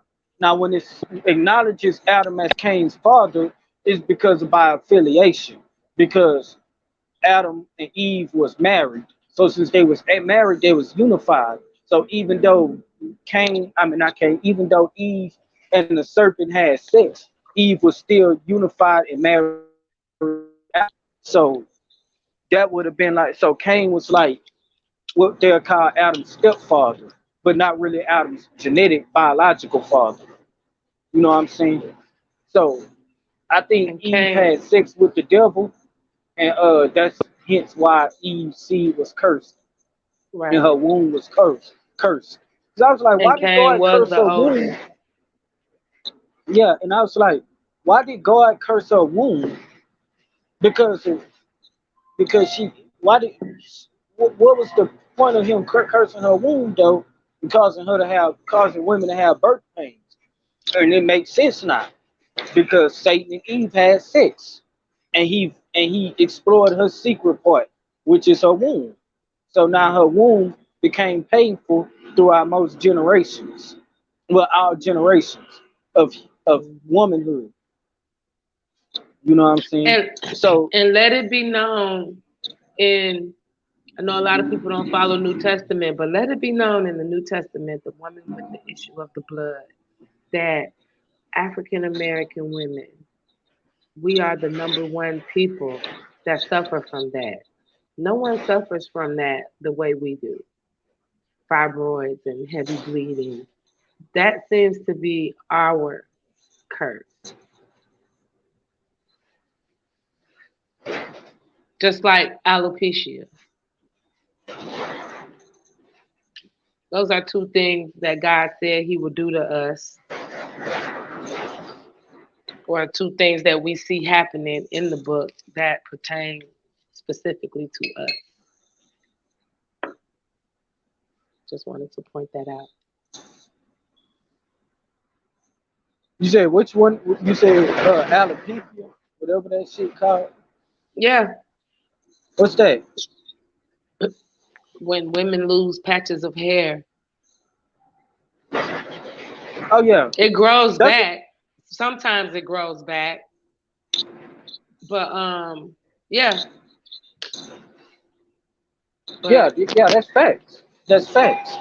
See, a lot of people hate the Bible, but they can't explain why the black woman lose so much hair.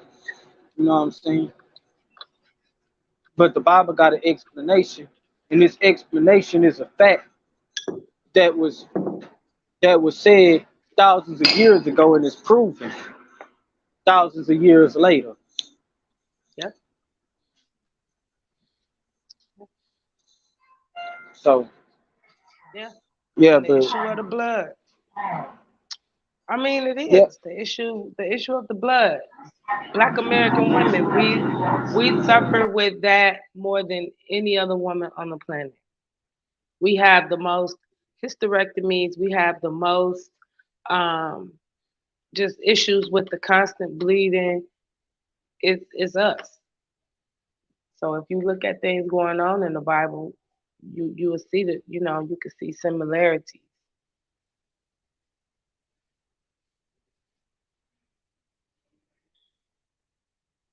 yeah. I mean, that's crazy, man. Because black women used to have long hair before Isaiah chapter 3. And It's then when they coming back. disobeyed the Most High, when they disobeyed the Most High, when the Most High put that law into action, that if they don't follow the Most High would take their hair away from them. And that's unfortunately that's what happened. You know what I'm saying? I remember it was one Hebrew Israelite on the corner from ISUP. No, he was from IUIC. He was like, "That's what you see. If you keep the law, statutes, and commandment, God is gonna give you your hair back." I had no choice but to laugh. I was like, "What? That don't even." I'm like, "Where that come from?" But I was mad at them because I knew their intentions. I knew what their intentions was. You know what I'm saying? Their intentions was wicked, like trying to humiliate the black woman or something like that. Like I don't know That's why I why. don't rock with those brothers.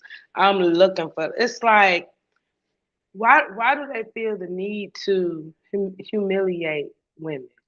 It's like, first of all, y'all don't know what y'all talking about, especially when they say, "Oh, I suffer a woman not to teach." He was talking to the proselytes. He was proselytizing people. Hebrew women already knew their place and what was going on, and they are the first teachers. Like, who taught Jacob how to finesse his daddy? Who did that? Like, women was teaching all through the book. And that's what women are supposed to do. We're supposed to guide. We don't have to be up front, um, being loud like the men. But those brothers, those ISUPK brothers, it would behoove them to at least know what they're talking about. You gonna get no play from any race of people thinking that if you dehumanize your own woman, that somehow God is gonna bless other nations to kiss your feet, and that's not even literal.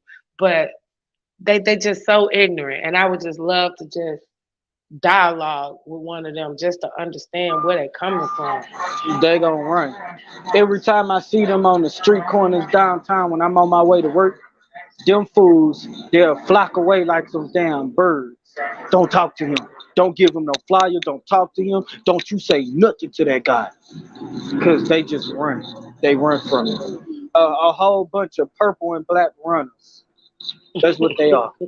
Now, here's the Don't know thing. what's going on. Here's the thing. These fools, I'm like, I even showed debunked the concept of the kissing of the feet. And it showed that concept will happen in the next kingdom. So what the fuck you doing getting your feet kissed right now?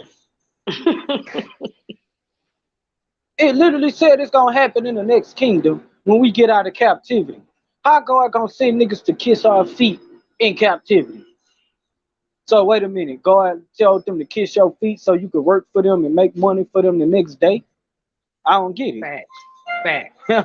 That don't make no Fact. sense. Brother's crazy.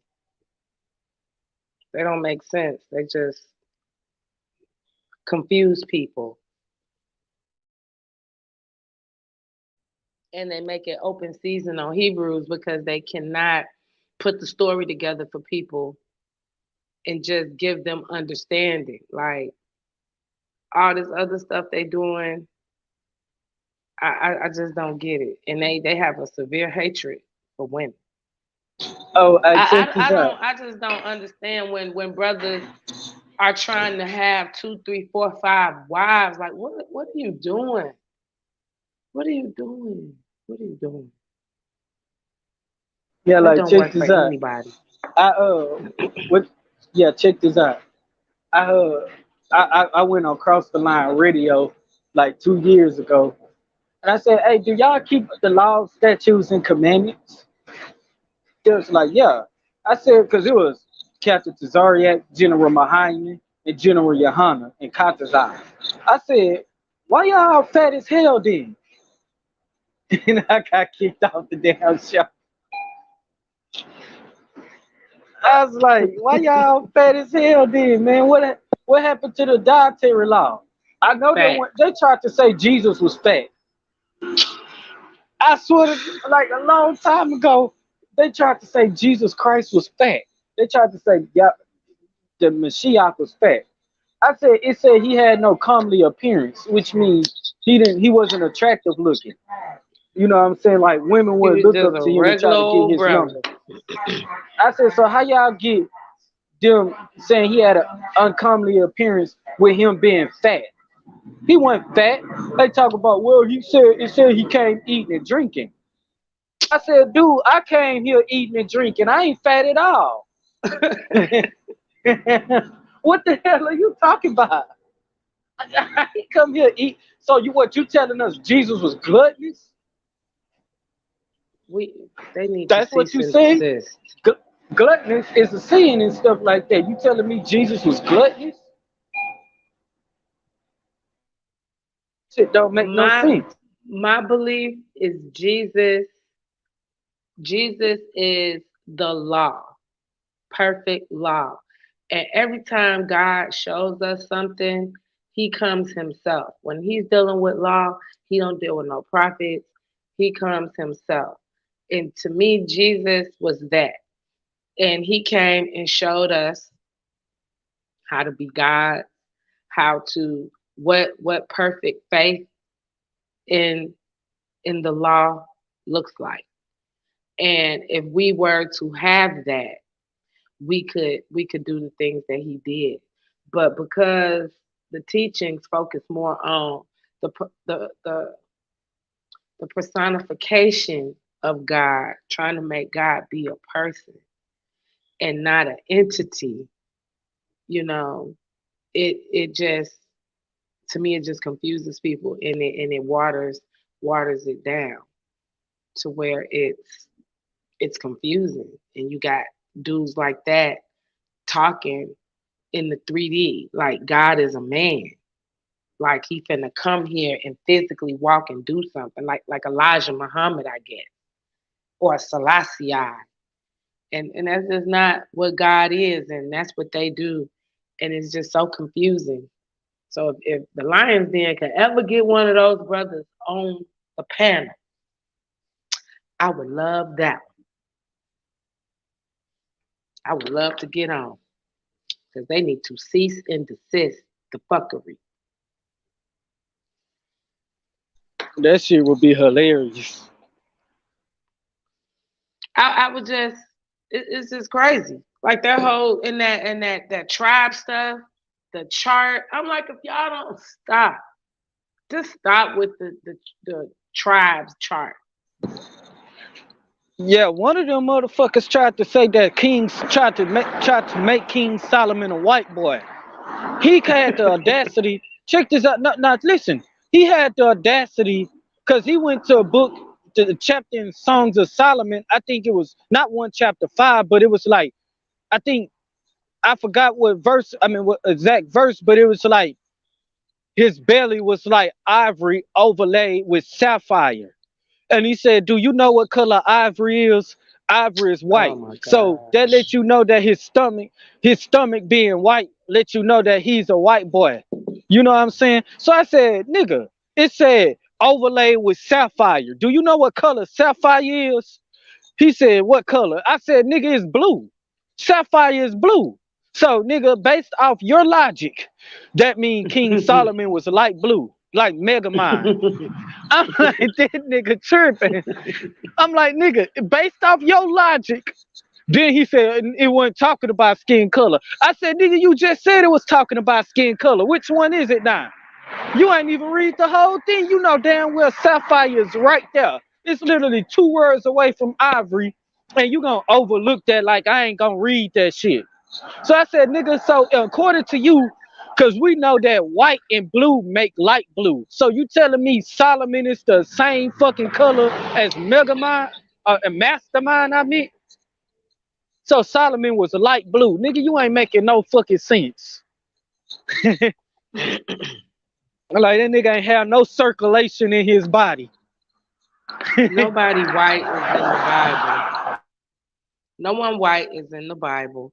And they need to understand that no one white is in the Bible, and people need to look at the books that the white people removed and question why they removed those books.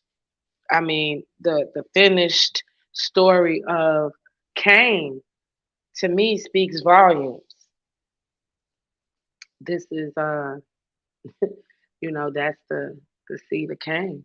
And I don't want to be stereotypical, but that could be the extreme love for the elements and the dogs, and the kinship they have. They give their life for those animals.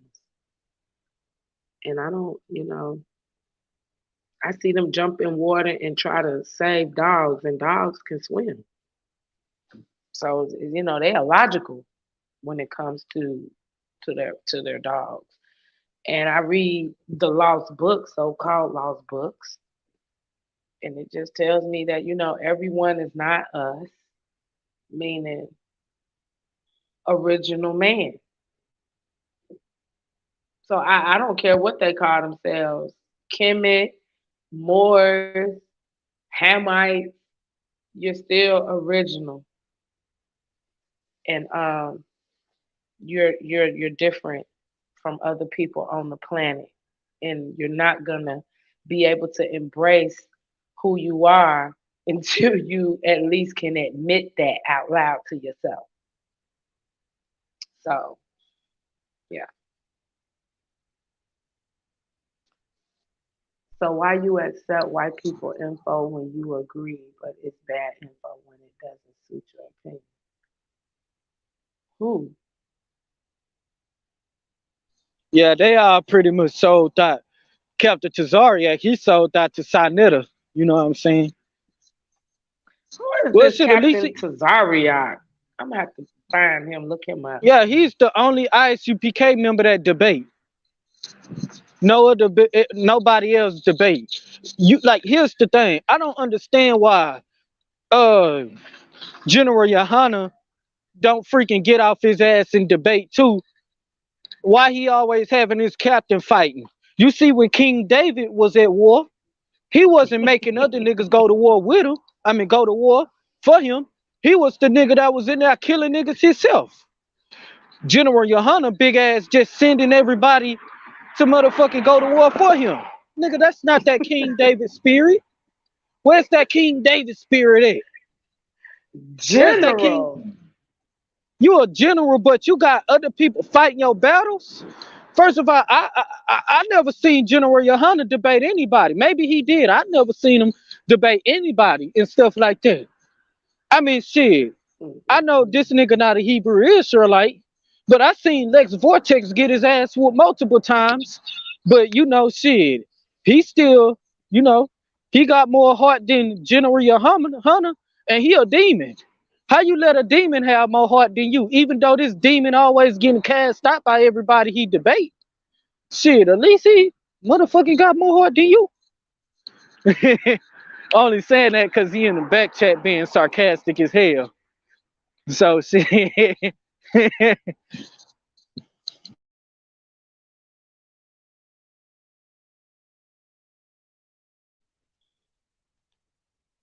Mhm.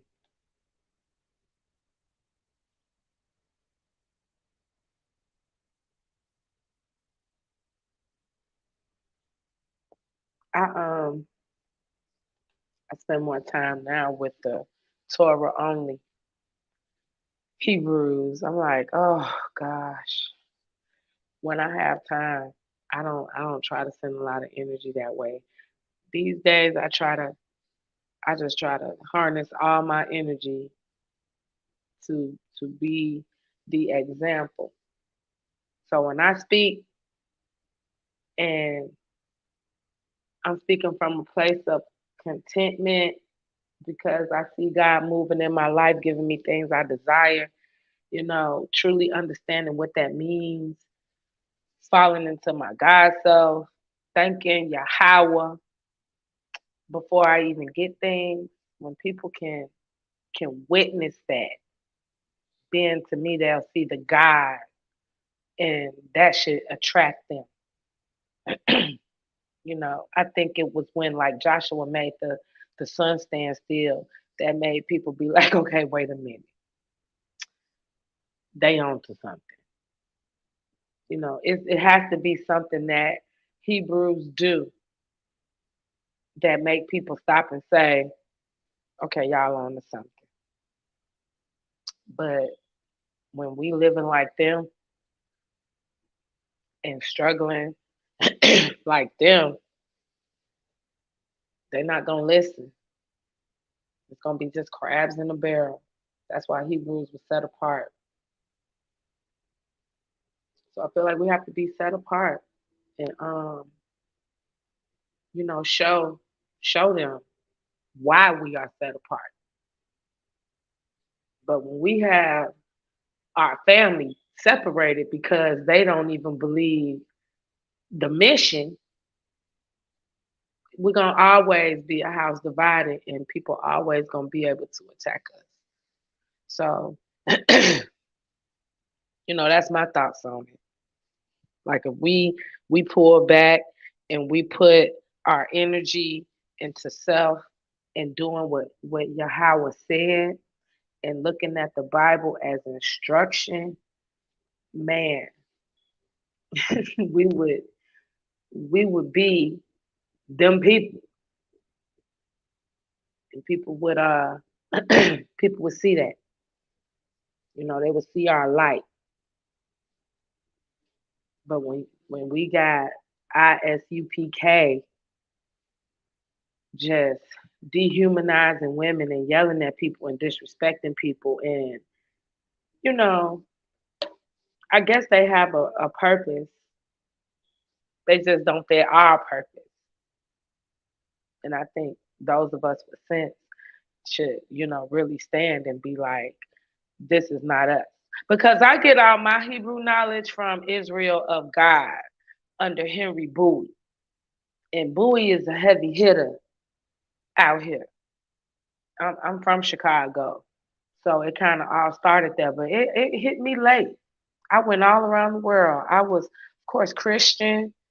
Then I was a 5%er, and I lived in New York, and that's how I got under the 5%ers. But I just started to understand that I was a God, but they that felt kind of Islamic to me. So I fell back off that, and I just was kind of out here solo until I went back home to Chicago, and the Hebrew dude tried to make me his second wife, and I was like, bruh. But the teachings are what kind of hit me, and I drifted from that and went down. Yeah, it was a Hebrew man in New York when I went there trying to get me his wife. I'm like, bruh. I'm like, hold on, what? I thought he was Ain't playing. He said, nobody nah, second man, wife. like, hey, shit. I said, hold on, is that scripture? Like, what they are property, so we can. I'm like, nigga, nah, nigga, we ain't doing that shit. Crazy. We ain't doing none of Crazy. that shit. I can't even wrap my mind around I'm like, what they nigga, think. first of all, see yours and shit. I'm not about to go behind your ass, nigga. That ain't about to happen. That shit is not about to freaking happen. Oh hell no, are you crazy? Like, I can't even believe you. He was serious as hell too. Then he bust the scripture open talking about. I'm like, nigga, that ain't talk. I'm like, nigga, do you even understand the concept? Property ain't talking about a actual thing, nigga. Property just saying that the man and a woman belong to each other. Not you treat her as a damn inanimate object. The hell you talking about, bro? He was like, nah, bro. No. I'm like, nigga, we ain't doing that. We The ain't, women gotta wake up. and so I showed him and broke down what it was actually saying. And I said, you see, it's clearly talking about them belonging to each other, them being responsible for each other. The man belonged to the woman and the woman belonged to the man. Their purpose of existence is for each other. They can't exist without the other. Not she your property. You can do whatever you want to do with her. Man, nigga, you crazy. He was like, then he gonna talk about, well, your loss, brother. He talk about, nah, he said, your loss, Unc. I said, nigga, you tripping. Like, man, but you know, that's why I ain't affiliated with no camps at all. At all. That shit is fucking crazy. Yeah, you have to think for self. And the relationship is personal. That's why I don't even understand. What you do is not gonna affect me at all. You can be cursed all day. I'm not. I choose not to be. Sometimes I get into a low vibe state, and yeah, if I don't shake it off, I'll roll downhill and I'll be in those curses. But what my message to my people is that we have to understand that it's a mind state. It's powerful. Your mind state is powerful, and we are giving that away. We are giving that energy away, and we are letting these people have power over us. And I say Jesus is here now. The ascension has begun. Either you're gonna move into the next dimension of thinking, or you're gonna remain here and you're gonna be left behind. But he's already come and put everything at a variance. If we haven't saw that, as he said in Matthew 24, if we haven't saw that, witnessed it, and it's getting worse. And I'm not gonna preach on the Hebrew level, about what's going on, and as far as Hebrews and what we're looking for, but we have to remember that we have to get ourselves to the wilderness. We can't get caught. Because if we get caught when shit hit the fan, you're going to have to go through, what they're going through. So, with that being said, you have to elevate, you have to vibrate high, you have to attract what you are putting out. So, that means be cautious, be quiet, be careful, because we are under attack physically, mentally. I used to work for DOD, and I see DOD is putting billions of dollars into quantitative sciences. So the things that people call pseudo, they are putting billions of dollars into that. So you can pretend like it's not real, but the CIA, when the CIA let you see what they've been doing, that's because they don't mastered it and they own to something that you can't even imagine what they own to. So if they already been telling you about mind control and all these things are real, it's your fault if you remain in ignorance and don't believe it and don't take advantage of it. All of this stuff hit the fan right around the time the Hebrews was running around talking about they're going to get superpowers. Not knowing that the ascension had begun and we really do have these powers. But people ain't gonna believe it because they still battling Roman Christianity, Roman Catholicism. They still trying to say, oh no, Jesus is a white man. And I'm like, bruh, y'all know he's not. Y'all know he didn't come here as no white man. But I promise you, he's the law. He's a real law that you should learn to master. If you understand that you're connected to source, God, Yahweh. So you command, and there is a law that does what you command.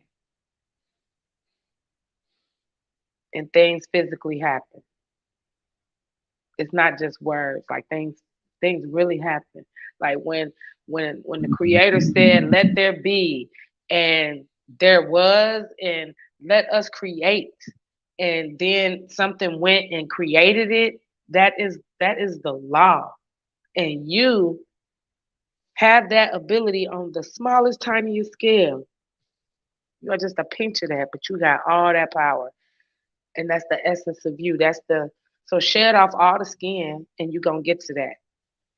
But if you keep being controlled by Real Housewives and keep being controlled by CNN and Ukrainians and you keep being controlled by that,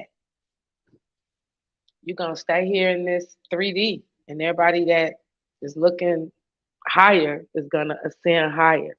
That's why I give respect to Kemet, even though they fucked up somewhere. And I think it's because they harnessed the power. They didn't share it with the people. That's why our sole mission is to be the light. No, they was gay. They could have been that too. They could have been that too, but I just don't believe that they were sharing that with the people. And so God was like, you know what? I'm glad they did. Y'all greedy. Open knowledge, that's the statement they share with y'all. Yeah, Moses. Man, you cannot overlook Imhotep. You can't overlook that. It's like there was some serious shit going on in Kemet. Like God was with them. And boy, oh boy, it sucked to be Kemet. But that's y'all fault. Because the torch got passed to us now and we got it. That's how I really feel. Like it was some serious stuff going on there, some knowledge. It was some advancements. They was really dealing with higher powers. And I don't know what they did to mess up. But God just was like, I'm done with y'all right now. And he created a new people from those people, though. That's why I tell Hebrews, like, we can't forget we come from somewhere. We didn't just fall out the sky. Like Adam, we come from Adam, but when you go down the line, you're gonna see Kemet, Cush, you're gonna see all that. You know, like you were saying earlier, bro, those names, like, they can't overlook those names are named after people. And we come from those people. We're not out of Kemet. We have to be out of Cush. And then if I look at archaeology, and I think it's a paleontologist and somebody else I follow, and they try to follow biblically how Abraham would have been, you know, Shem and Ham. He would have been both of those. And how, you know, Shem's son married daughter of Ham, and it just goes crazy and deeper as you go into other books and texts that go deeper into those stories. So, but we have to remember that, you know, we were exposed to Kemet, and God was with them at one point. And, you know, when he brought us out of Egypt, a lot of them came too. So it was a lot of, you know, sifting. But the overall concept of the higher power and being a God, I think that's what the message was. They just didn't share it with the people. They See, one became thing pharaohs. one thing I like about the Bible is that the Bible have timelines. They have literal timelines, but they kept them in a different way. And it was talk about doing the splitting of the inhabitants of the world after the Tower of Babel, because there was a time where when a flood came, it was 8 holy people, 8 righteous people. These was the progenitors of the Cushites, the Kemetites, the Hebrews, the Syrians, all of them. You know what I'm saying? And they were all, the Most High was with all of them. You know what I'm saying? Even with Canaan at a time. But when when Ham fucked up by looking at his dad's nakedness and laughing at it, you know what I'm saying? That's when God took his hands off Ham through, I ain't gonna say the whole nation of Ham, but out Canaan. You know what I'm saying?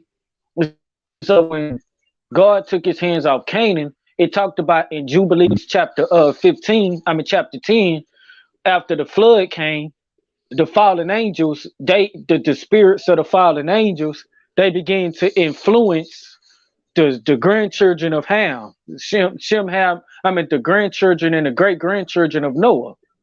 So that's when they started participating back in that same antediluvian culture that they had that caused the flood. This world culture or that world cultural system that they had during the flood. These terrestrial spirits that came from these giants, these corrupted beings from the fallen angels, they started influencing man and taught man different cultures once again. And so the Most High sent, so Moses sent the judgment to not Moses. Noah prayed to the Most High to judge these evil spirits. You know what I'm saying? So I believe that the Comitics and everybody else was following the Most High, the God, like the God of the Bible. You know what I'm saying? They acknowledged this one Creator. But then these different beings, well, I ain't gonna say beings, these different spirits that came from these fallen angels and these and these Nephilims and stuff, they began to make the children and grandchildren of Noah worship them. And they started making culture and building iron and all these things in reference to these spirits. And these spirits became their gods, that they call Osiris, that they call Obatala, and other things like that. You know what I'm saying? So yeah, God was with everybody at a time. You know what I'm saying? Not just the Hebrews. God was with everybody at a time. As a matter of fact, God said that the reason that he chose us wasn't because we was it was something about us. It was because he wanted to show his greatness, because we ourselves, like, yeah, we was a people, but we didn't have a culture. We didn't have a true culture. You know what I'm saying? So the Most High gave his culture to us when everybody else was subjected under the worship and the cultural practices of the fallen angels. This is why in the book of Abraham, it talked about how the Sumerians was worshiping all of these different type of pagan items, and Abraham was like, these are not gods and stuff, because they can't produce anything, and they don't explain, they can't, they not the ones that created the sun, the moon, and the stars. So Abraham started trying to seek who created all of that, and then that's when he found God. You know, so it was a Sumerian named Abraham. Well, his name wasn't Abraham at the time, but it was a Sumerian that came up out of all of that paganism and found the Most High. For he seeked them in his secret places, and then he followed him. You know what I'm saying? Mm-hmm. The beginning of a, well, I ain't gonna say the beginning, but the rebirth of the culture of God.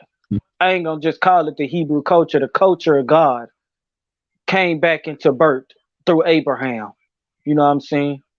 Noah and Shem and them, they carried on the culture for a certain time, but then it died off because they engaged in paganism with the Sumerians, because they were also Sumerians.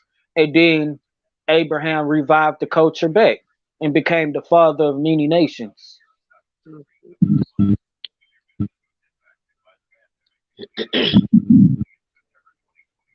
But you have to ask yourself also, like, Abraham is the first Hebrew, and we understand that means that he was the first to cross over.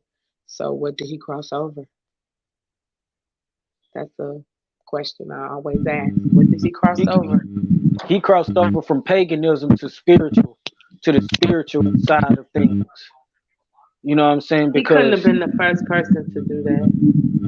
To cross over from, he was the first person from his time, because nobody, let's put it like this, nobody during that time that I know of was trying to seek the Most High according to the Bible. After the flood, when Noah's grandchildren was corrupted by the fallen angels, to the time of Abraham. You know what I'm saying? But Shem was still on the planet, wasn't he? No, that was for Noah. You say that was for Noah? I think it was Shem. You know what I'm saying? No, I'm talking about people that was outside of like Abraham's lineage. Oh. Like, I don't think there was nobody like trying to seek the Most High. You know what I'm saying? So his father Terah wasn't even seeking the Most High, but the Most High did give Terah a prophecy of the 4 stars, an astronomical prophecy of the 4 stars, how they gonna conquer 4 parts of the earth, which will be the kingdom of Israel in the future.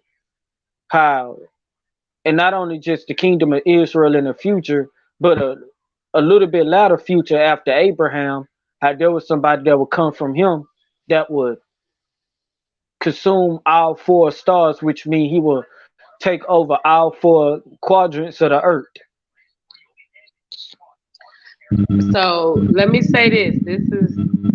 This is just to make you think, because a lot of things I say are not popular with Hebrews or a lot of people, but what if Abraham was from a people that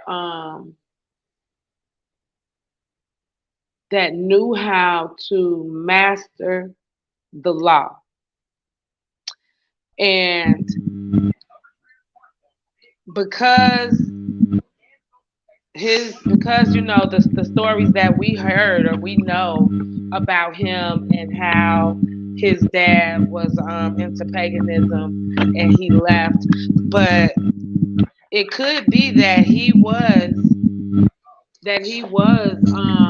of the Brahmin people. Who is the Brahmin people? Well, that gets into the East Indians, and it gets into the priestly. They were a priestly class of people, but they could do things, that we today would call magic.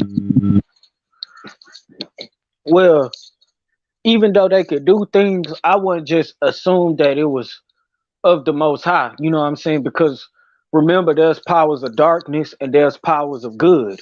You know what I'm saying? That's why when Moses and the pharaohs and his astrologers went to battle Moses, they put their staffs on the ground and their staffs turned into serpents.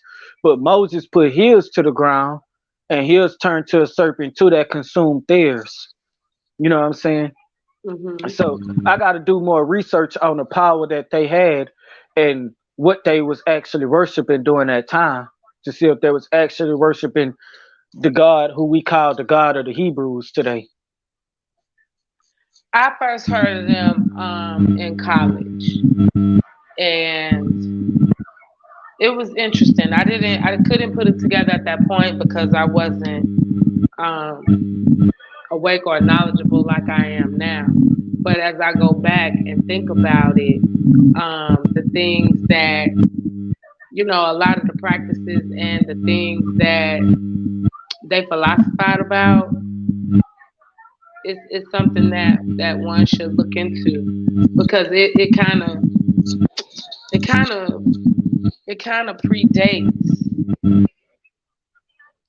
predates Abraham. And then, you know, there's the story of the Ethiopian king that went into East India as we know it today. And I forget the river, the Ganges. That river was named after him because they conquered and they taught and they transformed the people. So that's how it's believed they became the mystics and the gurus that they are today, because they were taught how to go into that spiritual realm. And I believe that's what our ancestors were doing. But that's what I'm testing. You know, I've read it, I've researched it, so now it's like if it's real, I should be able to apply it, and I should be able to see that this is what they were doing. And I think that's what I'm doing. I'm just, you know, taking and applying. And I look at the Bible as my instructions on how to do that, how to get into those mind states and, you know, my inner self, Jesus, the law, how it works for me and connects with Yahweh. I just look at it different, but I look at it that way so it can actually work for me in my life. Like, it don't make sense if I serve a God, but I gotta catch the bus to work. Like, that don't make no sense. And just telling me that I'm cursed, that don't make no sense, because he can't curse me this day and, you know, love me tomorrow. Something I got to be doing. So that's the process where I am. Just throwing that out there. See, I think curse will only just mean destruction. Mm-hmm. That's what I think curse just mean. So when it says that curse you shall be in the streets, I think it was saying you shall be destroyed in the streets. You shall be destroyed in the country. You shall be destroyed when you go in. You shall be destroyed when you go out. Which means that you will be completely defeated on different aspects. You know what I'm saying? Because what you had as your strength was gone. And you know, it takes strength to overcome defeat. And the Most High is our strength. So if we don't got our strength, then we get destroyed. This is exactly why we go to our enemies for everything, because we defeated, because we depend on them. And anytime you're a race of people that depend on another race of people, you're defeated.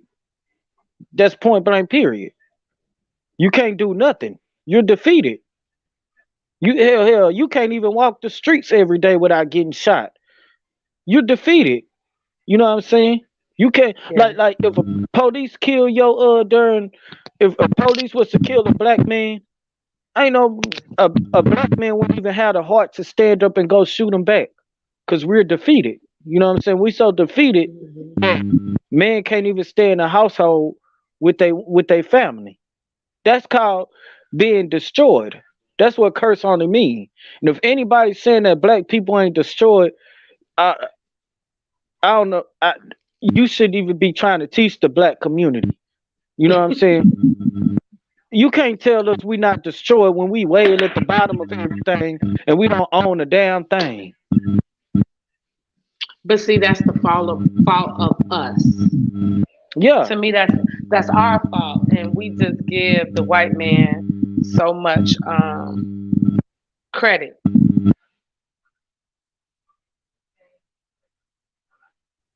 We give him too much credit.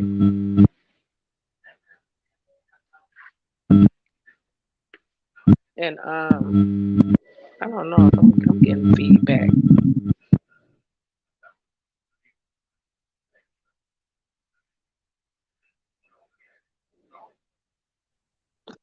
We give the white man too much credit, and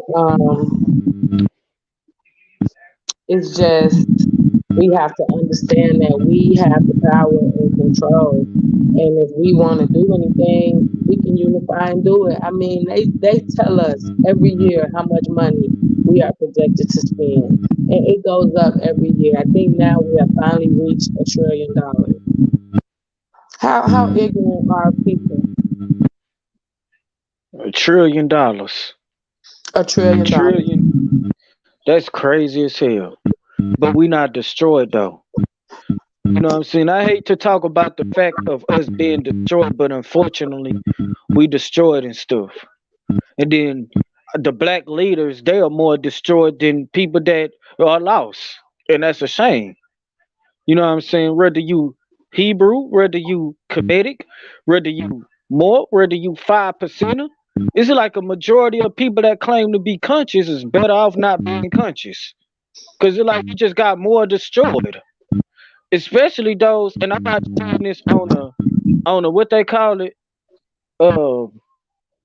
what's that concept called? It's on the tip of my tongue. Esocentric. I'm not trying to be ignocentric or nothing, but because Hebrews are involved in this too. Uh you got comedics, black comedics, atheists, 5%ers, and etc. Especially comedics and atheists and Pan-Africanists.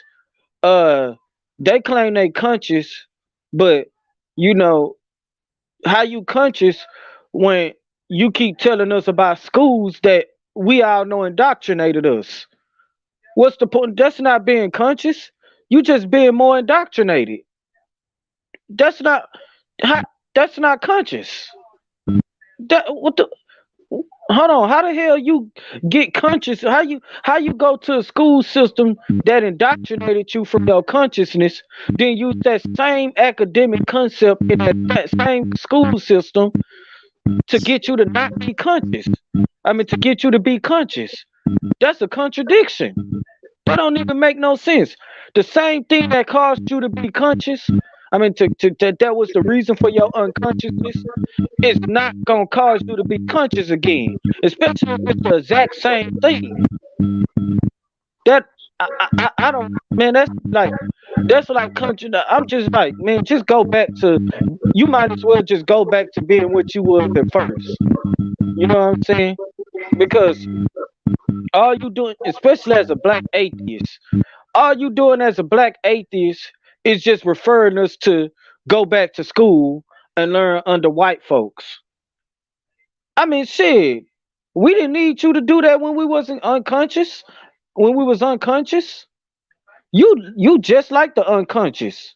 You know what I'm saying? Like, true thing about being unconscious. True thing about being conscious is that when you're conscious, you get rid of things that you used to be and learn in a completely different way. Not learn the same shit that you learned in the past that got you fucked up when you was a kid. Atheists, they just be like, I woke up because I got out of the Bible. You woke up because you got out of the Bible. Why did you get out of the Bible? Because the white man gave it to us. So what you trust in? Science. Who gave you your type of science? The so-called white man. What the fuck? Like, so I just don't even deal with atheists like that. You know what I'm saying? Because what's conscious about them? What's conscious? I ask a lot of black atheists this all the time. Like, what's conscious about you? Because y'all gonna say we put the Bible down. Okay, and what did you get into? What did you get into? What did you get into? Knowledge of self. Knowledge of what self? They don't know. They don't know. I said, because you just pulled up, because your science that you was just talking about, when you're talking about space missions and shit, that's all from the so-called white man. So how are you conscious? Shit just don't make no sense to me. Yeah. Just go back to sleep. Like the fuck, you just went in a deeper sleep. The difference is you just more asleep than everybody else. You just more active in your dream than everybody else. It doesn't matter if you're more active in your dream than everybody else in their dreams. You're still asleep. Well, black people try, but until they have to come up with their own curriculum. And because we don't have community or any sense of that anymore, it's kind of hard to separate them from the white people. But one thing about us, we will not ever be able to um, integrate with them the way other races do. We will always be the Africans. We will never ever be able to be considered just American the way white people are from no matter what part of the world. They could just be considered American because they passed the test. They can they can blend in, and we just won't ever be able to do that. So as soon as we as a people realize that we have to come with our own agenda. We have to stop voting with them.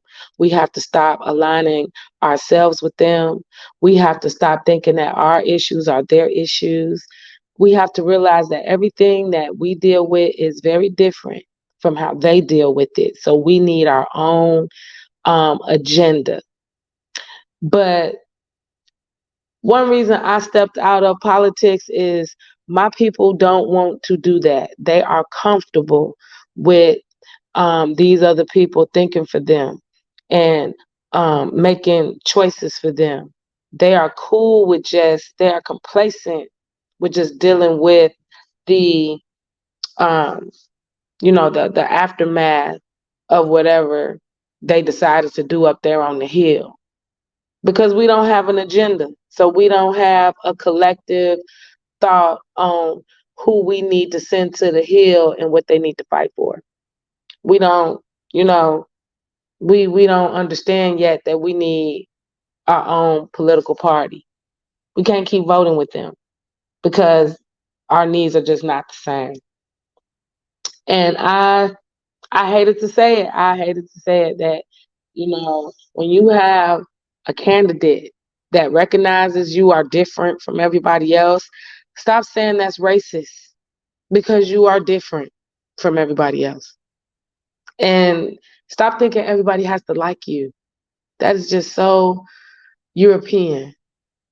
Everybody does not have to like you. If you African, you should freaking know that. If you claim to be African anything, African American or Native African, you should know already. The way those tribes fight, everybody is not going to like you. So we just get to this idea that if they don't like me, they're racist. Mm-mm. You don't have to like me. You have to treat me fairly. And we as a people, we don't even stand up and make them do that. So I just leave the matrix. I just leave y'all to it. I just try not to even be involved and just be on what my God mission, just mastering these laws and being obedient and letting every day be a surprise. Just not even focusing on them because they are the seed of Satan. I hate to say it like that, and I hope I'm not offending anybody, but biblically, they will be the seed of Satan. Yeah, I just want to address something. That Plus B said. Not Plus B. Open the knowledge said. He said, "Why get mad at the people that don't roll with the Bible? It was the Bible that colonized us, not science. They used the Bible to colonize us, not science, brother. They didn't use the Bible to colonize us because how could they colonize us if the Bible even told them do not even kidnap us? The scripture said if you steal at the man, you should be put to death. In order for them to try to colonize us over here, they had to kidnap us. You know what I'm saying? So That's a lie right there. And number two, if you want to say science didn't, actually science did. The white man did use science to colonize us. Cause when you want to colonize somebody, you pull guns out on them and you use guns to make them do what you want them to do.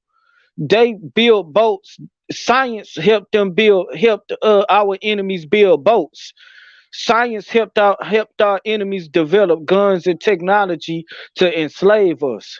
Science is what helps them be able to have the architecture to build the schools to indoctrinate us in. Science helped them help them find out what chemical to put in our foods and stuff like that, and radioactive milk in our community. Science is what allows a man to think he a girl today. So if you want to try to talk about science ain't doing nothing, if you want to talk about science ain't colonizing nobody, then how is that they using science for a man to turn into a woman and a woman to turn into a man? So they ain't use the Bible to do that. So you might need to get out. No offense though, but get out your emotions and understand and actually, yeah, and actually just read the book. The book ain't a book about white people, ain't for white people to colonize black people, especially when the scripture is telling us that a person that's with a physical European phenotype can't even be in a congregation or the presence of God. How a white nigga colonize black spiritual people with a scripture like that in the book? That don't even make no sense. How can a white person use the Bible to kidnap black people when the scripture says if you steal it, the man you be put to death? That don't even make no sense. I just wanted to address that point. All right.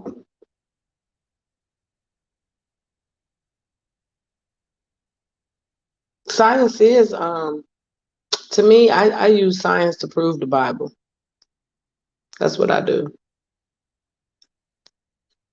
Because the Bible, you know, that's how I got God's energy, from the Bible. And then I looked to science to see where I could find that at, anything that sounded like that. And and I found that.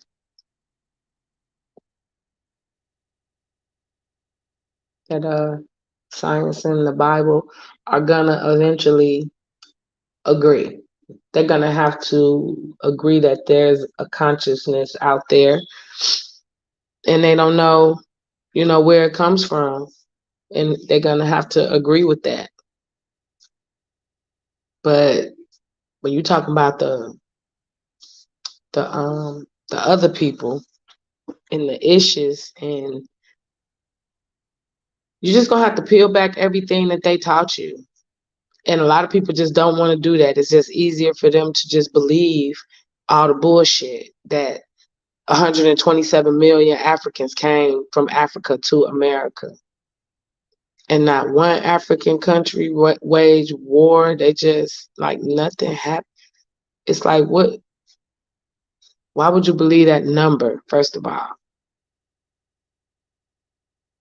And it's like, you have to believe that some of us were already here.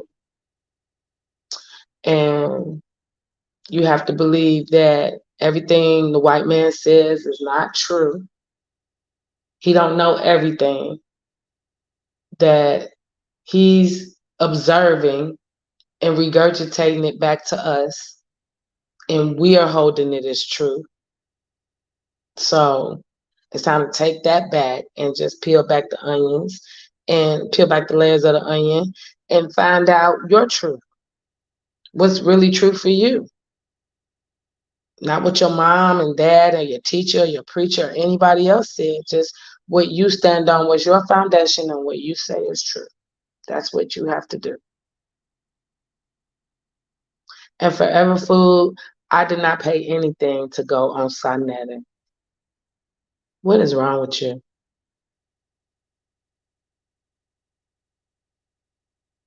Why would I do that?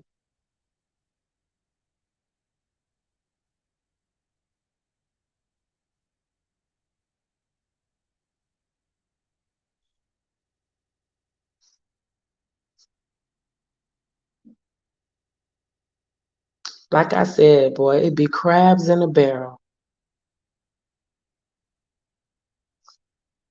Yeah, man. That shit is fucking crazy and stuff. And then you wanna know the craziest thing about it? I was on somebody's Pan Africanist panel like a long time ago, and he was talking about because he the one who believed that everybody came from a woman. He said he was a degenerate we men are degenerate insufficient women. That's what he said. I said, hold on, what? He said, yeah, we are degenerate. He said, yeah, we are degenerate, insufficient men. I mean, insufficient women. We are the. I'm like, so you telling us we weak women? He said, pretty much. I said, and this is exactly why the LGBT community is here right now. Niggas like you coming around here talking about we are weak women. You one of the young Pharaoh students, huh? You gotta be with this weird shit. You are literally one of young Pharaoh student telling me that you a weak woman. He said, what's the problem with that? What's the problem with that? I said, if science is telling you that you a weak woman, you need to start fucking with science. Science didn't say that shit. True natural science did not say that shit. You see, the Bible said that you shall not put on what a woman put on, and a man and a woman should not put on what a man is putting on. This scripture right here by itself would destroy the LGBT community. You is empowering that shit. How you gonna sit here and tell your son that you are really his weak daughter? That he is really your weak daughter. I mean, are you man, your weak inferior daughter? Like, are you serious? Like, you niggas are really teaching that, and now it's going around now that men are insufficient women. That's what they say. That's what they say. So I'm like, man, we fucking screwed. We finished. If this is the conscious community, man, we finished. This nigga is fucking crazy. And he said, you want to know why you laugh at that? Because you don't know science. I said, you know what science tell me? Science tell me that I have a penis and my woman has a vagina. I don't have a vagina. And she don't have a penis. But you talking about you have a vagina. I don't mean to be talking like this, but you know what I'm saying? This is what's going on in the conscious community, and this is why this shit like this need to stop. He's saying men such and such are just women such and such pulled out. I said, man, so what I did was I got off the panel. I just couldn't deal with no more stupidity. That shit was horrific. That shit was fucking horrific as hell. I'm like, and the nigga had he was serious as a heart attack with that shit. And I hope nobody on the panel agree with this dude. Because if somebody on the panel agree with this dude, I'm gonna get JJ to get that person up out of here. Because that person, nah, real talk, because man, ain't no telling what that person be thinking. That person is not predictable. And I'll be like, hey, yo, JJ, such and such needs to get out and he needs to go to Sinetta Studios. He need to go on his panel because he think that men are I bet Lex Vortex think that. I bet Lex Vortex think that. He probably still on the panel in the chat. I think if anybody in the chat believe that shit, man, I'ma call JJ and and you gonna have to go to Sinetta Studios, cause we don't believe none of that shit. We don't believe that men are degenerate women. We don't believe that shit. We ain't young Pharaoh. We ain't none of them niggas. We ain't Reggie and other niggas and shit. We don't get down like that. But yeah. Yeah. Well, I had a good bill. It is 2:00 where I am. So, if anybody else want to jump on, continue the conversation. I gotta get up to work at 4 a.m, so I'm about to lay it down. I'm done. Okay. Well, I'm gonna hop off. So, peace to everybody in the chat.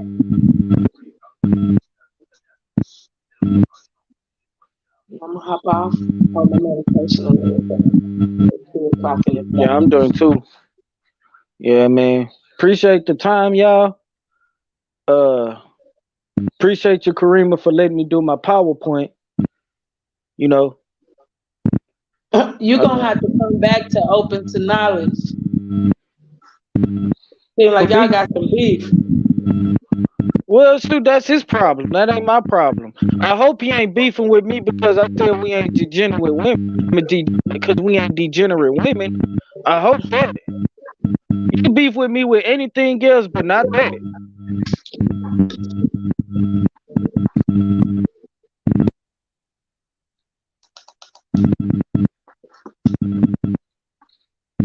Yeah, but anyway, But so we'll talk. I'll talk to open knowledge later. It's like 1:13 in the morning. Yeah. All right, everybody. Good night.